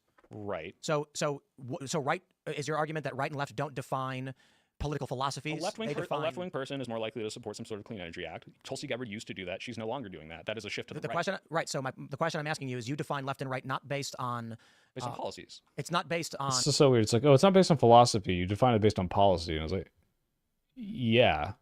You're a liberal on philosophy? I'm a liberal on policy. Like, this is such a weird way to define it. And I think he's just obfuscating, obviously. Philosophies, it's based on fact, like worldview. Based on the policies that they support. Is RFK Jr. a liberal? I think he was kind of like a crackpot, slightly environmentalist person, but he's never been like a prominent liberal Democrat, and now he's supporting the anti-vax crowd, I guess. So I guess my question is, I'm trying to ask you, like, when how do you define liberal and conservative? Yeah, based on the policies. So like progressive so what taxes, policies am I for that are environmentalism. Like, well, that's why I'm asking you. Like, I think if you vote for Trump, like, what policies of his do you support that are liberal policies? Getting rid of waste, fraud, and abuse, no new wars. Those aren't liberal policies. Getting rid of waste. What do you mean? Bill Clinton led the charge on waste, fraud, and abuse. Saying that we should make something better is not the same as, hey, let's cut the entirety of the Bill education department and the Bill Clinton a liberal? Bill Clinton is a liberal, but Bill he would Clinton not do and what Al I just Gore described, which is what Trump is doing. So like, this isn't the same thing. Getting rid of waste, fraud, and abuse, cutting you can back say on vaguely, bloat. I think we should make things more efficient. Probably everyone would agree with that. But when you see what it's borne out in the Trump administration, that's very different from what Bill Clinton did. Like, these are not the same things at all. He did a lot more, yeah. No, he didn't do a lot more. You can say he made things more efficient, but this is not the same thing as I cut the entire Department of Education. Tim was very visibly shaken after this, Grant, and was almost servile to me, like in the green room when he was like describing more of the Tenet stuff. Like, he wanted my approval. It was a very weird tone. I was not expecting it. But yeah, so already he's like, well, I'm more like Bill Clinton. Every single thing he can point to that's like, I'm more like one of these liberals, I'm immediately going to be like, this is why you're not like this. So I really like doing this. Cutting U.S. aid. These aren't the same thing. You can't umbrella these as, oh, this is the same kind of policy, especially when the policy is so vague as I'm making something more efficient. So traditional liberal, not classical liberal. Classical liberals like Locke and, they're more like libertarians. Sure. Traditional liberal as a political term tends to describe the Democrat view from the 90s, which was abortion, pro-choice, safe, legal, rare, secure borders, no illegal immigration, workers' rights, workers' protections, and cutting the size of government. When you say no illegal immigration, like, what do you mean? Like let's pick some of these. Like in the 1980s, right? Like Ronald Reagan and George W. Bush, H.W. Bush, I think, are arguing about like illegal immigration. I think the question at this town hall for this debate was like, hey, what do we do for the kids of illegal immigrants? You can look up this video, and it's like they're kind of almost like out liberaling each other. One says like, look, I don't like the idea of illegal aliens in my country, but these kids are here, and I don't want to deprive them of this education. I don't want them to be seen as criminals. Like, this is the Republican Party in the 80s saying, I support at least like, The Republican Party up to like 2015 was for open borders. Not open borders. That's a very different thing. This is so weird. The Republican Party was open borders till 2015. Is such a wild take. But yeah, it's like, oh, I'm liberal That's why I voted for the guy who said mass deportations now. But I'm a liberal like Clinton. I'm liberal like Obama, who did DACA. I'm liberal like I'm more right than the right-wing politicians in the 80s, but I'm definitely a liberal. Like, this is just such a wild thing. And like I wish I did clip farm a little bit and pressed him on this rather than just like calmly explaining how stupid it is. But people are like, we need to secure our borders and we need to do something for these illegal people here, but I don't want to like get rid of them. Okay, versus point being, you're describing well, hold I'm on. not talking about the 80s. I said traditional liberal. Right, but this is Republicans term. past the 90s, and you're saying you're a Democrat from the 90s. The Democrats were more liberal than the Republicans were in the 80s, but you're not. You're in not the there. 90s, you're voting for the guy who says mass in deportation now. 2008, Hillary Clinton called for a border wall. Okay. I'm not talking about having the a 80s. border wall is very different from, hey, let's deport every single. Barack Obama was called the deporter in chief. Yes, and he also did DACA. Like, do you support DACA? No. Why not? Because you're an illegal immigrant. Right. So isn't this and you're not so violent? You don't support Democrats from 20 years ago? No, I think it's like the idea that you would support literally. he's a little he gets to pivot here, right? So it's like, okay, so you don't support DACA, so you support a border wall, but you definitely support mass deportations, but you don't really support Clinton, and you don't even support the Republicans of the 80s, so you definitely are just kind of a Trump on immigration. And he's going to pivot off this as being like, well, this is just one policy. Everything everyone does all the time is a weird cultist mentality. No, sure. I'm not asking you to do that. I'm saying. Oh, real quick, guys. Deporter in chief, by the way, for the Obama thing, that was almost all people who were just getting into the country and like putting them back, which is very different from going to people who have been here 5, 10, 50 years and like into their established lives and ripping them apart versus like people that just got here. And like, they're like, all right, go back. Right. Like these are like, I think a majority of these were at the border, which is very different from deportations from people who have been established here for decades. Fucking ridiculous. Liberal. Trump today, because Trump is a right winger. He's not a liberal. So Trump was called a moderate when he first ran. Okay. He is politically moderate to this day. In what way? Well, he got a lot of flack. What's politically moderate about mass deportations? What is politically moderate about like? Look at what other regimes have done to illegal aliens throughout history. I'm talking about like Barack Obama was the deporter in chief. He's not. In fact, liberals right now advocate for mass deportations of every single illegal in the country. That's just and liberals right now are bragging about how Joe Biden deported more than Donald Trump is. He did DACA. This is completely. Joe Biden deport more than Donald Trump? Probably, yeah. If you look at statistics, but well, first of all, we're in the first 6 months. He's probably his idea is the platform that he ran on that you voted for. Did you vote in 2024 for Trump as well? For Trump. He was, hey, let's get rid of every single illegal immigrant. That is not Obama's policy. That's not Joe Biden's policy. That's not liberalism from the 90s. It's not liberalism from the 2000s. Like, you're isolating like a single point and saying that here Biden. Okay, so it's like, all right, I've nailed you down. This is not a liberal position. This is your immigration policy of zero immigration, illegal immigration. Is that liberal? No. Okay, well, this is just a single policy, dude. What do you mean? Why are you drilling down on this specific thing? What? Okay, well, let's move on to another point. This is why I say the left is cults. This is a cult. It's like I'm just asking. What makes you a liberal? I'm pro-choice. I'm pro-progressive tax. But then you voted for Trump, who's trying to get rid of abortion everywhere. Like JD Vance said, I want to make it illegal nationwide. Right? And Donald Trump got tremendous flack from the pro-life side, who were saying Trump is not pro-life. In 2016, sure. No, in 2024. They said he's not pro-life enough? Yes, okay. and they were saying don't vote for him. Okay, and now the party that you voted for is attempting to. Well, okay, John, do you want abortion to be legal like across the whole country? Yeah. I think it's a majority of the All right, so Tim's using John as a prop. I'm like, I'll use John as a prop here. I'm like, hey, John, what do you think about abortion, buddy? Party is majority for illegal in all cases. That's not. Actually. That's you ever hear of a moderate? So I know what a moderate is. I'm saying that you're voting for the party that wants to make this. Well, because that's not a liberal position. You're voting for the people that. Damn, I didn't notice how much we're cucking John in this, but I think after this he was more defeated than Tim because he was just like, I don't get to talk. I'm just here as a prop. Want to get rid of voting is not a political philosophy. It's who you choose to best represent your views. That would, if you vote for Trump and then called yourself a progressive, I'd be like, in what way? And then you say, well, my views are all this, but I'm voting for the party which will materially make all these things the opposite of what I want. How are you a progressive? Because my biggest priority is probably anti-intervention. Okay. I'm going to say it again. Y'all are a cult. What was cultish about what I just said? Like, you can't. So I'm a reformer, not a revolutionary. Okay. And I say this all the time because the left is a cult. Okay. That means Trump does bad things. And I go, yeah, well, like, I'm going to win here, here, here, and here. And I'm a reformer. And I want those reforms more than I care about other things. Okay. That tends to be the average voter, largely on economics and immigration. The left is like, but how could you possibly vote for Trump if one thing is bad? Well, it's not one thing. I'm asking which liberal policy has Trump implemented that is aligned with your anti-intervention liberalism. Okay, so the neocons my whole life were pro-intervention and pro-war. Yeah, Iraq war. And I didn't vote for Trump in 2016, but he didn't start any wars and he set timeline for withdrawal from the drone strikes from Obama and changed the during a withdrawal. Indeed, right. The withdrawal. The reason why Donald Trump escalated drone strikes was because we were pulling troops out of the Middle East. Sure, but he killed more people in that area with drones and changed the reporting and changed the report. Well, okay, are you anti-interventionist because you are afraid of like the death and the destruction, or are you just like, oh, we shouldn't be located here? Like I can be in America and I can send missiles into another country. Donald Trump's policies in his first term I don't like the idea that Donald Trump gets to own the no new wars thing, and I think I give it to him a couple times here, but it's so ridiculous because it's like, yeah, he didn't start a new war technically insofar as like, well, he didn't start the Iraq war, he didn't start the Syrian war, but it's like he tried to fucking, he blew up Soleimani, and by the time that like escalated tensions with the tanking the nuclear deal, now we're at war with Iran. I guess it's not some crazy Iraq style situation, but we fucking bombed them, right? Like, oh well, he didn't start a new forever war, therefore it's like, well, okay, so for lack of trying, he did all this other crazy shit, bombed the Syrian airport, escalated the drone strikes, but no new wars. It's like, okay, well, I guess he got lucky, but that's not anti-intervention. It's such a stupid fucking talking point. Even to now have been the gradual rescinding of U.S. military might in foreign entanglements. I'd say mostly that checks out. And that was the liberal position for 30 years of my entire life and every protest I ever attended. And now the Democrats are pro-war. Pro-war? Oh, come on. How much do you want to give Ukraine? That's not pro-war. Do you want to give Ukraine? Hold on, let me give an example. If I'm not like a pacifist, but I never in my life hope to ever kill anyone. However, if someone breaks into my house, I'll blow them away, right? If someone invades the United States, I will join the military. Exactly, right? So like, it's not pro-war to say, hey, we don't want new wars to start. However, if Russia invades Ukraine, then we should give them like money or weapons to stop that from happening. That's like a defensive pro-war. measure. Why is that pro-war?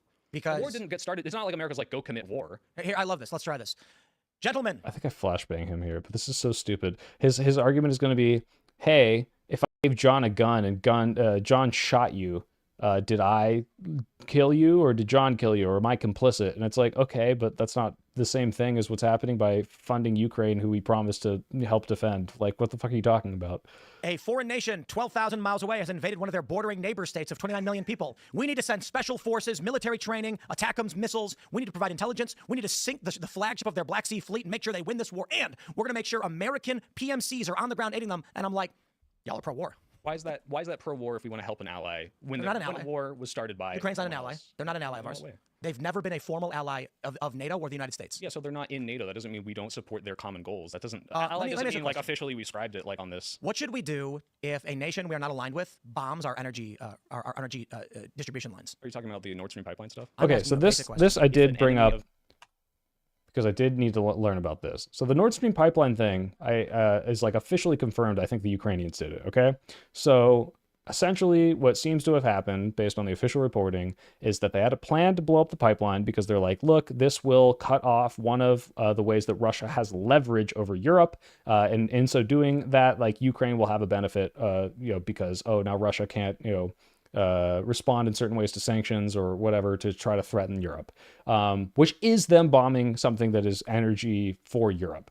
Now, Germans found this out. They are upset about it. In fact, it seems, based on this article, that the CIA and other intelligence agencies in the West figured it out before it was going to happen, went to Zelensky and said, hey, you need to not do this. And Zelensky called it off, but it was not successful, and the people still did it. Now, whether or not there was some subterfuge or he was like, ads do it anyway, who knows? The point is, they did it. Ukraine did blow up the Nord Stream pipeline so that Russia wouldn't have the leverage. So it's technically, hurting an ally. Now, despite this, we're still funding them. We're very aware of this. In fact, we probably know more than this, whatever they're releasing to the public. And we're still like, but we still support you. But Tim is going to use this and this is why Ukraine is the enemy of the people, and we can never help them because they hurt us in a way that would weaken a Russian leverage over us, over Europe and us. It's ridiculous because if Germany and all the other people calling them out for this are still funding them, clearly it's not so much for them to stop. This was hey, our ally did a thing we didn't love.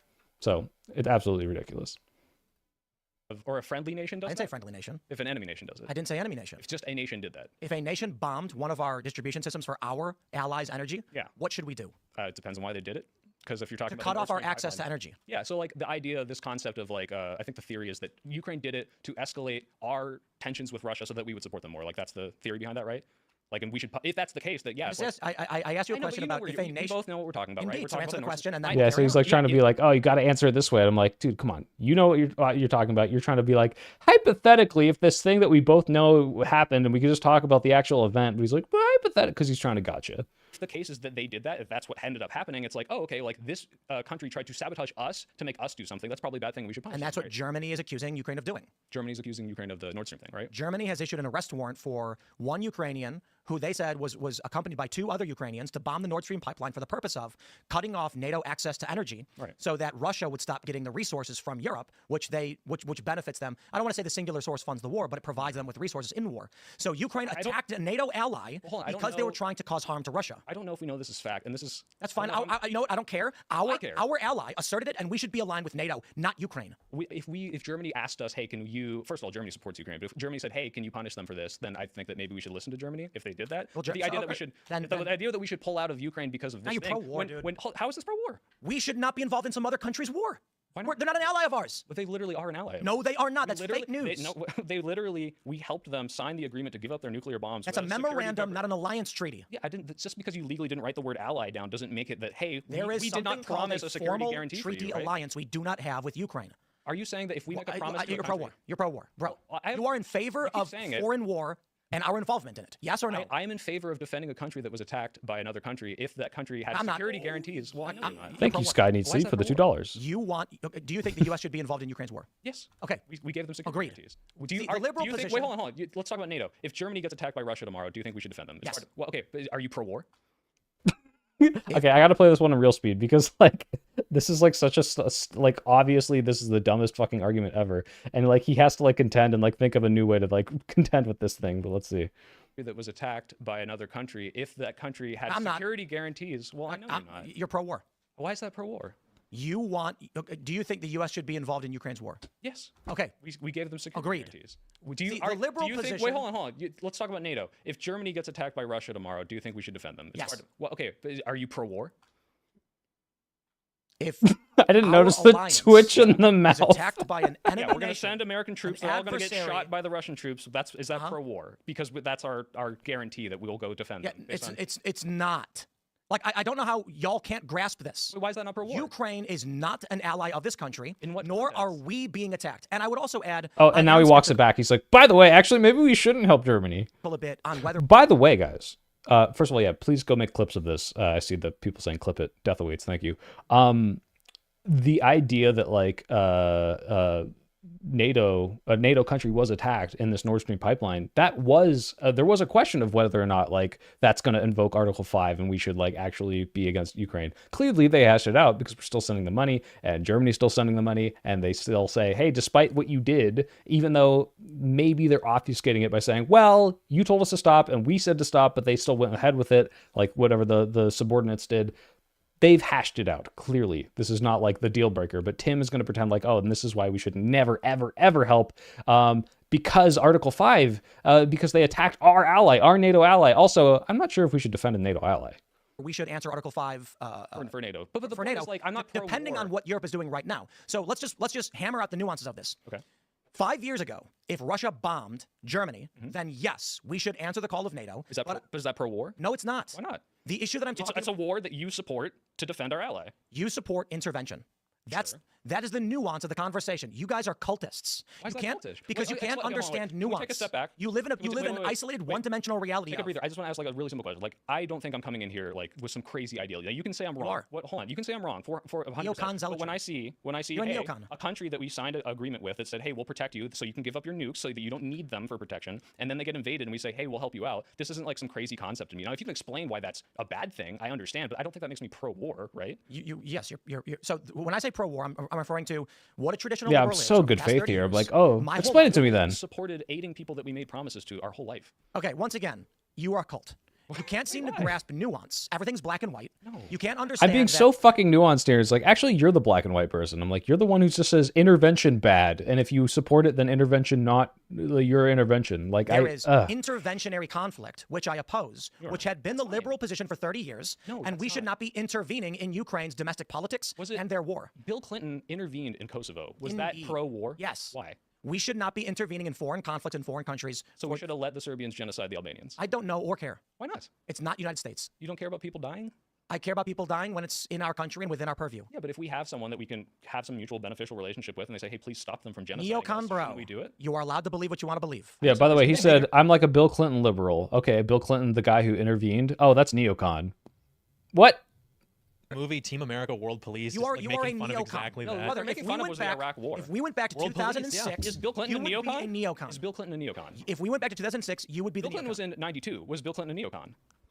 Neocons and we went back to neolibs. Wow, if John had interrupted there, I would have got another flashbang moment. Jesus. If we went back to World police, 2006, Is Bill Clinton you a would neocon? be a neocon. Is Bill Clinton a neocon? If we went back to 2006, you would be Bill the Clinton neocon. was in '92. Was Bill Clinton a neocon? Neocons and went back to neolibs. Wait, answer my question. Bill Clinton is what I don't think is a neocon. Intervened in Kosovo to save the Albanian people from a genocide. No, no, You no. call this interventionist? Is he a Interventionist. neocon?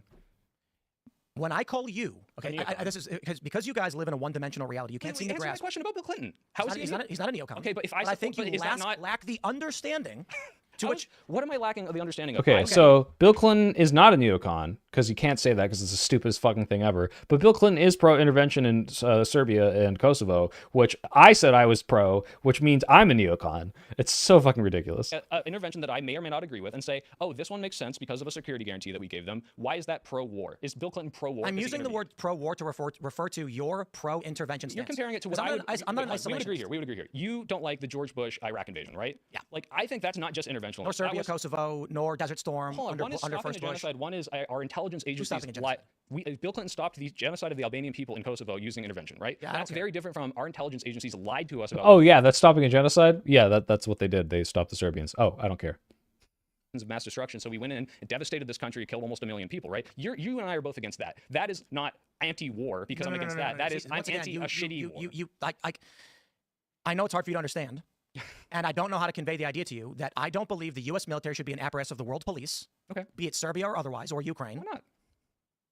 I think that America should be responsible to the American people. If I don't having believe a that the relationship American. with a country by saving You want to them let me answer benefits the us- question? Well, hold on. If You asked me a question. Do I Right, and answer I'm it or not? clarifying my question. If you Oh. get a beneficial relationship with a country by intervening and saving them from a genocide, isn't that good for America? Then we now have No. influence there. Why not? That's my I point. don't think a single American troop died in the Kosovo. The thing. It's not American like we're people hurting. should not be spending their labor on foreign incursions by a political class that rejects the will of the people. You think the will of the people was don't help the people getting genocided in Albania? Like I don't understand this. Trump won the popular vote. Well, I'm talking. Right? Hold on. Did You can't Trump keep win? jumping around? Yes. No. Trump I don't give a popular, shit yeah. about Serbia and Kosovo. I already said no. I was a little kid. I don't think you. How old are you? I wasn't alive. When Exactly. Yeah, yeah. So let's not argue about things we didn't exist in. Because if we want to go back to the I 80s, support us we can talk about Ronald liberating- Reagan being for gun control. Okay, and he was a okay. conservative, and the Republicans love him, and I think he was a scumbag. He was also in favor of no-fault divorce. Going back and talking about how politics change is not the point being made here. The point. Going back and talking about how politics change, which is exactly how I can defend the idea that I'm a liberal because I'm using the word liberal as what I mean to be 30 years ago, but also we can't talk about those policies and whether or not they were liberal because I actually don't agree with them. Absolutely fucking insane. Like, he can't stay on a point, and he's like trying to pivot so hard, but I wish I'd nailed him down just a little better, but I think I got on his nerves. His blood pressure was risen. His blood pressure was higher. Thank you, Jack Vince Dan, for the $5 good job thumbs up sticker. I didn't know you could do stickers, but that's awesome. Being made It here. is because you say you're a liberal from 2002, and I'm saying none of your positions Traditional line up with these people. liberal tends to refer to where the Democrats used to be. But you don't line up with those people. You're I do, literally anti-Bill anti-intervention. Clinton from the 90s, which was the liberals in the 90s, so even further back. I know this is hard for you to understand. So yeah, now he's going to pivot again when I point out exactly that he's not Bill Clinton. Thank you, first name, last name, for the $5. I think America should be responsible for the American people. That's why I voted for the guy who just cut everyone's health care. True. But saying the same thing over and over again doesn't change what I said. Because Thank you're you, not Jack. acknowledging what I'm saying. You're not a liberal from the 90s. You're not a liberal from the 2000s. You don't support DACA. So, like, how are you a liberal from any of these eras? Just like, why not just say I like Trump's policies because Trump is on the right and that's who I support? Like, what's wrong with I that? think like I said this earlier, one of the biggest divides between the left and the right is that the left is retarded and the right is slightly I less saw you tweet retarded. that this morning because the Bryan Because, Cranston like- fell for your bait, right?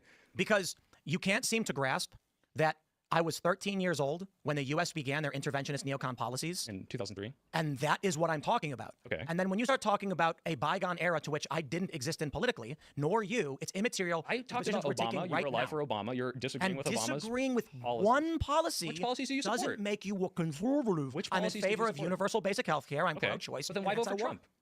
Because He's what am I not for any of those things. Do you think that I'm going to vote for Kamala Harris? If she's closer I'm a to those policies reformer, than not a he is. revolutionary. I get a Me withdrawal too. from I the wanna- Middle East I if wanna I vote for Donald Trump. I want to reform the left-wing party from what I don't like they're doing. But By voting for what? Are you going to vote for Trump and reform him to become pro-choice, become immigration in the way that you want? Like, is this really what's happening? Are you changing the Republican Party to be more left? Is Trump pro-war or anti-war? It depends on what you mean. He Is didn't Trump- start any new wars, but Oh, like I said, he escalated drone strikes. wait, He's talking say it about one more time. Say it one more time. Talking Say about it again. invading Greenland. Say- He struck Soleimani, which might have caused a war with Iran, which might still happen. No new now. People wars? are- No new wars? in Do you his say first no, term, you yeah. say no new wars? Oh my God, that means I have a choice between the Democratic establishment pro-war. Joe Biden and, start a new war? I actually don't know. yes, Ukraine. And he got us involved in it. Started Ukraine? Not Joe Russia Biden inviting started him? the U.S. involvement in the Ukraine conflict. Yes, he did. Start the war. Agreed. Joe Biden got the U.S. involved in a foreign entanglement in Eastern Europe. So all this and his like ideas like, well, I'm a reformer, not a revolutionary. It's like, okay, are you going to push Donald Trump left on any of these issues? No. And he never will. And he never has. And it's like, this is the weirdest dodge ever, which is like, well, I'll vote for Trump because of the war thing, which is my number one issue. You know, forgetting that Donald Trump ran on like, let's invade Panama and fucking Greenland. Like, oh, but he's just joking. But then once he gets elected, I'm going to be like, hey, Donald Trump, I know that you are running on this platform of banning abortion nationwide based on Project 2025 and all these crazy conservative things. Could you not do that, please? Like, but he won't even do that. You won't see him being like, oh, the Republicans have gone too far, because he knows what his audience is. He knows what he's pivoting to. It's fucking so annoying.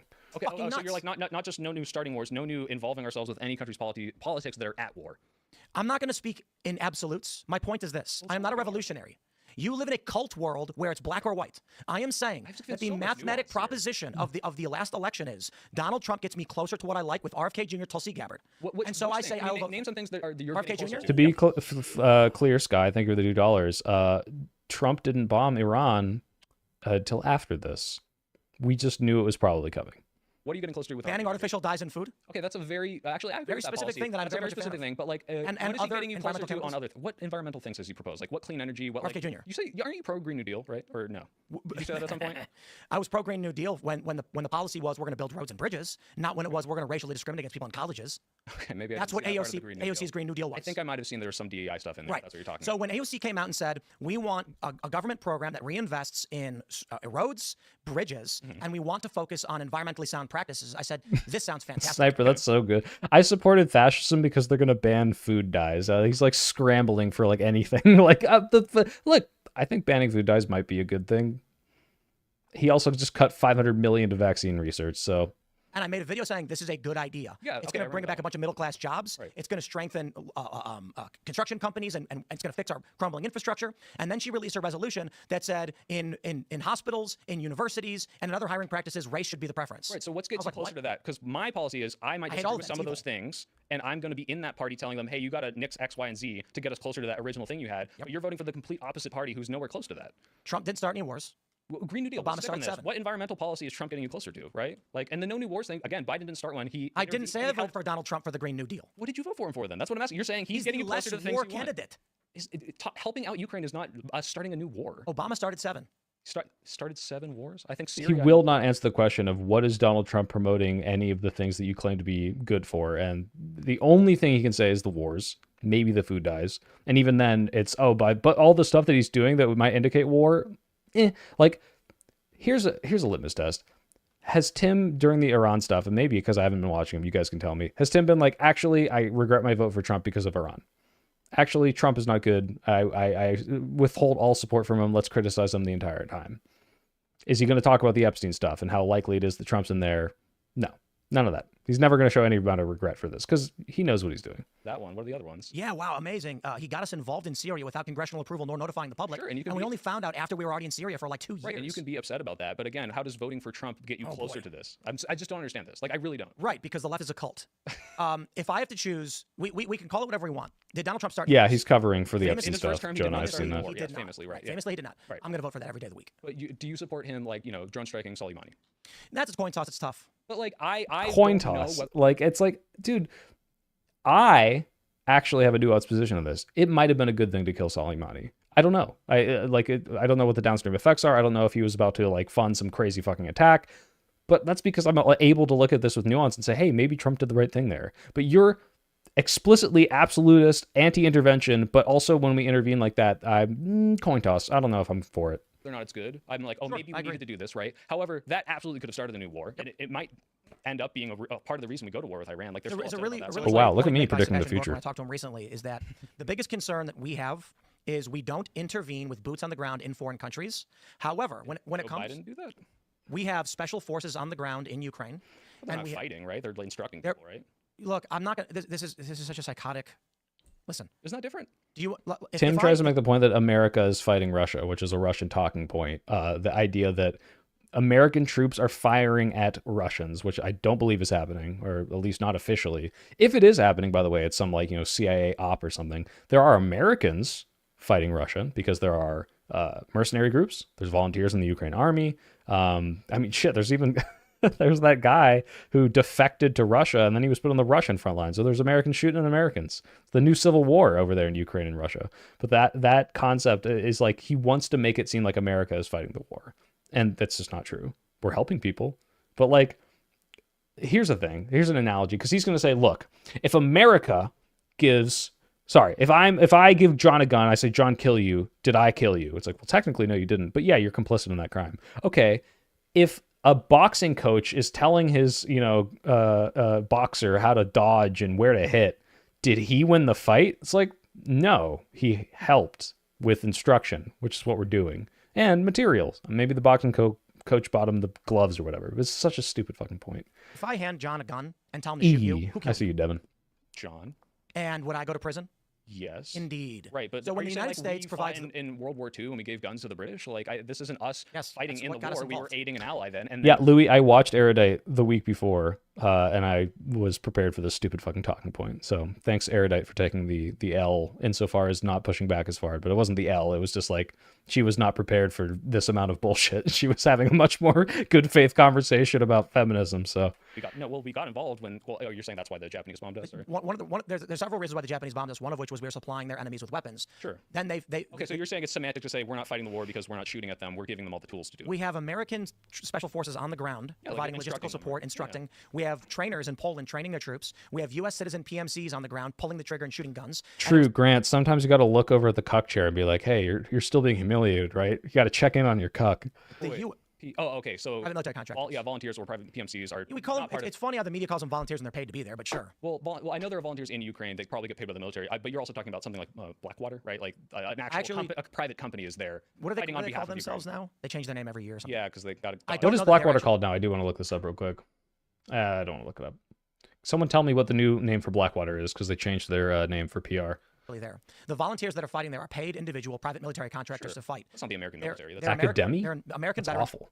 Money to pull the trigger. If I go and do that, right? I'm not an American veteran. I wouldn't say that America's on the ground. It's just an American citizen, right? If I give John $100, a gun, and say shoot you, will I go to jail? Yes. Indeed. And where did that money come from? Came from you. Okay, so like, but you're not fighting in the war. You didn't commit a violent action against me. You just we are. It's ridiculous semantics to be like, well, American citizens are there fighting, and they are paid by the American government to be there. Not the military. The American military is not declared war on Russia. The American government's not really involved because they're only paying the guys, but the guys chose to be there of their own volition. I think the way to put it would be if you were in support of us fighting, and then you're like, dude, Tim, it'd be so funny if you like gave John a gun right now, and then he does, and then I kill this guy, and then you're like, but I'm not pro-killing. Well, the analogy is like, hey, John, I'm going to protect you for the rest of your life if you give up your gun, and then he comes at you, and I say, oh shit, I did make a promise. Here's a gun. I said I would do it. Like, this is not the same as America fighting. We just simplify it completely and be like, Democrats want for. Blackwater was too woke is a really good one, Bradley. For an entanglement, I don't. If you True. Do you ever question, like, if Russia gave you tens of millions of dollars because they thought... This is wild, okay? So I was ready to bring this up at some point. I read through the document. I was like, all right, maybe I should just, like, use this to question Tim. Like, hey, maybe your Ukraine points are a little questionable given the fact that Russia gave you tens of millions. I was not expecting this, which is he's just going to say, no, it never happened. I think you were tricked by these people, right? But by the way, real quick, his narrative before, when this came out, was they tricked me. They came in, they gave me money for the Culture War show through Tenet Media, and I didn't know that it had anything to do with Russia. I had no idea anything about this. I thought they were just giving me money, and it wasn't that much money. And also, I make so much money. Now, to be clear, he says, oh, my shows make 7 figures, 8 figures, or whatever, which I believe he makes a good amount of money on this, but a lot of his employees were like contractors because like, yeah, we got laid off and he hired me on temporarily, but like he can't pay us as much. It's like, oh, okay. Like clearly he had some money issues here. Whatever. The point is he's about to say, well, as for the tricking thing, actually, no, that none of that ever happened. So let's see this because this is a very weird narrative. Oh, hold on. That story's not true. It never happened. The Edward Gregorian thing, right? Like it's not real. Never happened. It never happened? Never happened. They never tried to host your... No, you guys believe fake cult bullshit because you live in from the DOJ. Maybe I should... They dropped it. They dropped it. There's no evidence. No evidence was ever released, and there's no case. I tried to look this up. Maybe someone can give me a link. I'm sure he's lying here. I don't see them dropping anything, and that's why I question it. Because like, if I was meaner, I'd be like, no, dude, you're just fucking lying. But I'm like, okay, if that's true, show me where they dropped it. And he can't do it. He's just like making some shit up here, and he bounces around some of the crazy narratives here. It's kind of weird. The two people that I can't. I'm not going to speak out of turn. I will just say this. That's what's so wild. He says, I can't speak out of turn. It's like, why? The case is dropped. Say whatever you want. If the case is dropped, right? Like, I'm not going to. Right? How about you let me finish talking? Well, like, what are you I'm doing? just asking if this is all fake. The case is dropped. Okay. There's no evidence. Why can't you talk about it? I'm talking about it right now. But you said I'm not going to speak out of turn. Like, beyond what I can say, I will not speak out of turn for other people. Okay. What I can say is there's no case. There's no evidence. As far as anyone can tell, it never happened, and it was dropped almost immediately the day they announced it. It was dropped immediately. Almost immediately after they announced it, the case was gone. I don't know if you got a Jamie. Can we pull it up? Because I want to. Hold what up? Hold the fact that the case was dropped. How do you do that? How do you know? How do you do this? Like, it's like, so, okay, this giant conspiracy for the Russian government to funnel money into American conservative pundits, it was dropped. You don't think a single news organization would pick this up? Not even Newsmax, not even Breitbart, not even like fucking Alex Jones would talk about it. Like, pull something up. No, how would we know that it was dropped? Because I have lawyers that were working with the DOJ on it. That wasn't reported anywhere, not a single person? Yes, indeed. Because the story wasn't real to begin with, and it was picked up. I love when he says indeed, because it's clearly like I'm pivoting off of your good point to try to make the complete opposite point. By a bunch of fucking retards. Made it up. The DOJ made it. What was it? I will tell you this. this. Made it up to go after you? I didn't say that. Well, yeah, but who's making? If it's completely fake, where did it come from? That's an interesting fucking question, isn't it? Yes. Because my understanding was, I think you were deceived. I watched your response to it. What's your evidence any of it happened? I don't. The DOJ report. That's all I have. What DOJ report? The DOJ PDF that they released. Just to be clear, I have this open. So here's the DOJ report. This is like the unsealed documents. It names everything that happened, how it happened, who's getting charged with it. The two Russians, Kalishnikov and the often how do you say this? Afanasieva.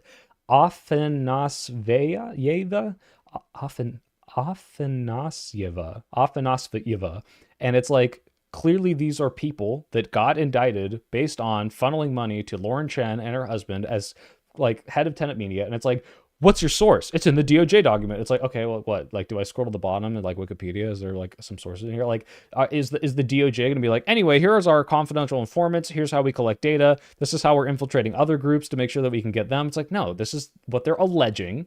Maybe they got something wrong. It's possible. But what the fuck are you talking about? Like, oh, they just made all this up. It could be a faulty source. That's happened before. Show me your evidence that it's faulty, that they just like fabricated all of this out of nowhere from some fake source. Where'd it come from? Oh, it's a good question. Okay, so you're saying none of this is true? No, it's completely made up. What's your source? Well, they said it was true. They're basing it off something. Like, do you have something that says that this isn't the case? No. My lawyers do, but I can't tell you. But it's dropped. Even though the case is over, I can't tell you all my source. It's insane. I can't believe you did this. I can't believe this isn't being talked about more, because I don't know if this is breaking news that I brought up, because apparently no one else fucking knows about it. But if I was a reporter, I'd want to report on it. What did it say? Names. It said that Russia was trying to pay people through a media company, funneling money to host your content. Culture. This show, by the way. What's the evidence? I don't have the fucking links in there. There was never any evidence. Okay, so where did it come from? What do you mean? I'm confused. Look, all I'm saying is the story was, and if this is false, sure. The story was the Russian government thought it behooved them to pay you money because your talking points on Ukraine were indistinguishable from their propaganda. Now, if that's not true, maybe. It's not true. That's not even in the indictment. When you scream Ukraine is the enemy of the people, that is essentially Russian propaganda. No, I don't think you're being paid for them. Did our ally Germany accuse Ukrainians of sabotaging our ally Germany put money into that country to fight back against the... Is Germany not raising money for them right now? You gave a specific quote when I said Ukraine is an enemy of this country. Yeah, so he's like, I only said that because Germany accused them of bombing them. And I'm like, okay, is Germany giving them money now? Do you think we should give them money? No. Okay, so you're doing the Russian propaganda thing, dude. Right. What do you mean by that? Germany, our ally... No, okay, wait, Emily, to be clear, the reason why the comments are pro me now, because they weren't when you first watched this 2 months ago, is because I think Destiny watched part of this on stream and they went and saw it and were like, oh yeah, fuck these guys. So I got lefty brigaded. Thanks, Destiny. Yeah. Said that Ukrainians just bombed our energy pipeline. Sure. And I said, that makes them an enemy of us. Our ally was attacked by Ukrainians. Okay, so clearly the governments of these nations... Oh, but also we shouldn't invoke Article 5, because he doesn't think we should do that for Germany. Don't agree with you insofar as they think, hey, it still behooves us to give money to this country and help it defend itself against Russia. I don't care about that. Meanwhile, the Russian narrative is 100% that did happen in that way that you're describing, where we don't actually know. This is my understanding. My question is, why should I take your Ukrainian facts seriously if this seems to be the case? What? It's CBS News. What's CBS News? What I just cited was CBS. They said 100% this is confirmed, or this is alleged thing. CBS reported that Germany has issued an arrest warrant for Ukrainian diver named Vladimir And Z. that means 100% it happened? It means our ally has asserted that this is their stance on it, right? And we should stand with why our is it NATO their ally. conclusion Ukraine is the enemy of the people? Maybe it is. Well, no, it's not. They're giving them money. They're supporting them. That doesn't get into the nuance of a political climate in Eastern Europe. Okay, so what I'm asking you is, your position on this seems to be at the least aligned with a lot of what the Russian position is, which is, fine, that Russians are scumbags and should have invaded? If that's your opinion, and what I'm saying is, why then are all these countries still doing the exact opposite of what you're suggesting? What does that have to do with what we were talking about? It has to do with the fact that, I'm asking you, why should I take any of your opinions on this seriously when it seems to be 100% aligned with a country that is the enemy in this situation? Are you retarded? What? Are you a retard? I mean, yes, but that's irrelevant to what does my opinion as an American who doesn't want to be involved in foreign wars have to do with whether Russia agrees with that or not? Because if the Russians thought that they should give you millions of dollars to spread your opinion, which helps them and they didn't, and that's made up. Can we look at that? What was case being dropped? Like, do you have an email from your lawyer about it being dropped or something that you're allowed to show? With, like, is there any proof that it ever happened?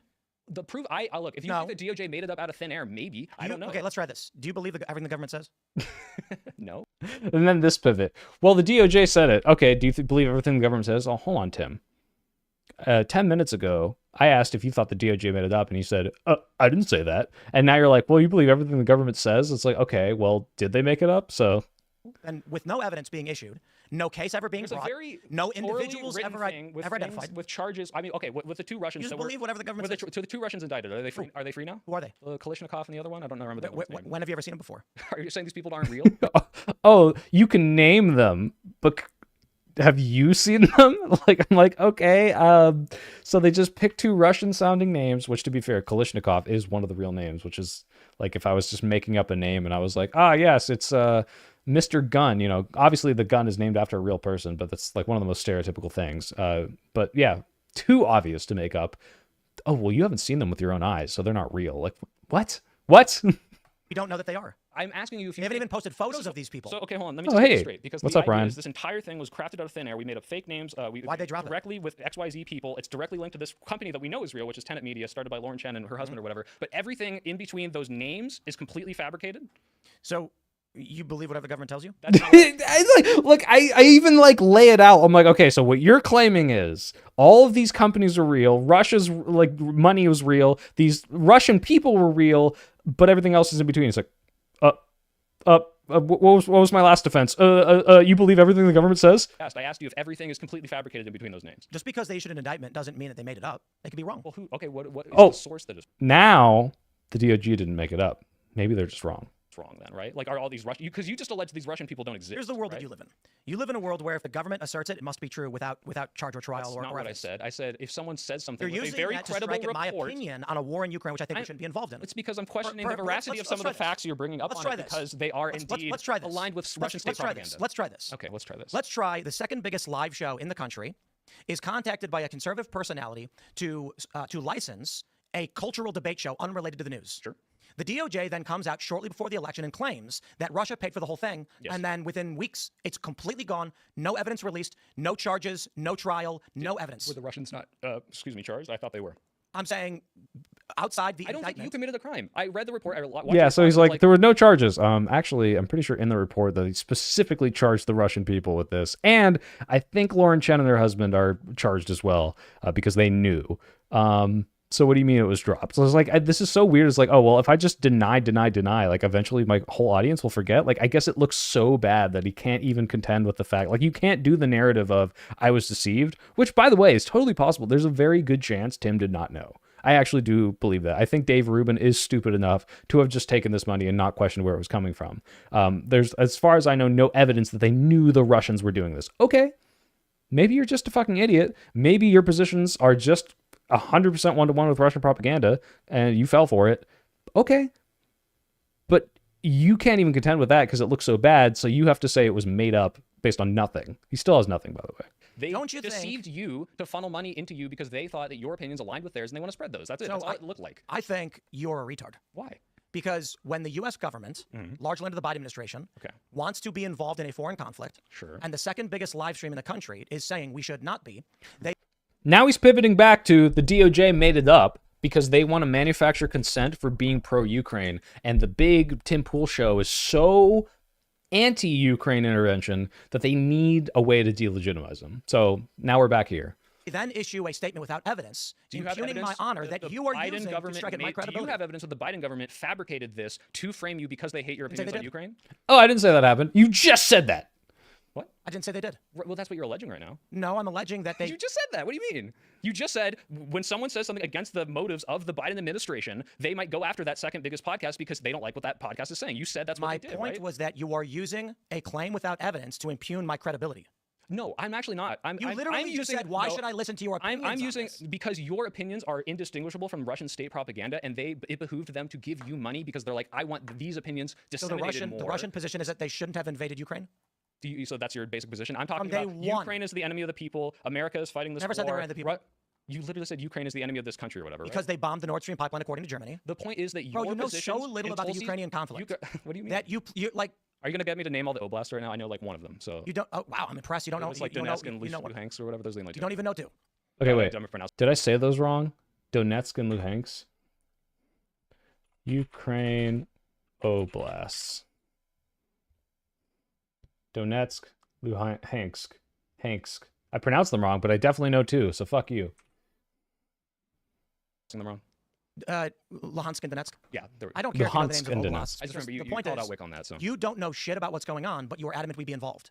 what do you mean? I don't know shit. I know that the security guarantee happened. I know that we should defend. Why did an Russia ally. invade? Why did Russia invade? Well, I think you're alleging that it was because of the trade deals, and they didn't. By the way, want he their- had two different explanations for why Russia invaded. One is like, oh, they're flooding the Russian zone with cheap products because of these trade deals, and we want to stop that. And the other one is because they want a pipeline and access to Sebastopol. But he just jumped around a lot. cheap European goods flooding into Luhansk. Russia or something like that. I thought you said that at one point. I'm sorry if that's not what you think. I thought the I Russian. read that in a invaded- Reuters article Okay. So what do you think? Why do you think Russia invaded? because they don't want to lose control of Sevastopol. Okay. That's why they control the land bridge into Crimea. What does this have to do with anything I said? And he doesn't bring this up. He brought this up when Wick was on.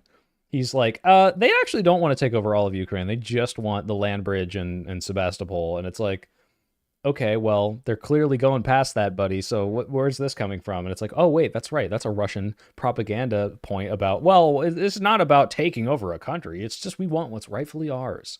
I've seen you talk You about this don't stuff. know why the U.S. is hold involved on. in Ukraine, but you want us You're- to be there. I think that the U.S. is opposing, one, the invasion of Ukraine because we promised that, hey, if you give up your nukes, we'll help you if you get invaded because we don't want the nuclear proliferation in this country. And what was that called? I don't remember. It's like I didn't 1983 or remember the something. Budapest Listen, referendum. And now he's like, I have an issue. oh, you don't remember the name of the Budapest referendum? You don't know anything, buddy. I did not come here to debate Ukraine, by the way. I just wanted to talk about the Tenet Media thing a little bit. Ill-informed individuals advocating for an escalation of war. Why is this? Dude, if you're talking about, look, I can probably name like the way that you've described of Russia's goals in this country and like all the points you're going over. My question is, why is it that when we do a security guarantee for a country, we shouldn't help that country out? What's the security guarantee? The security guarantee is that if you give up your nukes, we will protect you, right? Tell me about it.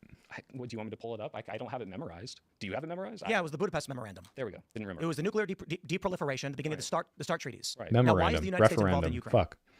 Because why are we involved in any foreign country? No, there's a specific reason we're involved in Ukraine. Are you talking about like to combat the spread of Soviet like No. Stuff, or what do you mean? I have an issue my whole life with ill-informed people propagandized by the government to advocate for foreign intervention in other countries. Why is this? What am I propaganda? Like, tell me what my You Thank don't you. know I've said it what wrong you- like in good 40 faith, I'm asking times, you, what do Louis. you think my position, why I support this based on this like thing? Like, if I said, oh, it seems like we promised this country we defend them. We'll be greeted then as you tell me. liberators. Huh? Because you're basically saying we will be greeted as liberators. No, I'm saying You it are. seems to me like we had a promise to this country to defend them in this case. My question is, what's wrong with that? Because maybe I'm wrong, but tell me about it. But my question originally was going back to this, like, okay, but like if you're saying the same things as Russian state TV, it makes it hard to take you seriously. Does the does the treaty that we have with Ukraine that The reason I'm being nice here is because I'm in front of an audience of Tim Pool people who are more like, you know, open to the Tim Pool. And I've seen if you get like incredibly blasted up and angry, it's just like he just is like, oh, look at you, you're the crazy lib. Like the way he paints it, he's really good at manipulating that. So does defend them include any guarantees for Russia? Probably, I think so, right? Does it maybe is there maybe some kind of issue pertaining to if the U.S. Well, you're aggresses? asking, you know, just tell me. I haven't read the whole thing. Yeah, since, like 3 months ago or something. Was it Timber Sycamore? Was that the operation? That was in Syria. Yeah, when the U.S. started providing weapons to Islamic terrorist groups, Yeah. so that they could topple the Assad regime, which was allied with Russia, where Russia has their naval base in Tartus. Okay. that was an aggress upon an ally of Russia, which destabilized the region, creating a conflict, particularly around control of a Russian naval base, which put them at risk. Assad had to flee the country. We viewed him largely as a terrorist who was gassing his own people. Russia viewed him as an ally and sought to protect him. The U.S. threatened to put a no-fly zone over Syria, to which Hillary Clinton said, let's do it, even though she was warned that would start war with Russia directly. She said, I don't care. The reason we are in Ukraine largely has to do with our attempts to bring natural gas from the Middle East into Europe to offset Russia's control of natural gas. Yeah, I've seen you talk about this. So the U.S. is setting up operations in Ukraine, running soft power operations to shift their government towards a pro-EU, pro-Schengen, pro-NATO sentiment. Russia opposes this. This is why Russia invaded. Firstly, the reason why they seized Crimea in 2014 was because they saw the writing on the wall with the ousting of Yanukovych.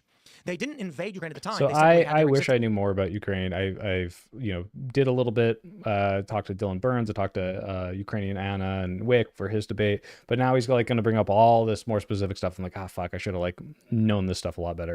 So that I could push back. But honestly, I'm kind of happy we didn't, because I got to move on to the Trump stuff. So troops in Sevastopol walk outside, and then they put a bunch of special forces and like they were already elections. No, the Little Green Men thing, right? They were already there. They have a why naval does that base in make it Sevastopol. okay? No one said it was. I'm saying this is what Russia did. Right. Then there was Russia a lease, invaded Ukraine in after Joe Biden got back in. Because when Trump won in 2016, all of these tensions simmered down and halted. The response from the I'm pretty left, sure this Democratic is Party not true. Oh, the tensions simmered down when Trump was in office, like as if they weren't like building up to take Ukraine the entire time. It's like, oh well, Trump kind of scared them off. Largely that Donald Trump was supporting Russian interests by removing our involvement from Ukraine. I asked what specifically about my position is completely fabricated or brainwashed, but I'm also any of this. But I'm also But I'm also questioning everything you're telling me now, because first of all, you have been in this industry way longer than me. I would always concede and cop to the fact that you probably know more about more things than I do, and probably ever will. Not only do I know more about it than you, I was there twice at the start of the Civil War. But my question is, if this Russian state media says, "Hey, this person's opinions are so aligned with ours, we want to give them millions of dollars," why should I believe you? That's made up. And your evidence of it being made up is, well, you have no evidence of it. Yeah, but if you think the DOJ completely fabricated it, just say that. But I don't think that's the case. Let's say their indictment is fine. What evidence did they release? I don't know. I haven't looked at the sources. The indictment contains no evidence. It's like, can we like call Lauren Chen on the phone and ask her right now? The indictment contains zero evidence that anything that they've claimed happened. Yeah, when the government releases a report on something, do they have like a list of sources at the bottom, or they say this is what we're alleging happened? Like, Joe Biden said, hey, Russia's about to invade Ukraine in the coming weeks, and they didn't say, and these are intelligence sources, and these are our spies. They were just like, this is going to happen, and then it did, right? If your only argument against the historical facts that I brought up is, but I heard from an indictment that you may have been paid by a foreign country. That's not my only argument. I have a lot of arguments there. I don't want to get into a whole. I really wish I countered this. Oh crap! I really wish I countered this a little better, but the idea that it's like, oh, your only argument against my ability to spout off these like random historical talking points that aren't necessarily all true, by the way, because a lot of them are like Russian informed. It's like, well, hold on, I'm not arguing against this specific historical fact. I'm arguing against the fact that every single talking point that you have is one-to-one with Russia, and that's the reason they gave you money. Not, I can't contend with what you're saying, therefore you must be propaganda. So let me get back to this. Sorry, where were we? Post, I'm like, hey, just so you know, we just bombed a country. We're leaking it to you first. And the boogeyman that seeks to... That you brought up? Where Trump said... Some people, especially... I asked what specifically about my position is completely fabricated or brainwashed, but I'm also any of this. But I'm also But I'm also questioning everything you're telling me now, because first of all, you have been in this industry way longer than me. I would always concede and cop to the fact that you probably know more about more things than I do, and probably ever will. Not only do I know more about it than you, I was there twice at the start of the Civil War. But my question is, if this Russian state media says, hey, this person's opinions are so aligned with ours, we want to give them millions of dollars, why should I believe you? That's made up. And your evidence of it being made up is, well, you have no evidence of it. Yeah, but if you think the DOJ completely fabricated it, just say that. But I don't think that's the case. Let's say their indictment is fine. Okay. What evidence did they release? I don't know. I haven't looked at the sources. The indictment contains no evidence.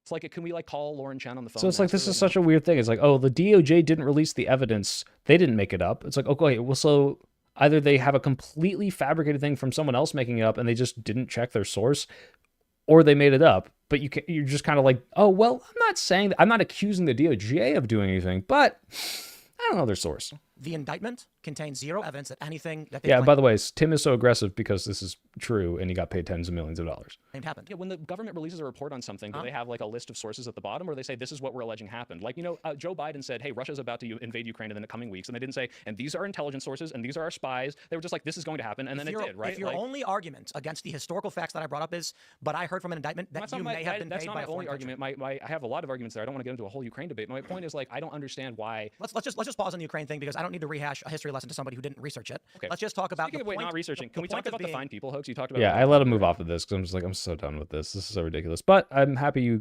I got him to admit that all of it's fake. So when something may or may not catch up with him, I hope someone splices in at least a little bit of me being like, really, it's all fake? Like, I think you bring that up with liberals a lot. I just made a video on it. You feature in it.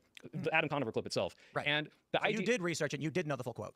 Yeah. So, okay. So people... This is great, too. I released my video like 3 days before this. So I was like super, super, super well-read on the Charlottesville thing. He really backs down on this. People, especially Chuck Schumer, he did this. He said, Donald Trump called neo-Nazis fine people, which is not the quote, right? It's, like... They should be condemned. Yeah, fine people on both sides. And then, but I'm not talking about this. But, like, I think that completely ignores the context of the white nationalists who organized the rally, who was there on that day, and all the, like, the Identity Europa, the KKK. Like, the idea that there were fine people in this group is kind of like what everyone was upset about, is that he didn't condemn them on August 12th when white nationalists killed a guy. 2 days later, he gave a teleprompter speech that seemed kind of like wooden and hollow. And then on the 15th, he finally said the fine people thing, pointing to no one, because there were not fine people on the side of the neo-Nazis. I think right? this is why young men are leaving the Democratic Party. Because we don't like neo-Nazis? Because Trump condemned neo-Nazis, and you're trying to make the case why he actually did. Can you bring up the Snopes article that you brought up? Where Trump said, not the Nazis. I'm so happy I got him to thing is, read like, this fucking like editor's note on the Snopes article. You look at that article. Yeah, obviously, Snopes did a good job. They're like, we are here to report on the factual thing of what Trump said. Yep. But you brought this up with Adam Conover. Scroll down. Can you read that editor's note? Some readers have raised the objection that this fact check appears to assume Trump was correct in saying there were very fine people on both sides of the Charlottesville incident. That's not the case. The fact check aimed to confirm that Trump actually said, not whether what he said was true or false. For the record, virtually every source that covered the United Right debacle concluded that it was conceived of, led by, and attended by white supremacists, and therefore Trump's characterization was wrong. Right. So it's like even the article that he uses is like, yo, Tim, like this was a white nationalist rally and Trump was wrong to say there were fine people on both sides. Just so you know. Most of the people and the media narrative around this as a whole was that Trump getting Tim to read is pretty impressive in general. That's true. Too true. is not condemning white nationalists at this rally that killed a person. I'm just going to say it again. This is why young men are leaving the Democratic Party. Can you address the point I'm bringing up? August 11th happened. I'll say it right now. Who did Trump describe specifically as the fine people? So on August 11th, who did Trump describe as the fine people he was? He said the people that weren't the neo-Nazis and the racists. Who no, he specifically said some people who just didn't want to see statues torn down in their neighborhood. So not those people. So everyone excluding those. And so when Trump says like a little old lady doesn't want a statue torn down as a fine person, that's who. Where is this little old lady? Right. The point is, this was a white nationalist rally organized by Jason Kessler. By the way, someone got really mad at me on Twitter and sent me a video and was like, huh, look at this. Like, look at all these people that aren't Nazis. And like in the video he sent me, there's like an Identity Europa flag, which is a Nazi group, like a Workers' Party, like, Nazi group flag. And like the main guy in focus on the camera is wearing, United Workers' Party symbol on his fucking helmet. I'm like, dude, what the fuck? Like, this is the worst video you could have sent me. And with the scheduled speakers being David Duke, Mike Enoch, Richard Spencer. And so when you show up, you look at these promotional materials, the news, and the news reports on this as this is going to be a white nationalist rally. And then you show up and you're like, well, I know I'm one of the 4,000 other Nazi people here, but I'm just here to protest the statue. Do you think those people like existed? And like this is specifically this one or two people? They did, actually. And it's also, if you look at like the history of how these organizations operate throughout America. This is wild. John's about to say, actually, it was a Nazi rally, but that was perpetuated by people that tried to make Nazis look bad. Or, excuse me, the statue defenders look bad. It's exactly like you're describing, where you've got something like a statue for Robert E. Lee. You've got Americans who are local, and they're like, you know what, this is my heritage. Maybe I don't swear by it, but I like it and I respect it. And they all of a sudden can bring in these boogeyman figures like David Duke, who famously sold lists of his members to the SBLC. Why do you say boogeyman for David Duke? Because that is what they are. The Grand Wizard of the KKK. The boogeyman referring to this sort of like archetypal scary thing so that the media can then report on it. And now 8 years later, we're pretending that Trump is maybe a white supremacist. The media didn't bring David Duke to the rally. David Duke promoted and organized Jason Kessler. There is a relationship between the state, the media, and the boogeyman that seeks to take normal right-wing opinions and vilify them and make them scary and alienating to normal people. This is so wild to me. It's like, yeah, they're trying to make normal right-wing opinions look bad. It's like, John, you're a Nazi. Like, why are you pretending like there's some like apparatus to make people more radical when you're actually yourself so radical? Like, is he like a Nazi who's like upset that the moderates are like being lumped in with him? Like, it's so weird. Subversion tactic, which made the white nationalists promote this rally to scare people away from defending the statue? 100%. Yes, that is how this has operated since the end of World War II, this relationship between the national security state, far-right organizations, and the media. They all work together to vilify normal right-wing opinions, such as, we don't want a statue of a local hero. I got a question for you. Do you think that intelligence agencies in the United States coordinate with news organizations? 100%, yes, of course. And I mean, even worse than that, they subvert certain movements. Like I brought up COINTELPRO, right? Do you think that news organizations, even today, take direction from intelligence agencies? Direction? Depends on what you mean by that. I'm not sure. Like they could be the FBI's like, you have to report on this. Maybe if it's like, hey, we're doing a story on this and we have insiders here. Would you like to make a story about this? That might be manufactured consent, but yeah, they probably do that. So I can tell you with firsthand experience, the State Department particularly makes calls on the phone, the editor in chief, and he's about to make this sound so conspiratorial. It's like the State Department calls journalists and tells them what to report, and it's like, dude, yeah, the State Department calls journalists and is like, hey, this happened. They're not like, you have to report on this or we'll kill you. They say, hey, you need to report on this, or hey, this is what happened if you're making a report on this. They say, we need you to report on this. Sure, but that's not forcing them to report on something. If I, bombed a country and then I'm like, hey, we're going to report that we just bombed Cambodia or whatever, and I get on the phone with Washington Post, I'm like, hey, just so you know, we just bombed a country. We're leaking it to you first. Go ahead and, No, I'm telling you that the State Department contacts the heads of news organizations and says, we've got a big story that we need you to cover. We need this one out there. Sure, but like this is kind of the way you're phrasing it makes it seem like, oh, news, like you got to do this or we're going to punish you, and not, hey, you're a news organization. This is going to be a huge benefit for you to get ahead of this story and talk about this very big thing that's about to happen, which is a completely normal relationship. So I think because of movies largely, people live in this world where they think everything's a perverse incentive or blackmail or a bribe. The reality is, for news organizations, it's really simple. You just hire the people who will do. I actually don't know who Johnny Harris is, Bradley. Yeah, Noam Chomsky made a whole thing about this. So what ends up happening is, you're a news organization and you want someone who's you need to report that this conflict in Afghanistan has to happen, and the Taliban are the bad guys. Oh, if you want to talk about how the media was very complicit in the Iraq war narrative, 100%. So what you do is you get a list of people who are writing, and one guy says, I'm a bit nuanced, I'll write whatever you need. One guy says, I hate the government of Iraq. Saddam Hussein is a scumbag. You're hired. Then when the State Department says, write this, they go, hey, look what we got from the State Department. He goes, oh yeah, and he writes it up. Yeah, there's ideological capture for sure. I don't disagree with. Well, it's functional of the U.S. intelligence. Okay, but if we're talking about this, and it's like, okay, if we look at the timeline, you had a bunch of neo-Nazis on August 11th go and talk about Jews not replacing us, blood and soil, gas the K word, right? And it's like the day after that, he doesn't condemn those people versus every other Republican politician coming. He did. No, the day after that, he doesn't condemn those people, right? He says he tweets something so else. Stupid. Well, This is why young men are leaving the Democratic Party. You can keep deferring to that, but the point is like your narrative on this is painted by what I will admit are people like Adam Conover who like don't understand it. They just hear this like, oh, he called neo-Nazis fine people, and they brush it aside. They don't think about it.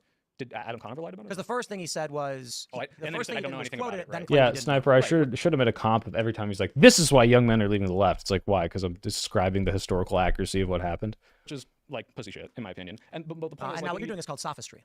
What is the sophistry to say that people were upset? You can look at the articles from this time. Tone about things that happened 8 years ago. You are arguing the day after neo-Nazis Trump instead of what actually happened. The day after neo-Nazis marched in this rally with the tiki torches, Republicans came out. Mitch McConnell, the Bushes, all these other people came out and said, by the way, I'm not saying these people are good. I'm saying all the other Republican Party said, hey, these are neo-Nazis and these are bad. And Donald Trump said, many sides, right? And people were upset about that. And you mean after a different event? No, that's why I call it after the tiki torches.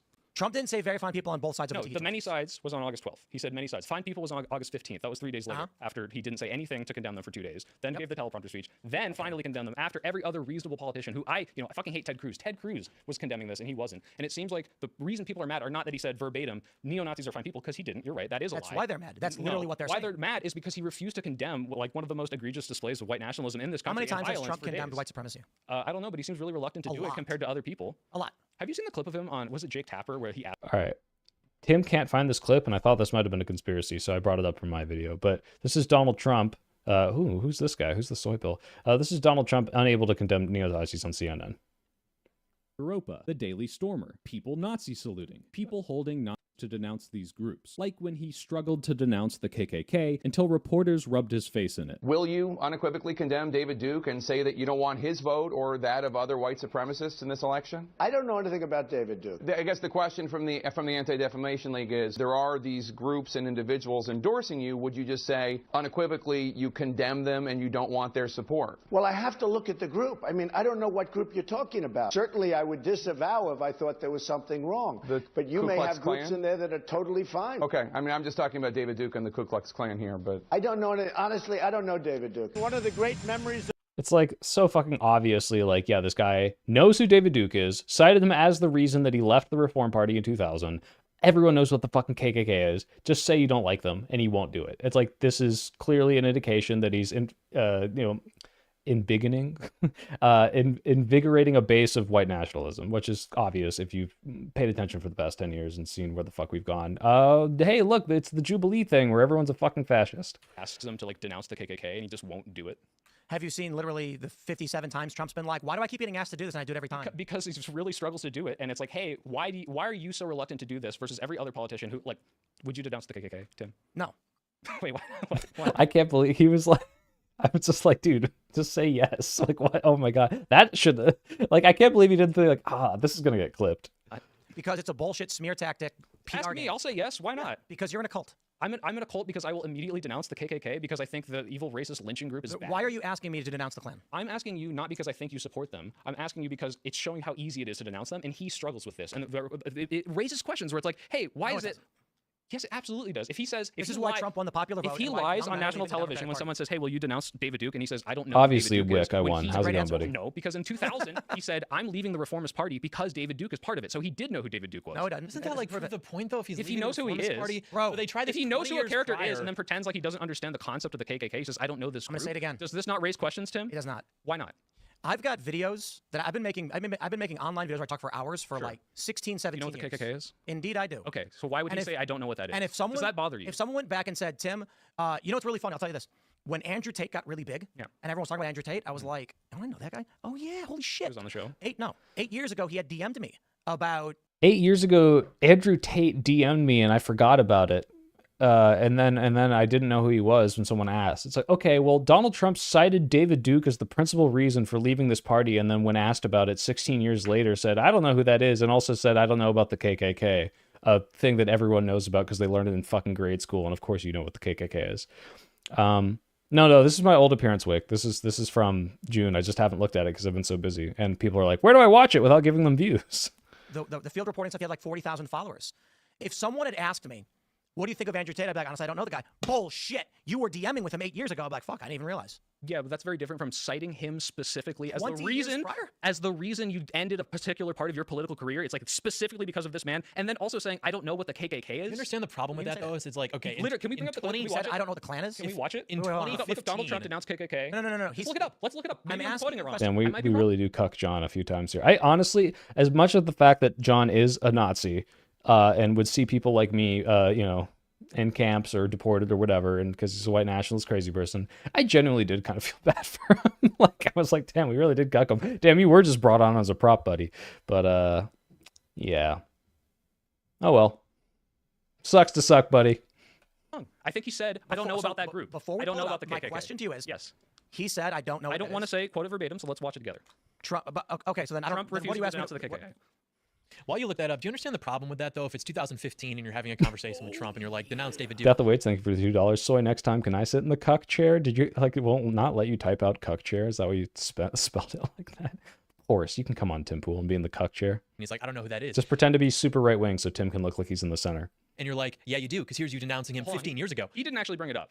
Right. The point being, it's the same game. They've been doing it for decades. He gets bored of it. They just wait for him to not give a sufficient answer one time. And now 8 years later, we're discussing every other Republican politician can easily give the answer of, yeah, no, I don't like these white supremacist groups, but he struggles with it. He did, as Tim said. No, he didn't.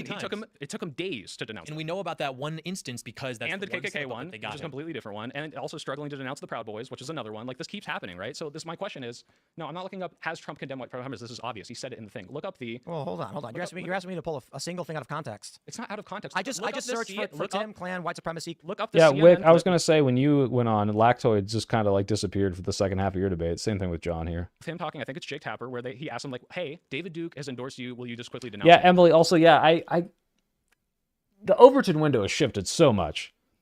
Like, the absurdity of, like, oh, he didn't know, or he gaffed, and it's like, fuck, he's the president, and he gaffed about knowing what the KKK was? Come on. Which any reasonable person. I'm just pulling a bunch. I'm going to pull up all of it. Can you just bring up the one? No, you've been talking back and forth. This one's embarrassing, by the way. I would love to end it. I would love to end it. I just Google search and I'm pulling up all that comes up. Okay. I'd like to watch that one. But the National Guard, it would be over. There'd be no problem. Okay. But they don't want to accept the National Guard. You have repeatedly criticized the vice president for not specifically calling out Antifa. Remember the Dean scream? True. But are you willing tonight to condemn white supremacists and militia groups and to say that they need to stand down and not add to the violence in a number of these cities, as we saw in Kenosha and as we've seen in Portland? Are you prepared to specifically do it? That's what's so wild. Okay, look, Shakasim, if I do, let's see this. Donald Trump, David Duke, Jake Tapper. Okay, he couldn't find this. Wow. Okay, maybe there's a conspiracy. Maybe his algorithm is tailored to not show him things. Maybe Tim is a victim. Say almost everything I see is from the left wing, not from the right wing. So what are you saying? I'm willing to do anything. I want to see peace. Then do it, sir. Say it. Do it. Say it. Do you want to call him? What do you want to call him? Give me a name. Give me a White name. supremacists and What would you like me to condemn? White supremacists and right Proud Boys, stand back and stand by. But I'll tell you what. Somebody's got to do something. I think it's virulent condemnation. Yeah. I think it's fair to say it was a gaffe.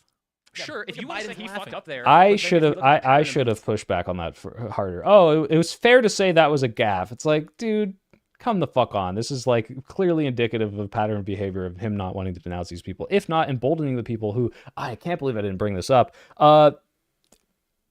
Seditious conspiracy, Enrico Tarrio, Proud Boys tried to fucking January 6th and then he pardoned them, like, which he, by the way, got wrong in front of Luke Beasley and looked like a fucking idiot. Failing to do this, and we can please watch the KKK clip, which I think is even worse than that one, which was bad, by the way, telling a white supremacist group to stand by and not, hey, yeah, these people are evil and I hate them. Like, this is very, like I said, you didn't want to do this because it was a smear tactic, but anyone asks any of these Republican politicians, do you denounce the KKK? Yeah, fuck them, right? Easy.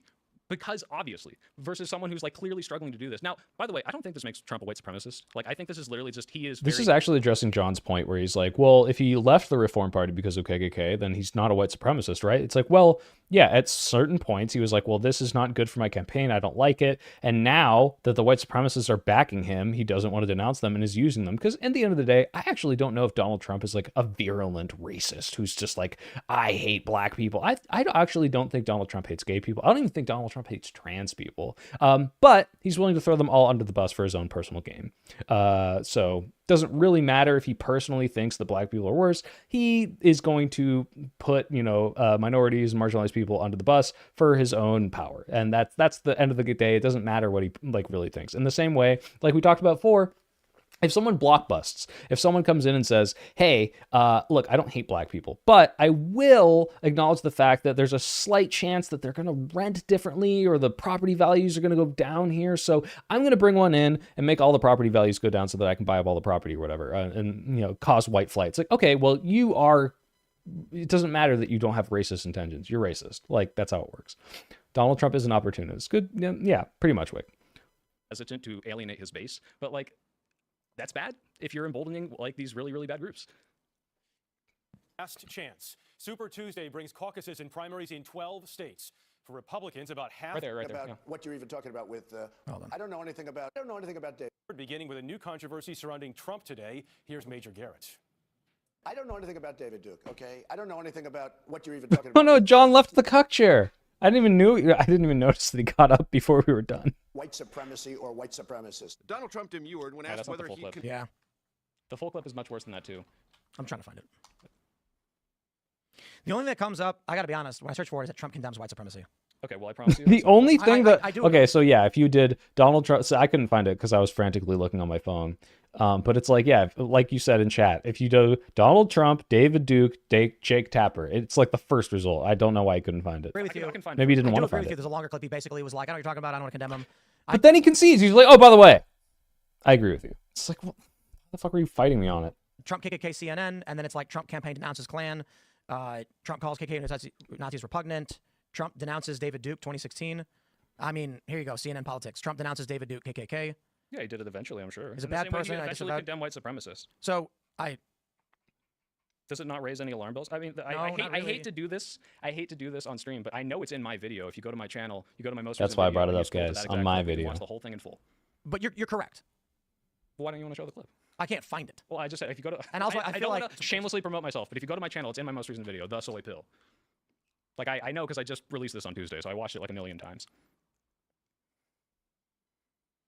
What I'm trying to do is find the actual raw clip. I cut out the dead air of it, if that's what you're worried about. For the same reason, I don't want to play the CBS Evening News clip. I'm trying to find the actual raw clip of what Trump said. That way, no one's going to say. So first of all, I agree with you. You're correct that when Trump was asked about it, he was like, "I don't know anything about it. I don't want to." And it was contentious. And then he came out later and said, "I do condemn them." A gaffe? No. I'd call it inconsequential, I guess. You don't think that at all? I have a transcript. You don't think that at all emboldens the? But this is NPR. People don't trust them. I don't know what group you're talking about. You wouldn't want me to condemn a group. Oh wait, what is this? I don't know anything about Dave. Why don't they have the video in here? I know I got the video from. Wait, hold on. Too. No. I don't know, man. Does that not bother? Does that not give you pause that like someone you voted for is like struggling to denounce a hate group when every other person can immediately do it? Let's just do this. Well, answer the question. I am. And it's called no. Because I typed in Trump refuses KKK CNN. Trump condemns all white supremacists.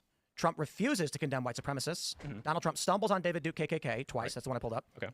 Full interview. Trump denounces KKK. I don't think I bring this up. I should have been like, don't you think it's crazy that these people say that they're emboldened by it? We see a rise in white supremacy, and also one of the groups that he refused to condemn, stormed the White House and specifically stormed the Congress and tried to overturn the election. Don't you think that maybe he has some culpability in that? Like Trump, I totally disavow the Ku Klux Klan. Sure. Like, this is just a political non-story as far as I'm concerned. So when the groups come out afterwards, when this happens and say, wow, we really feel emboldened by this person, and then you can see like a rising trend of these groups' influence, like I think that's a very demonstrable material harm. People have no influence though, dude. The Proud Boys used to be a drinking club. Steve Bannon not around is an anymore. alt-right person. He's like he's not hired by Trump. Steve Bannon is like a broadcaster. No, he doesn't. What do you mean? Does he not claim himself to be a proponent of the alt-right as he has since like 2016? This is man. Oh my God. So this is wild because I was not prepared for like pushing back on material reality. But he's like, Steve Bannon's not alt-right, and I'm like, really? Like, I'm pretty sure Steve Bannon's all right.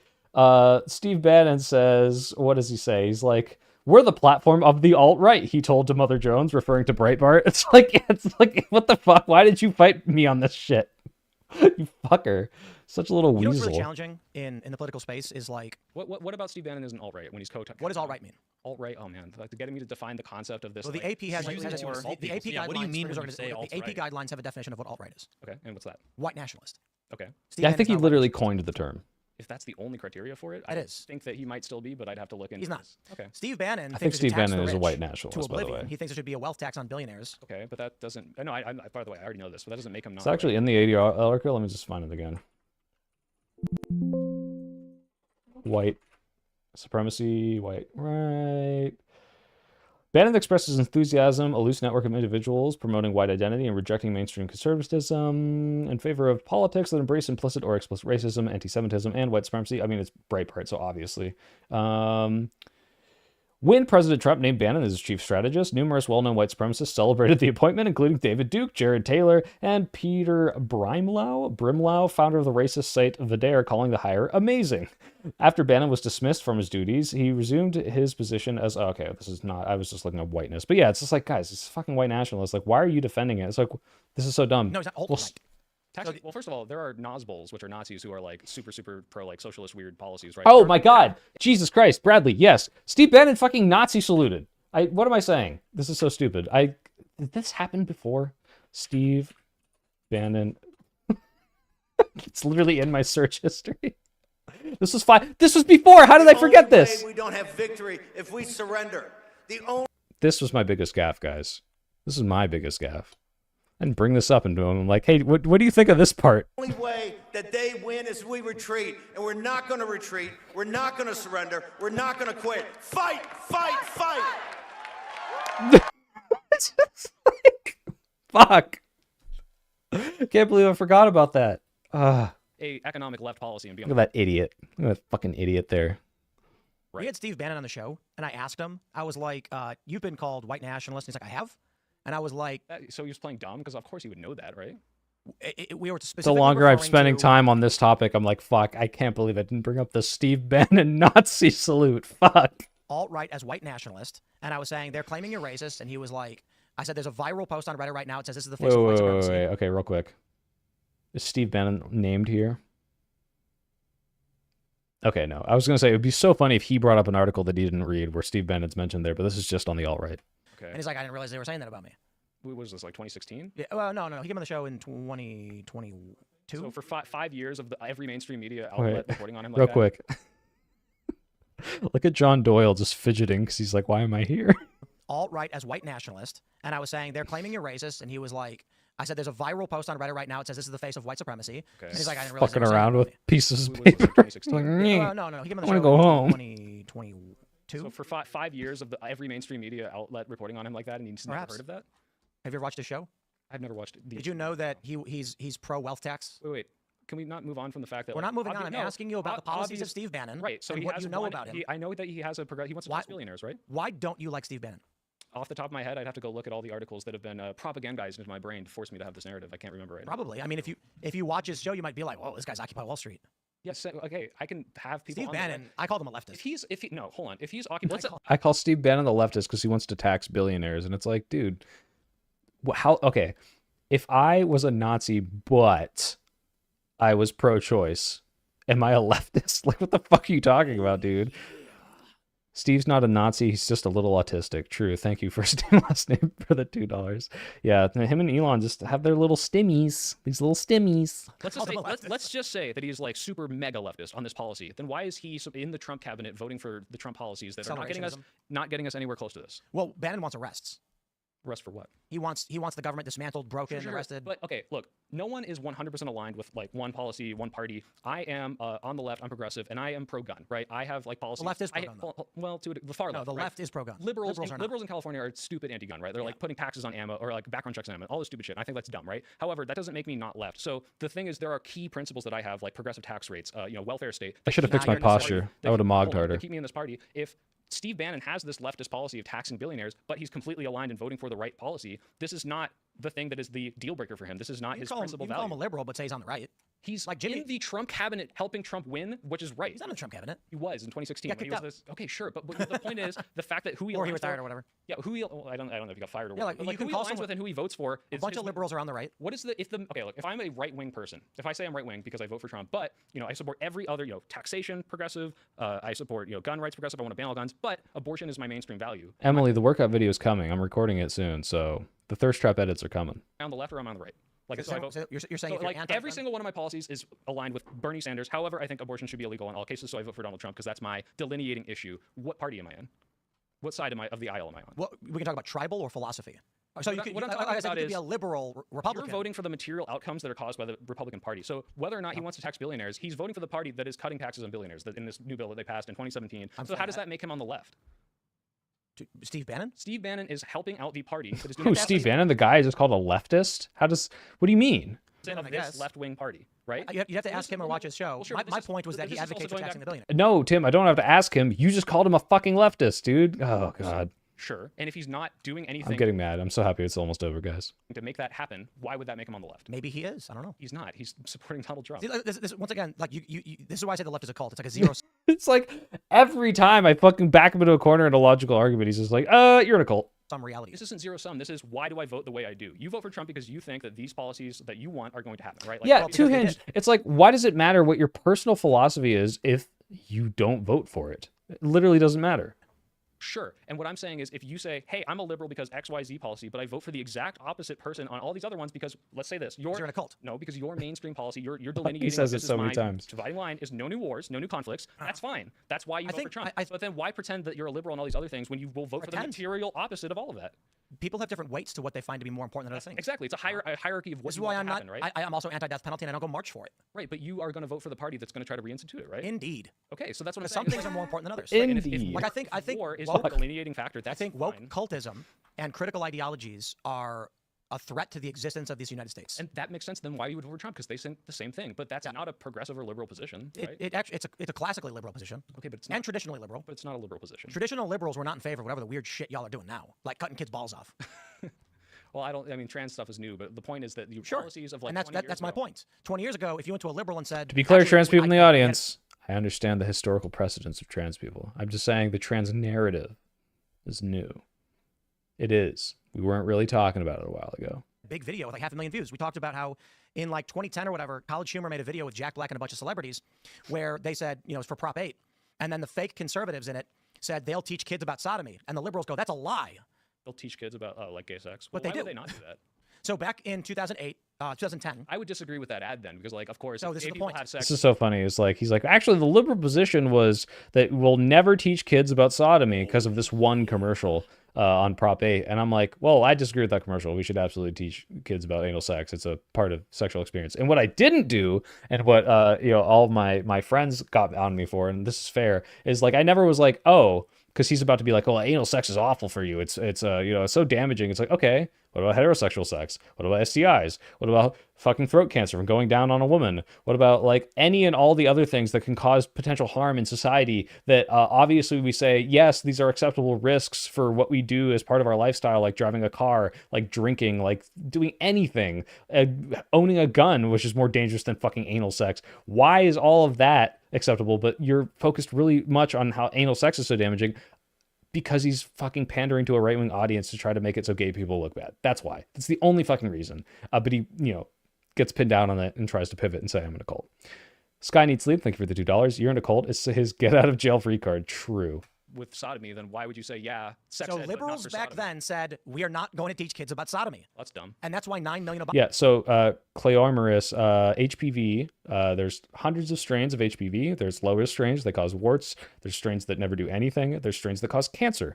Gardasil is a vaccine. Gardasil 4 was the old one. Now they have Gardasil 9. That's how many strains it protects against. It protects against most of those strains. However, if a woman has HPV, and you go down on her and it's a cancer-causing strain, there's a potential for you to develop throat cancer. Now, my understanding is these are not super deadly for the most part. That's why Michael Douglas, who had this throat cancer from going down on a woman probably, or from something else, didn't die. Now, do you need to be a millionaire to survive? I don't know. The point is, get vaccinated.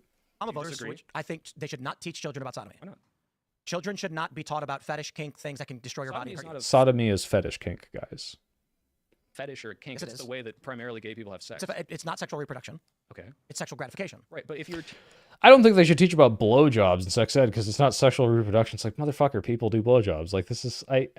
the dodging that he has to do to pretend like this is like this is a crazy thing that these people do when it's so clearly pandering to the right-wing audience of, well, I want them to think that I think that gay sex is bad. It's ridiculous. You're trying to prepare children for the outside world, and this is something that might happen if they're gay. Don't you want them to be safe and know about it?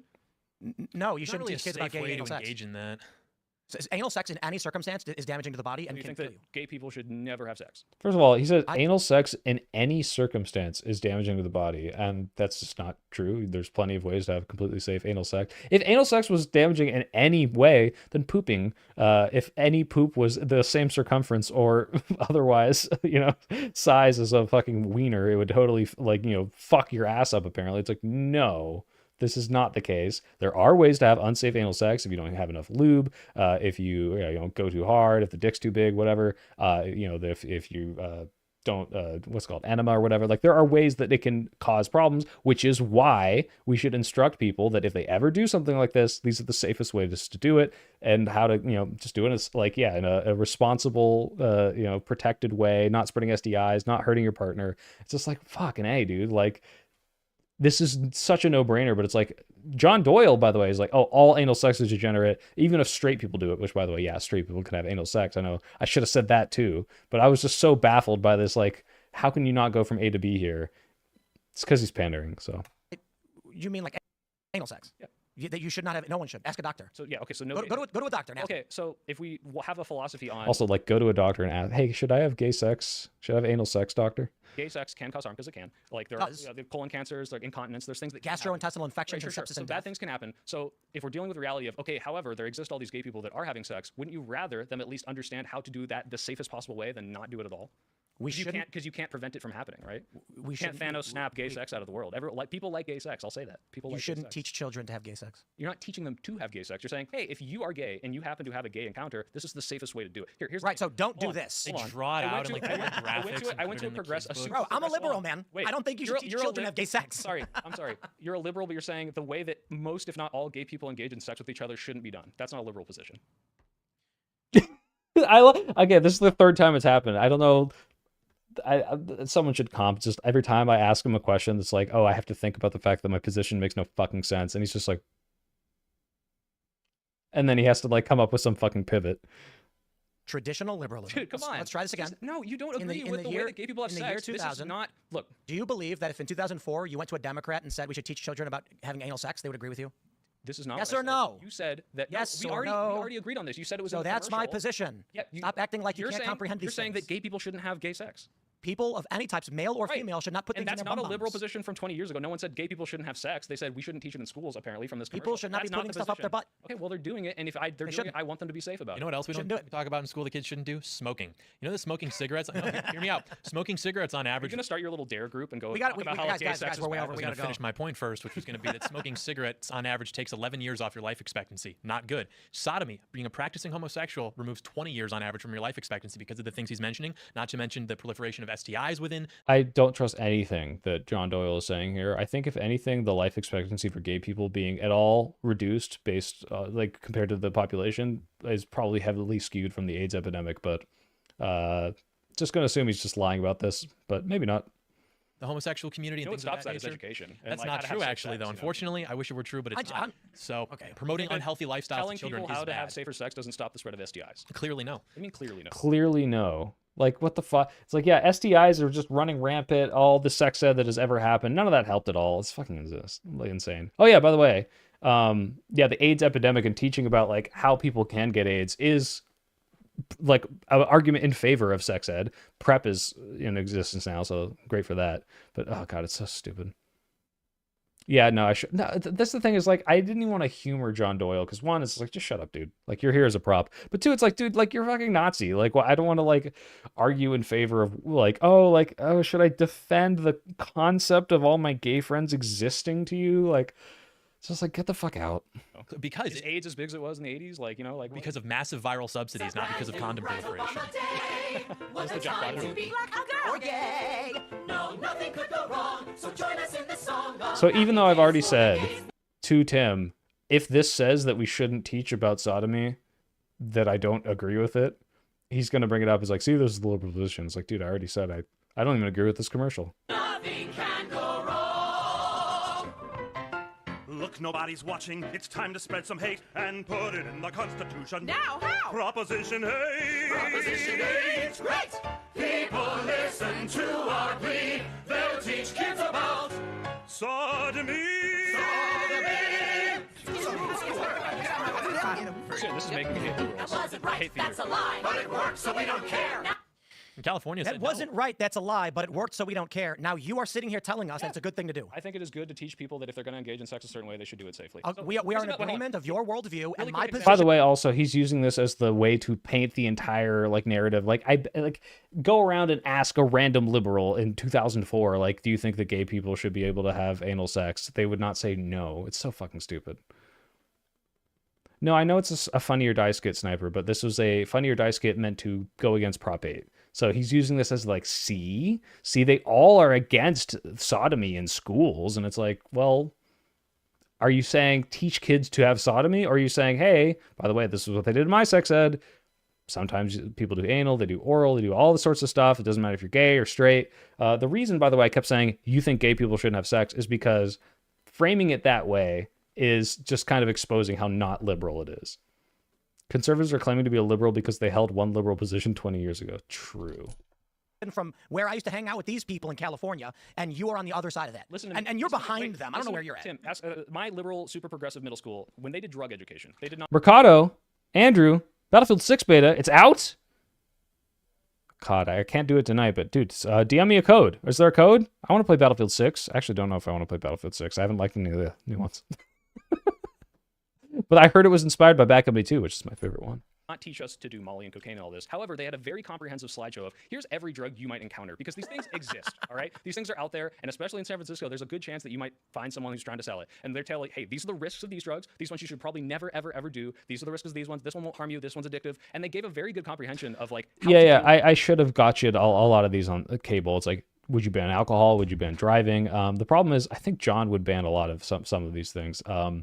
But yeah, for Tim, it's like, okay, these can cause, damage. I mean, there's like literally almost no benefit to fucking cigarettes. Should cigarettes be illegal? Now, I might make cigarettes illegal, personally. I think there's literally no reason you should have them. There's like no anything. Now, weed, you could argue, oh, it's recreational and maybe it doesn't cause long-term damage. But like, here's the thing. If people want to do it, I don't like alcohol, but people like drinking, okay? I don't think we should make alcohol illegal. And unfortunately, people are just going to find a way to do it anyway. That said, I do think like things like gambling should be illegal because it's like essentially a tax on poor people, especially like the lottery. It's like literally preying on getting you addicted to it. I don't think alcohol is nearly so addictive as something like gambling. Cigarettes, nicotine is in a way that's like, oh, this is literally preying on people and killing them. This is like a double like whammy of like, we should probably just get rid of this. There's no benefit to having this in society. So junk food is a little different. Maybe I think God, maybe see this is where like my morality starts getting all muddled because it's like I actually do think there's like certain things that junk food is more addictive than something like cigarettes. So hard to say. But also junk food doesn't cause cancer if you have it in moderation. Cigarettes, I think, still kind of fuck up your lungs. Ah, man, now I'm getting inconsistent. Sorry, guys, it's too late for this. I will think out this position better. Someone else come up with my position for me in chat, buddy. With these things in real life, and people are having gay sex. All right, I don't know if you knew this, but gay guys love fucking each other in the ass. It's like their favorite thing to do. And so if they're going to go out and do that, I'd rather I them can't doing it believe they safely than didn't laugh at this. me However, saying they had that. a very comprehensive slideshow of here's every drug you might encounter because these things exist. All right, Don't These things smoke, are out Bradley. there, and especially in San Francisco, there's a good chance that you might find someone who's trying to sell it, and they're telling, hey, these are the risks of these drugs. These ones you should probably never, ever, ever do. These are the risks of these ones. This one won't harm you. This one's addictive. And they gave a very good comprehension of like how to deal with these things in real life. And people are having gay sex. All right, I don't know if you knew this, but gay guys love fucking each other in the ass. It's like their favorite thing to do. And so if they're going to go out and do that, I'd rather them. Like I said that so matter of fact, I was like, damn, I figured both of you would laugh at this. Neither of them did. Do it because that's how abstinence education works, and it doesn't. I love fucking how work. we've gone from like the conservative traditional position of abstinence education and actual intercourse to, but what about shoving stuff up your ass? Yeah, the thing that gay So people Dare do when they didn't have work. sex. Dare didn't work, and Right, it didn't. So teaching kids. This was so dumb. He's like, Dare didn't work, so why would teaching kids about gay sex work? It's like, motherfucker, Dare was like an abstinence only, never do drugs. Dare to not do drugs. It was not, hey, let's educate kids about drugs and how they can harm you and how to stay safe and all this other stuff that they taught me in like progressive school. They were just like, just say no. And it fucking failed. Just like abstinence only education doesn't fucking work. Kids about drugs actually backfired. Maybe we should have just been like, let's not bring it up. I agree. Dare was like this. Hey, look out for this scary guy behind the fucking school. It's gonna. You're right. They should have been like, here's meth. Here's how you do it safely. That literally, they're like, well, this one's really bad. You probably should never touch this. But however, this is what it looks like, and this is the effects of it. This is how you can avoid it. Which is not what Dare did. Dare was this very much this abstinence only type of thing to just say no. It's a horrible. This is to my point. You guys want to hear a funny story? So in Chicago, Anecdote time. when fentanyl was starting to become like pop up on the scene, there was a fentanyl death on the south side where I lived, and the local news did a breaking story. At the corner of 63rd and Sacramento, an individual was found overdosed. Wait, having okay. taken I can say this. I know that they've banned loot boxing for like children's games in like Europe, and that's like preying on addictive tendencies. I don't like the way it works. And it's like, look, I've recently become addicted to blackjack, I will say, and I am able to do it in a way that's responsible because I'm willing to go in with a certain amount of money that I'm willing to lose. But most people don't do that, and they lose all their money and their savings and ruin families. And it's like, just because you can enjoy something like junk food in moderation doesn't mean you can trust the population not to just have deleterious effects because of this thing existing. And so it's like, what is the benefit of having cigarettes, right? At all. Like, there's zero that I can see. Alcohol, if cigarettes were as mainstreamed as alcohol, I guess you could make similar arguments for them. But like, as far as I can tell, like, there's no like, oh, I'll just cigarette in moderation. It's like specifically meant to get you to smoke packs and packs and packs and packs a day, and they put all these addictive chemicals in and they fuck you up. Even I would say like you could ban cigarettes and like maybe not cigars, right? But like tobacco maybe doesn't need to be banned, but like the nicotine cigarettes thing is like, is there even like a fucking like benefit to having it? I don't know. I don't think there is. And that's why I think gambling should probably be banned too. It's just a way to drain people of their money, preying on their worst tendencies. Junk food, yeah, we need better education for health, but like, how do you better educate people about gambling?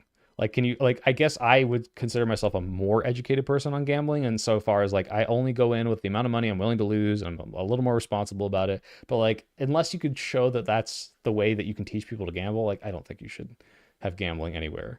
I don't think you should have, like, how do you teach people to be responsible with cigarettes? You can teach people to be responsible with junk food, but super potent super heroin, they're calling it, called fentanyl. Okay. The next day there were 16 dead. downed a cigarette You know once why? to impress a guy, and I didn't like it. They said, everyone watch out for this crazy super heroin, and people ran full speed to go get it. Do you think those are heroin addicts though? Because if I was a heroin addict and I heard there's a super heroin, I would immediately go try it. Yeah. I don't know. Probably. This is different from like. We are way over, so I do apologize, but we do got to wrap things up. Okay. But I do appreciate you coming. I thought it's always fun to have these conversations, as contentious as they may become. So I do appreciate you coming, and John. No, this is a lot of fun. Yeah, we'll do more, and hopefully we. I didn't know. John, thanks for coming. He's just like, look at this. No, this is a lot of fun. Yeah, He's we'll like, do more, yeah, and hopefully I maybe sure come showed for one of our up. shows. Should I do a call out to the other like leftist himbo that won't come on shows like this? The himbo? The Hassan Piker. Yeah. Should I call him out? I will. You don't have to call him out, but I should, right? I actually will defend Hassan, because there are these these personalities that I really despise, where every thumbnail they make is a random picture of Trump, and then the title is just Trump says bad thing, Trump does bad thing, and it's not actually news. It's like Trump looks disheveled and angry, and they get millions of views. I call it Hassan as a joke here, which I had fun doing. You'll see. But Hassan doesn't do that. He actually talks about news stories. He's just a leftist, so I respect it. Okay. But you shout out whatever you want to shout out. Hopefully we can have you at our live shows in the future. I'll call it. So yeah, I'm the Soy Pill on YouTube. I do video essays. If you think I was even remotely good faith here, please go watch them. Although my most recent video does feature Trump. Tim, look at his most recent yeah, exactly what you just described, which is Trump, and the period is making his face Hitler. But yeah. What is it an argument?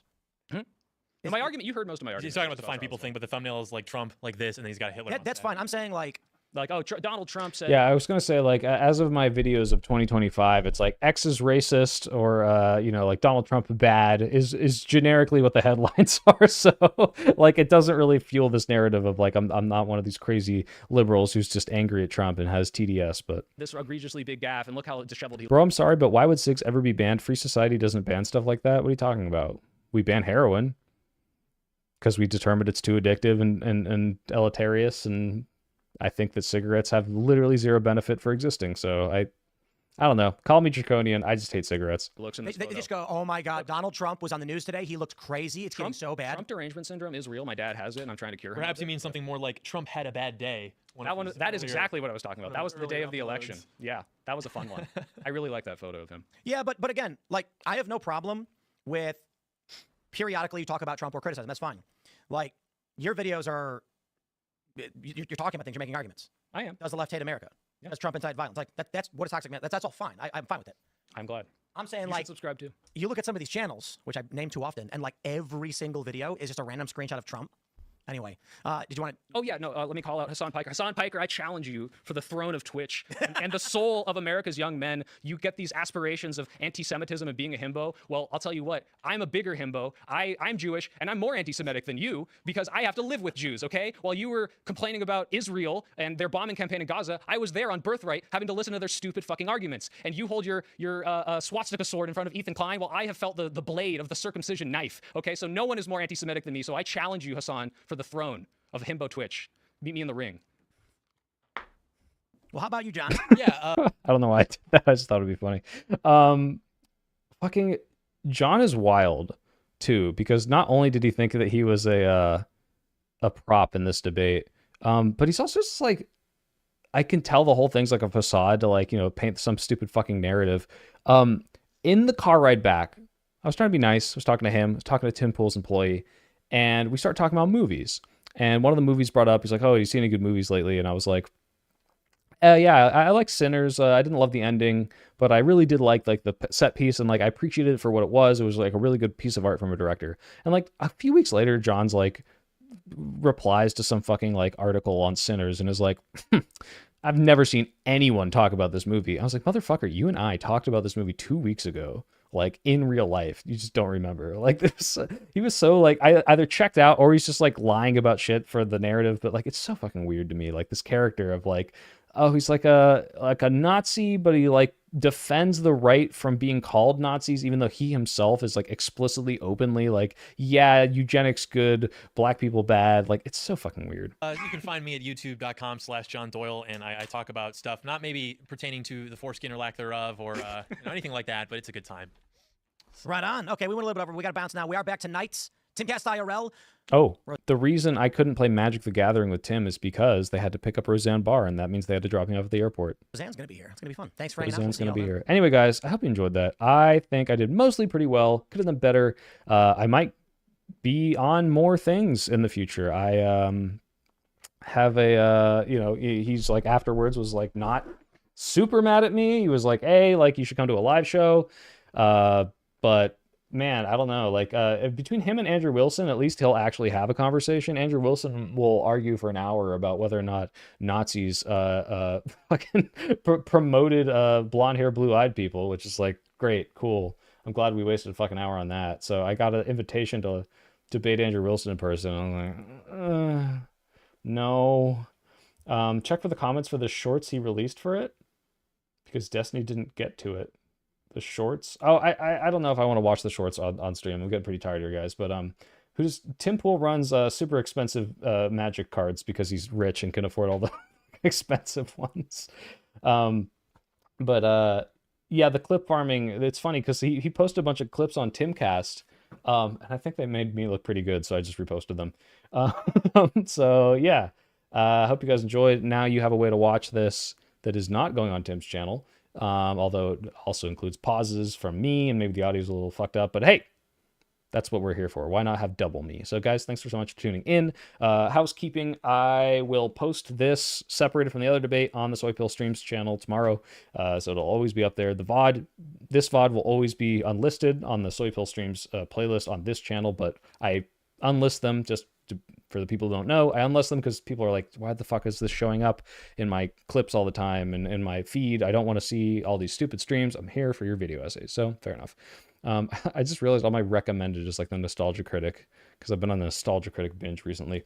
It is ending. Sorry, Mr. Rahman. But the other thing is workout video. I finished the script today, and I finished also the ad. I got sponsored for it. Unfortunately, not a fitness-related sponsor, but that means the script is done and I can start filming. I'm going to be filming. I am calling gyms to find out if I can like film shirtless in their gym, but it's happening. So edit that part out so you don't get H3'd. Which part? What part am I editing out, Gun Goober? You're scaring me. But yeah, workout video is coming. I think I'm actually streaming Friday with Wick on socialism. Whether or not socialism is a threat to the Democrats, which I don't really think it is right now. But let's see. And I believe I'm talking to one of the guys that went on Jubilee against Mehdi Hassan. It was like super racist, but that's not till like the 28th. It's in a little while, so that'll be fun. But just look forward to all of those. I will be working in the meantime, and otherwise see you guys Friday. Thanks for tuning in, guys. Oh, type 1 to the deep state and have a good weekend. Almost forgot. I was about to click the button. I can't believe I was about to click the button without saying type 1 to the deep state. The part where you say your alternative giving him views, is that illegal? To say like, now if you don't know, I'm not providing an alternative insofar as like, I don't want you to go click on him. I don't mind. I left this up for 2 months and said you could go click on him. But people said, I don't want to give him views. I'm like, well, okay, now you can watch the whole thing in full with my commentary. So very different. I'm not going to get sued for that. But if he does, guess who's Jewish, buddy? Go ahead and try, Mr.